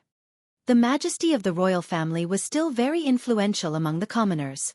Seeing that the princess was also standing behind them, the commotion of the nobles' private soldiers miraculously calmed down. Seeing this, Freya stepped forward and joined the first row. She drew her sword and stood side by side with the nobles' private soldiers. Although this girl from the countryside of Buchi was not good at words and actions, and did not know how to say any impassioned words to inspire people, as long as she held the Lionheart sacred sword with both hands and did not take a step back, the men would not be embarrassed to leave their positions and let her face the army alone. Behind her, the few Royal Knight Academy students who were still in the central position set an example and stood at the front of the line. No one spoke, but their bodies seemed to be shining with an indescribable spirit. At that moment, Brando's heart was thumping, but he also felt his blood boiling. He put down Halrangaya and placed it in front of his chest. He raised his head and looked forward. A line of blue and white waves was passing through the smoke produced by the explosion. The light infantry of the Northern Coalition Army had already crossed the river and was close at hand. Viscount von Downing passed through the explosion in agony, spitting out the sand in his mouth. He raised his head and looked through the smoke and fire. Strangely, he saw that Count Audine's private soldiers had just calmed down from the commotion. They also have brilliant officers. This thought flashed through his mind. The two armies crashed into each other with a loud bang. The nobles' private soldiers all stretched out their spears. The halberds in the hands of the Beale light infantry at the front were pierced before they could reach them. The sharp spears pierced through the Beale light infantry's slanted breastplates, and they fell to the ground in rows. From afar, the Beale light infantry's swallowtail flag at the front row collapsed like wheat stubble. The nobles' private soldiers took a step back, but the second row of Beale light infantry had already pierced through the forest of spears with their halberds. However, these halberds all hit the big shields in vain. The nobles' private soldiers at the back row pierced their spears through the gaps between the big shields and accurately pierced the fish that slipped through the net to the ground. However, the light infantry at the back row continued to move forward, passing over the corpses of their comrades. The nobles' private soldiers had no choice but to continue to retreat. Because the impact from each direction was not uniform, although the officers at the front row shouted at the top of their lungs, "Retreat! Retreat!" But the first row of battle lines still began to have continuous fractures. Brando was screaming in his heart, but he realized that the Beale light infantry on the other side did not make good use of these fractures. They were just advancing blindly. He then realized that he was only commanding a private army of nobles. The other side was just an irregular army formed by human light infantry that could not even be considered grade 1. He breathed a sigh of relief. He was really a little too neurotic. After all, this was only the year of the sword. The soldiers on the battlefield were not the famous soldiers of the future. He calmed down a little and raised his head. He saw that in the sea of helmets, shield tips, spear tips and flags, there was a group of land dragon rangers cruising outside the formation in the distance. It's that guy. Brando realized that the other side was waiting for an opportunity, waiting for the fractures to expand to a point where the rangers could seize the opportunity. He subconsciously looked at the north foot of Mount Marchenko and Mount Veliko, and von Downing happened to do the same. The young Viscount rode on the land dragon's back and saw that the vanguard of Finn's and Constantine's divisions had already appeared at the edge of the forest. And right in front of them were the left and right flanks of the nobles' private army. They're advancing faster than expected. Viscount von Downing was slightly stunned.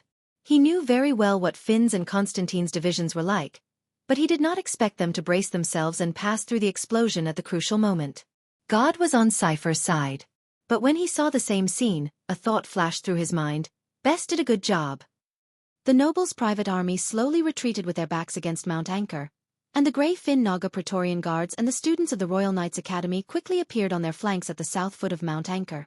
Viscount von Downing instantly understood what Brando wanted to do. Concentrate the superior forces on the left and right flanks, lure and destroy the Northern Coalition Army's salient points at Mount Marchenko and Mount Veliko, and let the main force of Beale's infantry form a salient point to complete the encirclement. Signal the flag, Viscount von Downing immediately ordered. Tell Viscount Finn and Baron Constantine to hold on. Tell them that victory is in sight. He paused for a moment. Convey my order to Count Vitokin. It would be best if you could ask him to give the same order again. The cavalrymen who passed the order immediately retreated. The battle was gradually becoming white-hot. Due to the repeated attacks, the formation of the nobles' private army had begun to slowly tilt to one side, like a huge piece of butter that had begun to melt, and one corner was seriously lagging behind. Viscount von Downing keenly grasped this change. He pointed his spear at the nobles' private army's flanks and shouted, "Concentrate on the left flank."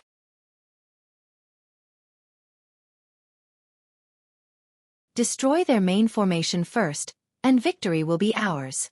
Brando heard Count Audine roaring at the top of his lungs behind him. Be careful of the rangers, don't expose the flanks to them. For the first time, he felt a sense of crisis approaching. His opponent was indeed a famous general in history. If it was only a battle of commanding an army, he might not be his opponent. Mr. Brando." Princess Griffine's fair face was flushed, and the hand holding the sword trembled slightly because of excessive force. She looked around on the horse, and there were enemies everywhere, as if she was in an endless sea. "The left flank can't hold on any longer." Brando only nodded to her. "Maynard." He immediately turned around and shouted, "Yes. I'll hand over the command to you." Maynard turned around, and under her black hair flying, Brando saw a strange look in her eyes. But the female knight did not ask any more questions, and only nodded. "Mr. Brando, you?" Her Royal Highness was slightly startled. "What are you going to do?" Brando was turning his horse around, and the princess's surprised voice made all the junior officers and even the knight turn around. They were surprised to see their commander leave the front line and gallop to the left flank alone. What was he going to do? Under the suppression of the Allied army, the nobles' private army's left flank was clumsily retreating, and gradually became loose, and gradually squeezed into a small triangle. And as long as von Downing's Drake riders could go around the flank, it was only a matter of time before they collapsed. There was no turning back. Was the commander crazy? Viscount von Downing thought so too. Although he did not see Brando, the enemy's commander had not given up on the left flank and retracted the central formation. His reaction was too slow. He could not help but sneer. Perhaps he was too arrogant. No matter how brilliant the command was, it still required a qualified army to carry it out. The students of the royal family had no idea what a real war was like. He had already seen the flanks of the nobles' private army, and even the panicked faces of the country bumpkins. Those frightened faces were exactly the same as those of Kratenen's beasts. They were all the instinctive reactions of life in the face of despair. The rangers leveled their lances and began to accelerate. The ground trembled slightly. Every time the drake's huge claws touched the ground, the pebbles on the riverbank rolled and danced as if injected with magic. Dry dust rose into the air and formed smoke. But a shining lance cut through the smoke. Viscount von Downing lowered his body, and with a beast-like roar, he stabbed the lance in his hand heavily into the enemy's formation. The huge impact directly penetrated the oval-shaped shield, but the rangers continued to accelerate, and the Drake riders knocked the shield away with their advantage of weight. The nobles' private army's formation collapsed in an instant, and they began to retreat. It was not until this moment that Viscount von Downing realized that he already had victory in his hands. Next, the defeat of Audine's left wing would sweep through the princess's main position, and then Beale's light infantry and his rangers would divide the battlefield, just like what they did to the stupid lion men on the battlefield in the east. But it was at this moment he heard a distant howl. That cry seemed to have come from the dense forest, from the boundless wilderness. At that moment, the young Viscount seemed to hallucinate. He saw the darkness of the earth under the silver moon. Giant wolves were galloping. A long horn sounded, and then the forest shook. The howl of the wolves seemed to penetrate the forest in an instant, through time and distance, from far to near, one after another on the entire battlefield. Wolves! A black shadow blocked out the sunlight above Viscount von Downing. He looked up and saw the huge creature leaping high into the air. Its black fur shone under the sunlight, and its blood-red eyes were filled with cold killing intent. It was clearly afternoon, and the sun was brighter than fire, but the young Viscount could not feel a trace of warmth on his body. He only felt cold all over. He subconsciously raised his spear, and the spear pierced into the huge black wolf's fur, revealing the thick bone plates underneath. No, it was simply rock. The tip of the spear drew a spark on the rock. This was not an illusion, but a real existence. Viscount von Downing clearly noticed that the black wolf twisted its body in midair to avoid his attack, brushing past him and landing not far away from the drake. What a powerful force!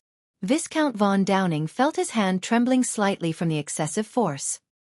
He looked up and saw that in the shadows of the foothills of Anchor Mountain, hundreds of pairs of scarlet eyes were appearing. The wolf pack was galloping in the forest, and it was obvious that they were rushing in their direction. It's wolves! So many wolves! Behind him, Beale's infantry also discovered their new enemy at the first moment. In fact, everyone on the battlefield saw the black wolf tide pouring in from one side of the battlefield. The edge of the forest opened a black door of light out of nowhere, and the huge beasts were leaping out one by one. What a mess! Viscount von Downing finally reacted, and could not help but curse in his heart. But he did not have time to think more, because the cavalry was accelerating their charge. He looked back at the black wolf he was fighting with. The black wolf had been left far behind by the drake, and it did not seem to have any intention of chasing after them. Instead, it turned around and rushed towards the infantry behind. And all over the battlefield, countless black wolves were doing the same thing. It was as if they were an orderly and disciplined army.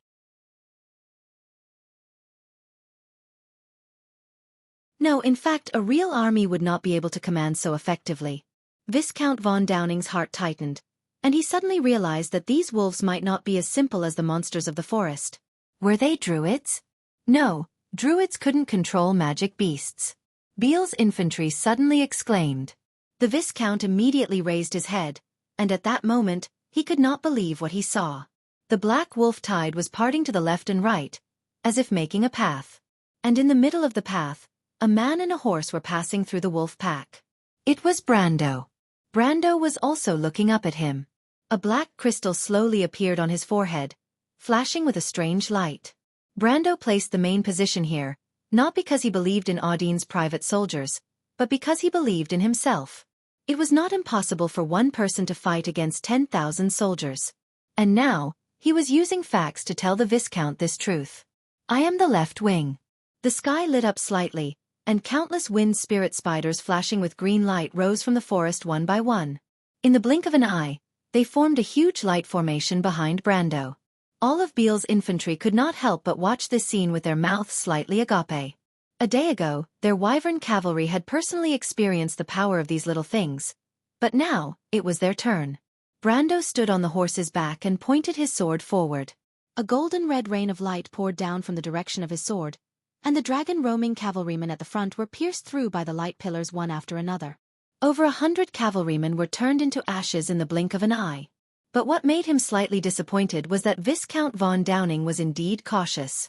The moment the wind spirit spiders rose into the air, Viscount von Downing turned around and fled with a few of his guards, allowing him to escape this round of attack. After all, the attack of the wind spirit spiders had a certain delay. When Brando went to look for him again, he had already blended into Beale's light infantry brigade, and even abandoned his mount. He could not help but think that this guy was too cowardly. He did not know how Freya killed him. But this was not unexpected. After all, this guy did not even dare to duel with him in Ampere Seal, so he probably did not have much courage to speak of. After all, there were many nobles who would fight to the death with their opponents in order to protect their reputation. Brando shook his head and did not continue to order the wind spirit spiders to attack Beale's light infantry. He knew that the battle was far from over, and every bit of elemental energy he could leave was better than nothing. And the enemies in front of him were no longer a threat. In front of him, the combined army of black wolves and rock leopards was colliding with Beale's light infantry.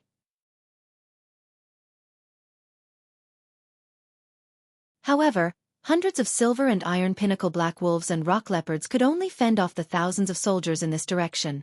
Brando was waiting for an opportunity. And the commanders of Beale's division were also waiting for Finn's division and Constantine's division to complete the encirclement. Brando could not help but raise his head. Reflected in his vision were the mountains of Marchenko and Veliko that were shrouded in dense explosions.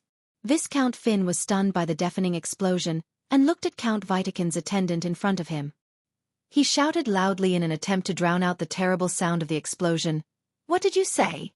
You said that Count Vitokin wants me to attack? Send in all our troops?" The attendant knight nodded. "Yes, my lord. Viscount von Downing has reported to Count Vitokin how you risked your lives to send the vanguard into battle. Count Vitokin also praised Finn's division for their tenacity, but both of them hope that you can send in more troops to support the front line. Victory is in sight." Both of them were shouting themselves hoarse, as if that was the only way they could hear each other. The whole mountain trembled, as if it was going to explode in the next moment. But Viscount Finn could not help but have an extremely strange expression on his face. When did he send the vanguard into battle? Didn't his vanguard get wiped out in the first attack? The opponent's spell was too terrifying. He had never seen a spell that could last for so long. Viscount Finn? Viscount Finn did not know what to say for a moment. How should he start? P.S. 5,000 words long chapter. Please for votes. All kinds of votes. To be continued. If you like this work, You are welcome to come to Qidian. Come to vote for me. Your support is my biggest motivation.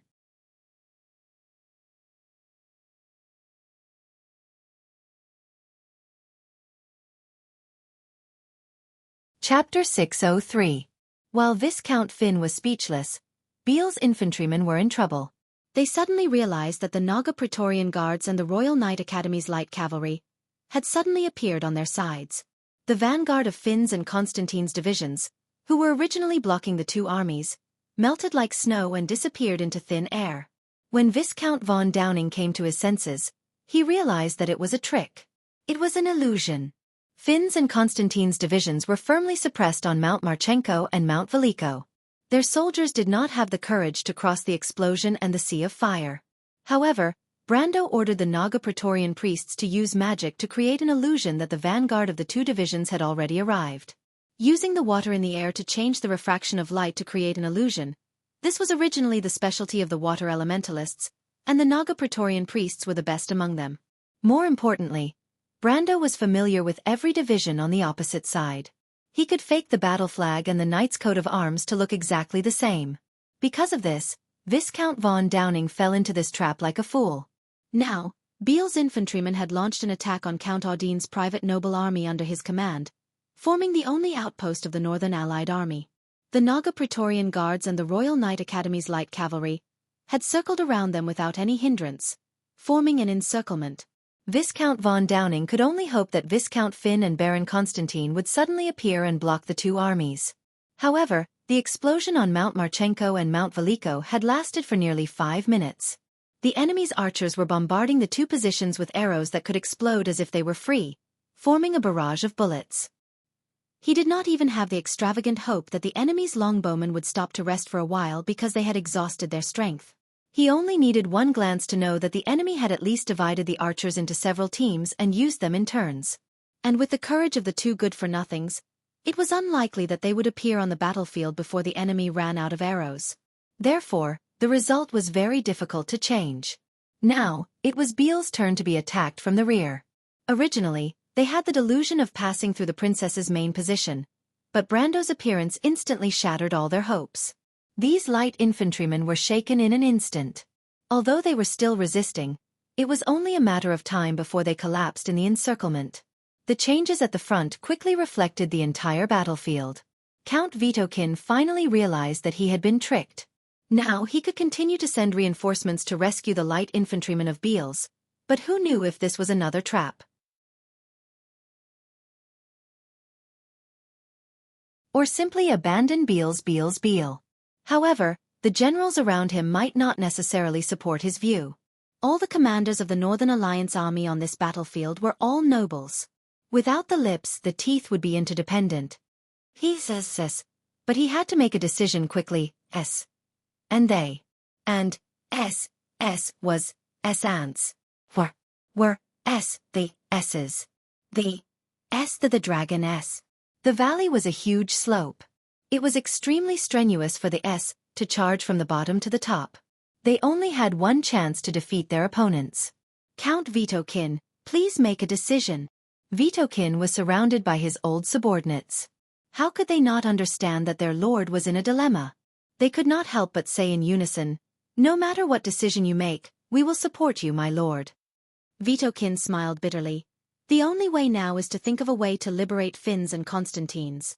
As long as they can appear on the battlefield on time, there is still room for redemption. Everyone's eyes lit up. This was indeed a solution. Why don't we order the Dragoness to join the battle? They are the only ones who can do this. Only by harassing the enemy's archers from the air can we rescue Viscount Finn and Baron Constantine. How could it be so simple? Count Vitokin could not help but shake his head. However, he felt helpless because this was the only card he had. Although the Northern Allied army was powerful, they could not fully display their strength in this valley. If they could not take down the enemy in one go, this battle would take a few days. Undue delay may lead to many dreams. Therefore, the Black Blade Squad's dragon riders, who had been mobilizing for the entire night, began to take to the skies one by one. What awaited them was indeed the dragon riders of the Southern Legion, who were waiting for them at ease. In addition, Brando's Heaven's armor was always present. At least, that was what all the noble commanders of the Northern Coalition army thought.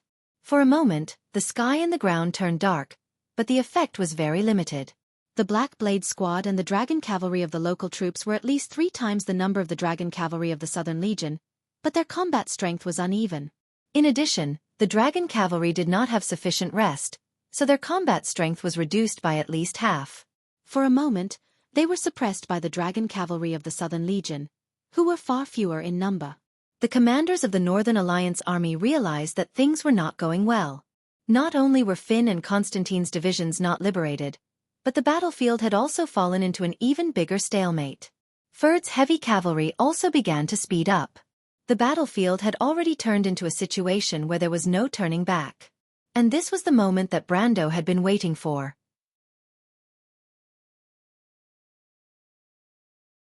The heavy cavalry of the Northern Coalition army was crossing the flower-filled plains. The wind and clouds gathered above their heads, and a new storm was gathering in the outer sea of Ampere Seal. The sky began to darken. If one stretched out their hand on the battlefield at this moment, they would see a light drizzle in the sky. Accompanied by the uniform footsteps of the Earth Dragons, the ground began to shake again.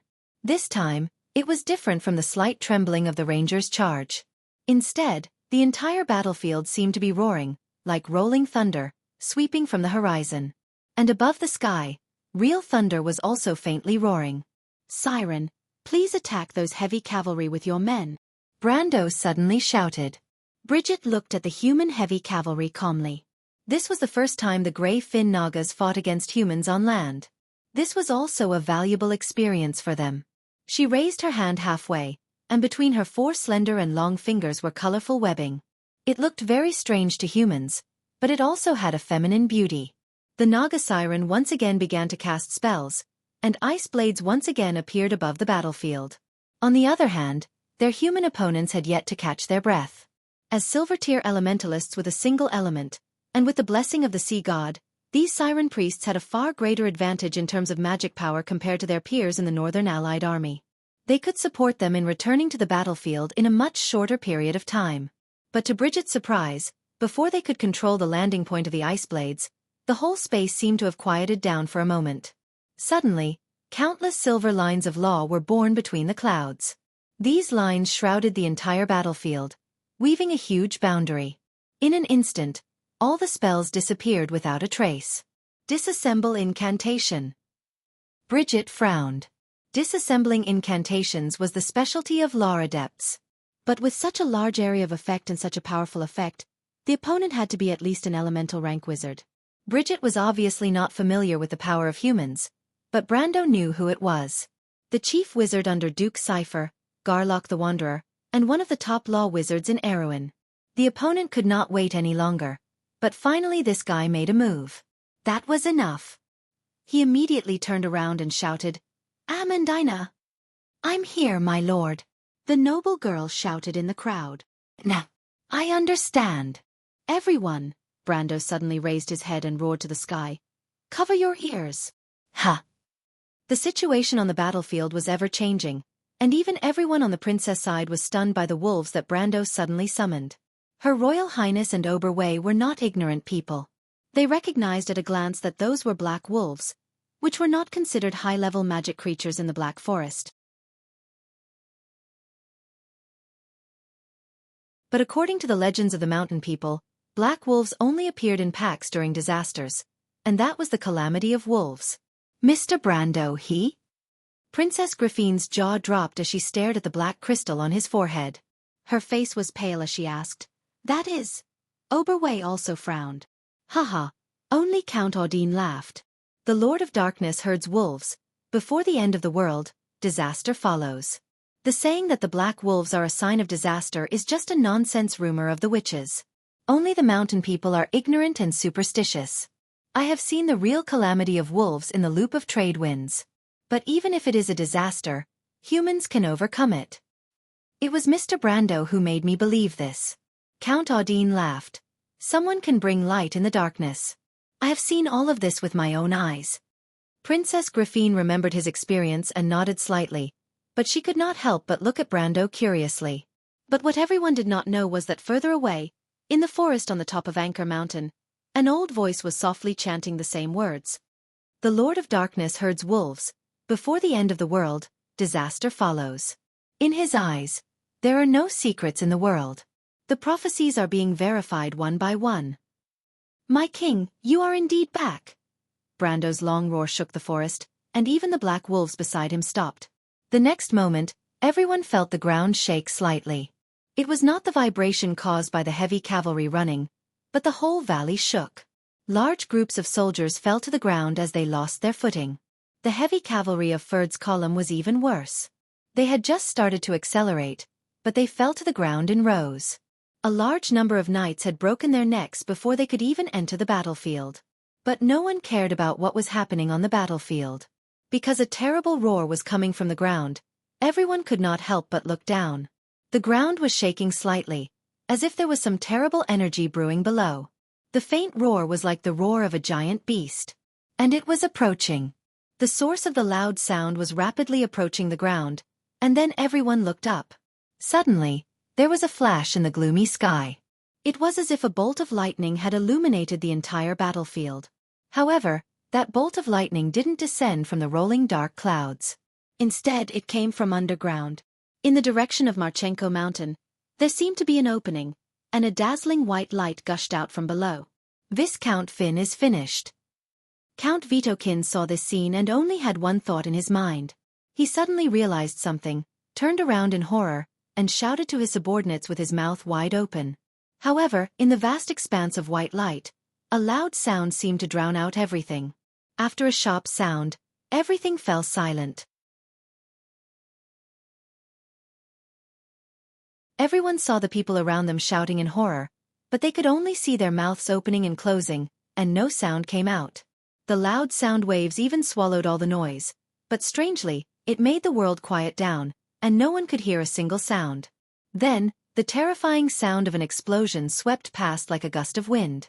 Everyone subconsciously stepped back, and the terrifying shock wave swept across the battlefield like a bright ring. Then, whether it was the light infantry, heavy infantry, or the knight riding on the drake, they were all lifted up by the gust of wind and flew back more than 10 meters before falling back onto the meadow. At that moment, the whole valley shook, as if the northern branch of the Arek mountain range was about to collapse. The white light instantly cut off the connecting section between Marchenko Mountain and Wiliko Mountain. After a long time, when Vitokin finally got up from the ground and regained his senses, he looked at the battlefield in front of him and could not help but feel his mind go blank. The heavy cavalry of the Ferd division had completely disappeared, and half of the heavy infantry had disappeared. On the other side, Stevenson division had also disappeared by nearly a third. Marchenko Mountain had almost disappeared, and Wiliko Mountain had been cut in half. There was only a deep rift valley left on the ground between the two mountains, and the bottom of the rift valley was like an abyss, surrounded by white fog. But before Count Vitokin could find any suitable order in his muddled mind, the dense white fog seemed to come alive. It kept rising up and then combined into a huge, spinning tornado. Everyone who was still alive could not help but look up at the rapidly expanding storm that was dozens of meters above the ground. It was clearly not just a gust of wind, because everyone felt a huge pressure descending on the battlefield. And then, a majestic voice resounded throughout the battlefield. "Lowly mortals, thank you for breaking the seal for me." A thunderous voice came from the wind. The storm clouds in the sky were gathering above its head, and the rain on the battlefield seemed to have become heavier in an instant. Lightning began to shuttle between the clouds, and then the lightning gathered on the tornado. But I hate it when people disturb the elegance of the silent wind. Amidst the rain, everyone around Brando was stunned by this sudden change, but he was the only one who looked up at this very familiar scene. He only felt a sense of wonder in his heart. Even the opening lines haven't changed. Then this guy's temper shouldn't have changed much. Ha! On the other side of the battlefield, Garlock the Wanderer's face suddenly changed. The great wizard who was casting a spell suddenly turned his head and shouted anxiously to Count Vitokin, "Get your men ready for battle, quick, or it will be too late." In fact, it was already too late.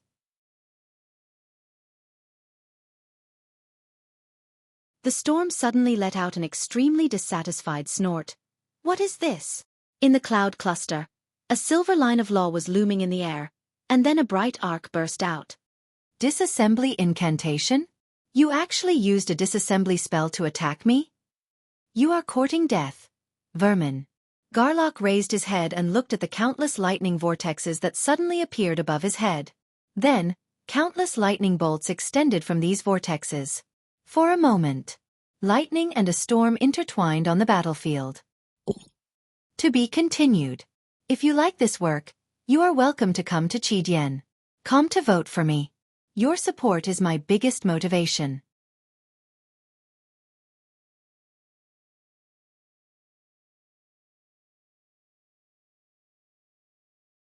Chapter 604.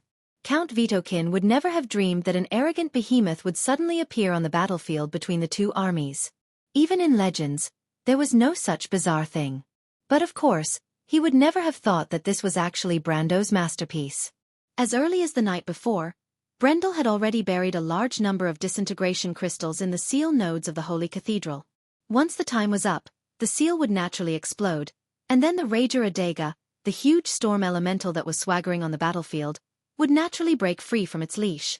Rager Adega was level 71 in the game. In terms of Vaughn's general understanding of strength, he was at the late stage of the Law Realm. It could be said that he had reached the extreme realm at his peak, but his strength had declined after being sealed. Since this guy was called the Rager, his temper was naturally not good. Due to the contract, Tiamat Code, between Lady Martha and the four elven kings, elemental creatures were naturally sensitive to changes in the law. Lord Adega also hated it when people showed off their law spells in front of him. This was why the Shire had never made a move until now. As a veteran player, Brando would never make such a low-level mistake. But the Northern Coalition army was not so lucky. Garlock the Wanderer had a bad feeling as soon as he made his move. This great mage was already level 65 at the beginning of the game, and he was also a powerhouse of the elemental truth. Powerhouses of his level were usually very sensitive to danger and hostility. He immediately sensed Adega's hostility towards him. Adega was like a huge cloud hovering in the sky above the battlefield. Just its diameter alone was more than a few hundred meters. Gray clouds were constantly churning in its body, occasionally releasing one or two bolts of lightning. Everyone had to look up to see the full appearance of this lord, and in the position of its eye sockets, there were two huge lightning vortexes, like electric balls. As soon as this behemoth appeared, the soldiers of the Northern Allied Army immediately let out a terrifying scream. God, it's a monster! Nonsense, that's an elemental creature. So big! There were quite a few people who turned and ran, but Adega did not intend to bother with them. With a soft sound, a golden lightning arc flew towards Garlock, who was in the middle of the battlefield. The old wizard's face turned pale. Elemental creatures had a long lifespan, so they were much stronger than humans of the same level. Not to mention, this one had been sleeping for countless years, and its strength was one level higher than him. He quickly raised his right hand and shouted, "Law, stop it!" A transparent hexagonal shield floated above him, each side blocking the front of an electric arc. When the two sides collided, the electric arc immediately scattered into electric snakes that splattered in all directions.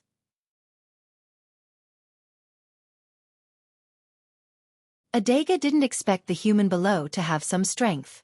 Of course, it was also because his strength had declined. He couldn't help but feel a little angry.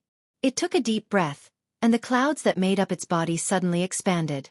At this moment, a storm was forming in the outer sea of Ampere Seal.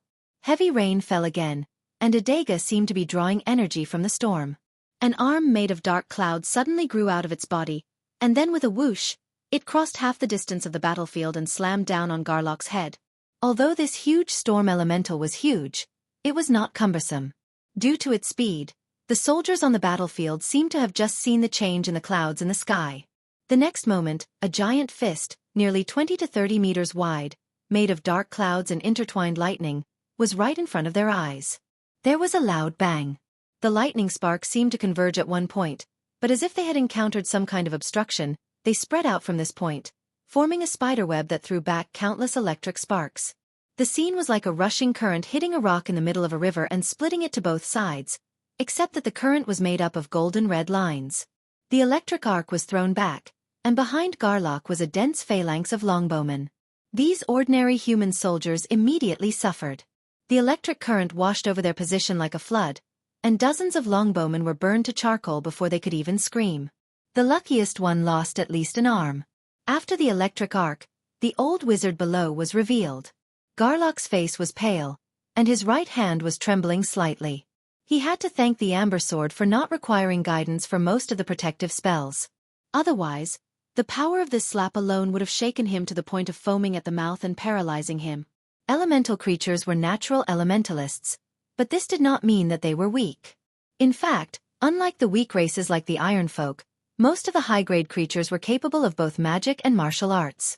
A powerful elemental lord like the Storm Elemental, after reaching the peak of the realm, would not be inferior to an elemental-activated warrior in physical strength. Adaga's attack missed again, and the bad-tempered elemental master suddenly flew into a rage. Countless lightning bolts shot out from his body and landed on the battlefield, taking out his anger on the ordinary soldiers. It could be said that he was the most shameless boss in the history of Erewhon. A large number of casualties suddenly appeared on the battlefield. Count Vitokin almost blacked out when he saw this scene. At this time, Duke Cypher, who had been supervising the battle from the back, finally could not sit still.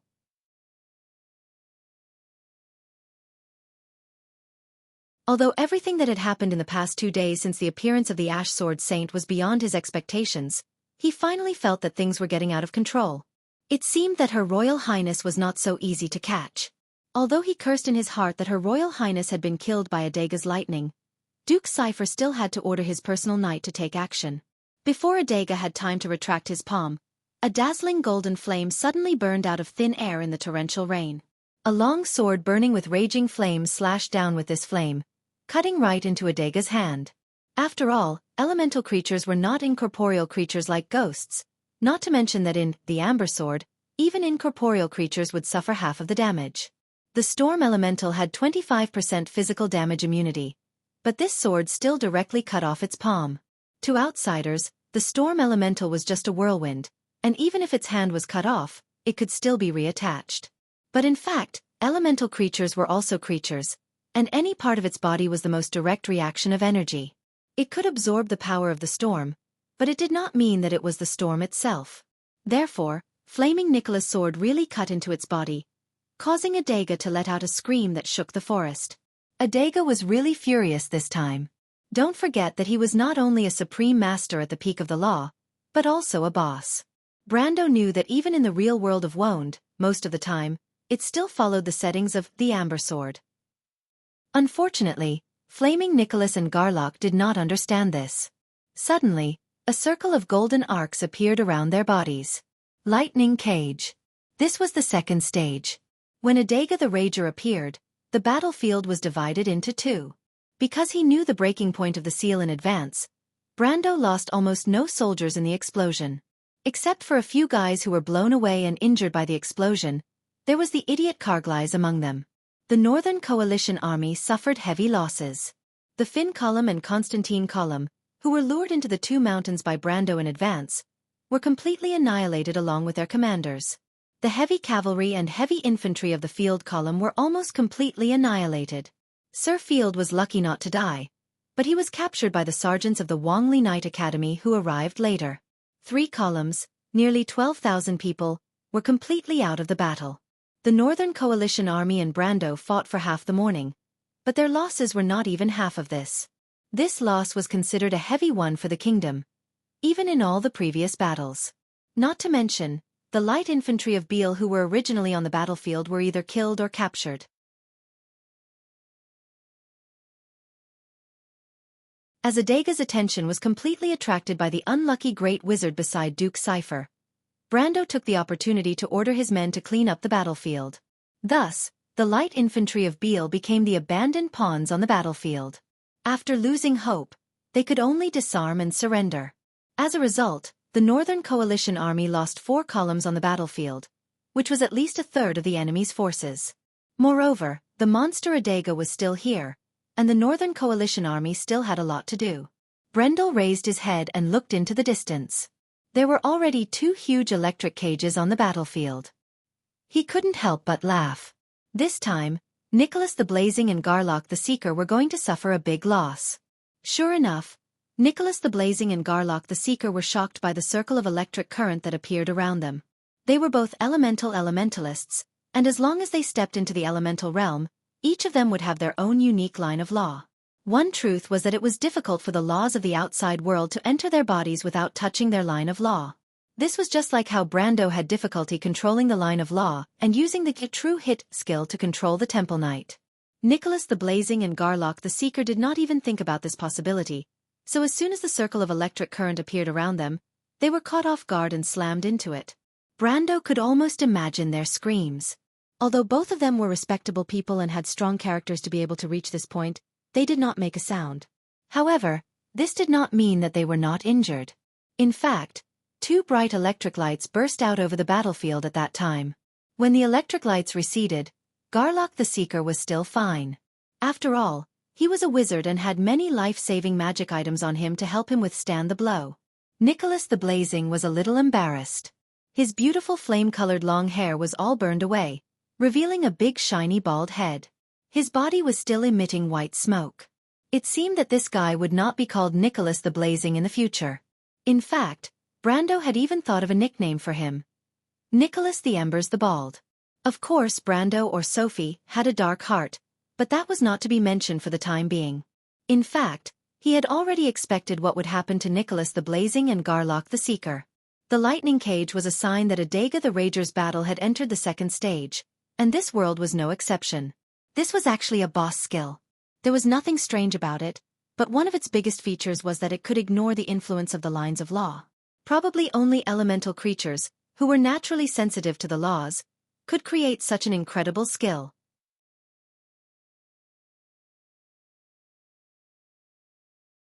The actual effect of this skill was that unless you remained still and did not leave the range of the lightning cage. Otherwise, once you touched the arc, you would immediately lose half of your life. Although the damage of this skill could be absorbed by some magic equipment such as shield rings and life-saving amulets, it ignored all defense and magic damage reduction. In other words, even if Brando had more than 100 will, he would still suffer the same amount of damage. In the beginning, the players had a hard time dealing with this skill because the lightning cage would last for 10 seconds and was cast on all targets with Adega's aggro on the field. This meant that you could not dodge in these 10 seconds and could only stand and defend against all of Adega the Rager's attacks. This was a nightmare for the players at that time. But what made Brando a little funny was that this skill was not so threatening to Nicholas the Blazing and Garlock the Seeker. When the players first explored this boss, their levels were not as ridiculous as these two. One was level 70 and the other was level 71. At that time, the highest level of the players seemed to be level 55. It could be said that Nicholas and Garlock were fully capable of resisting Adega the Rager for 10 seconds, but they were at a disadvantage because they were not familiar with the skill. Most of these elemental creatures came from ancient times, and their skill system was completely different from today's. Before Brando could finish thinking, he heard a thunderous roar on the battlefield. Ha ha ha, stupid mortals! Adega's laughter was extremely arrogant. It seemed that it was very proud of its success. Under my lightning cage, you'd better obediently wait for the lightning's judgment. If you act rashly, you'll only lose more than you gain. The loud voice echoed on the battlefield. F***ck Brendel almost spat out a mouthful of blood. Even though this guy's title was Adega the Rager, the players actually called him Brain Dead Adega. This arrogant guy had an extremely bad habit of showing off his skills, as if he was afraid that others would not be able to defeat him. Brendel did not expect that he would behave the same way here. Nicholas the Blazing and Garlock the Seeker were both masters of heroin who had been famous for a long time. They were very sharp. They looked at each other and saw the same meaning in each other's eyes. Sure enough, as soon as the lightning cage appeared, the two of them would be immobilized, and then Garlock would cast a defensive spell. For a while, Adega could not do anything to them. At this moment, the battle was in a stalemate, but it was obviously in Brando's favor. In the eyes of the princess, this was the best time to retreat. If Adega could delay the Northern Coalition army here for a day, they might be able to escape Ampere Seal completely. However, they did not expect that Brando did not seem to have any intention of retreating.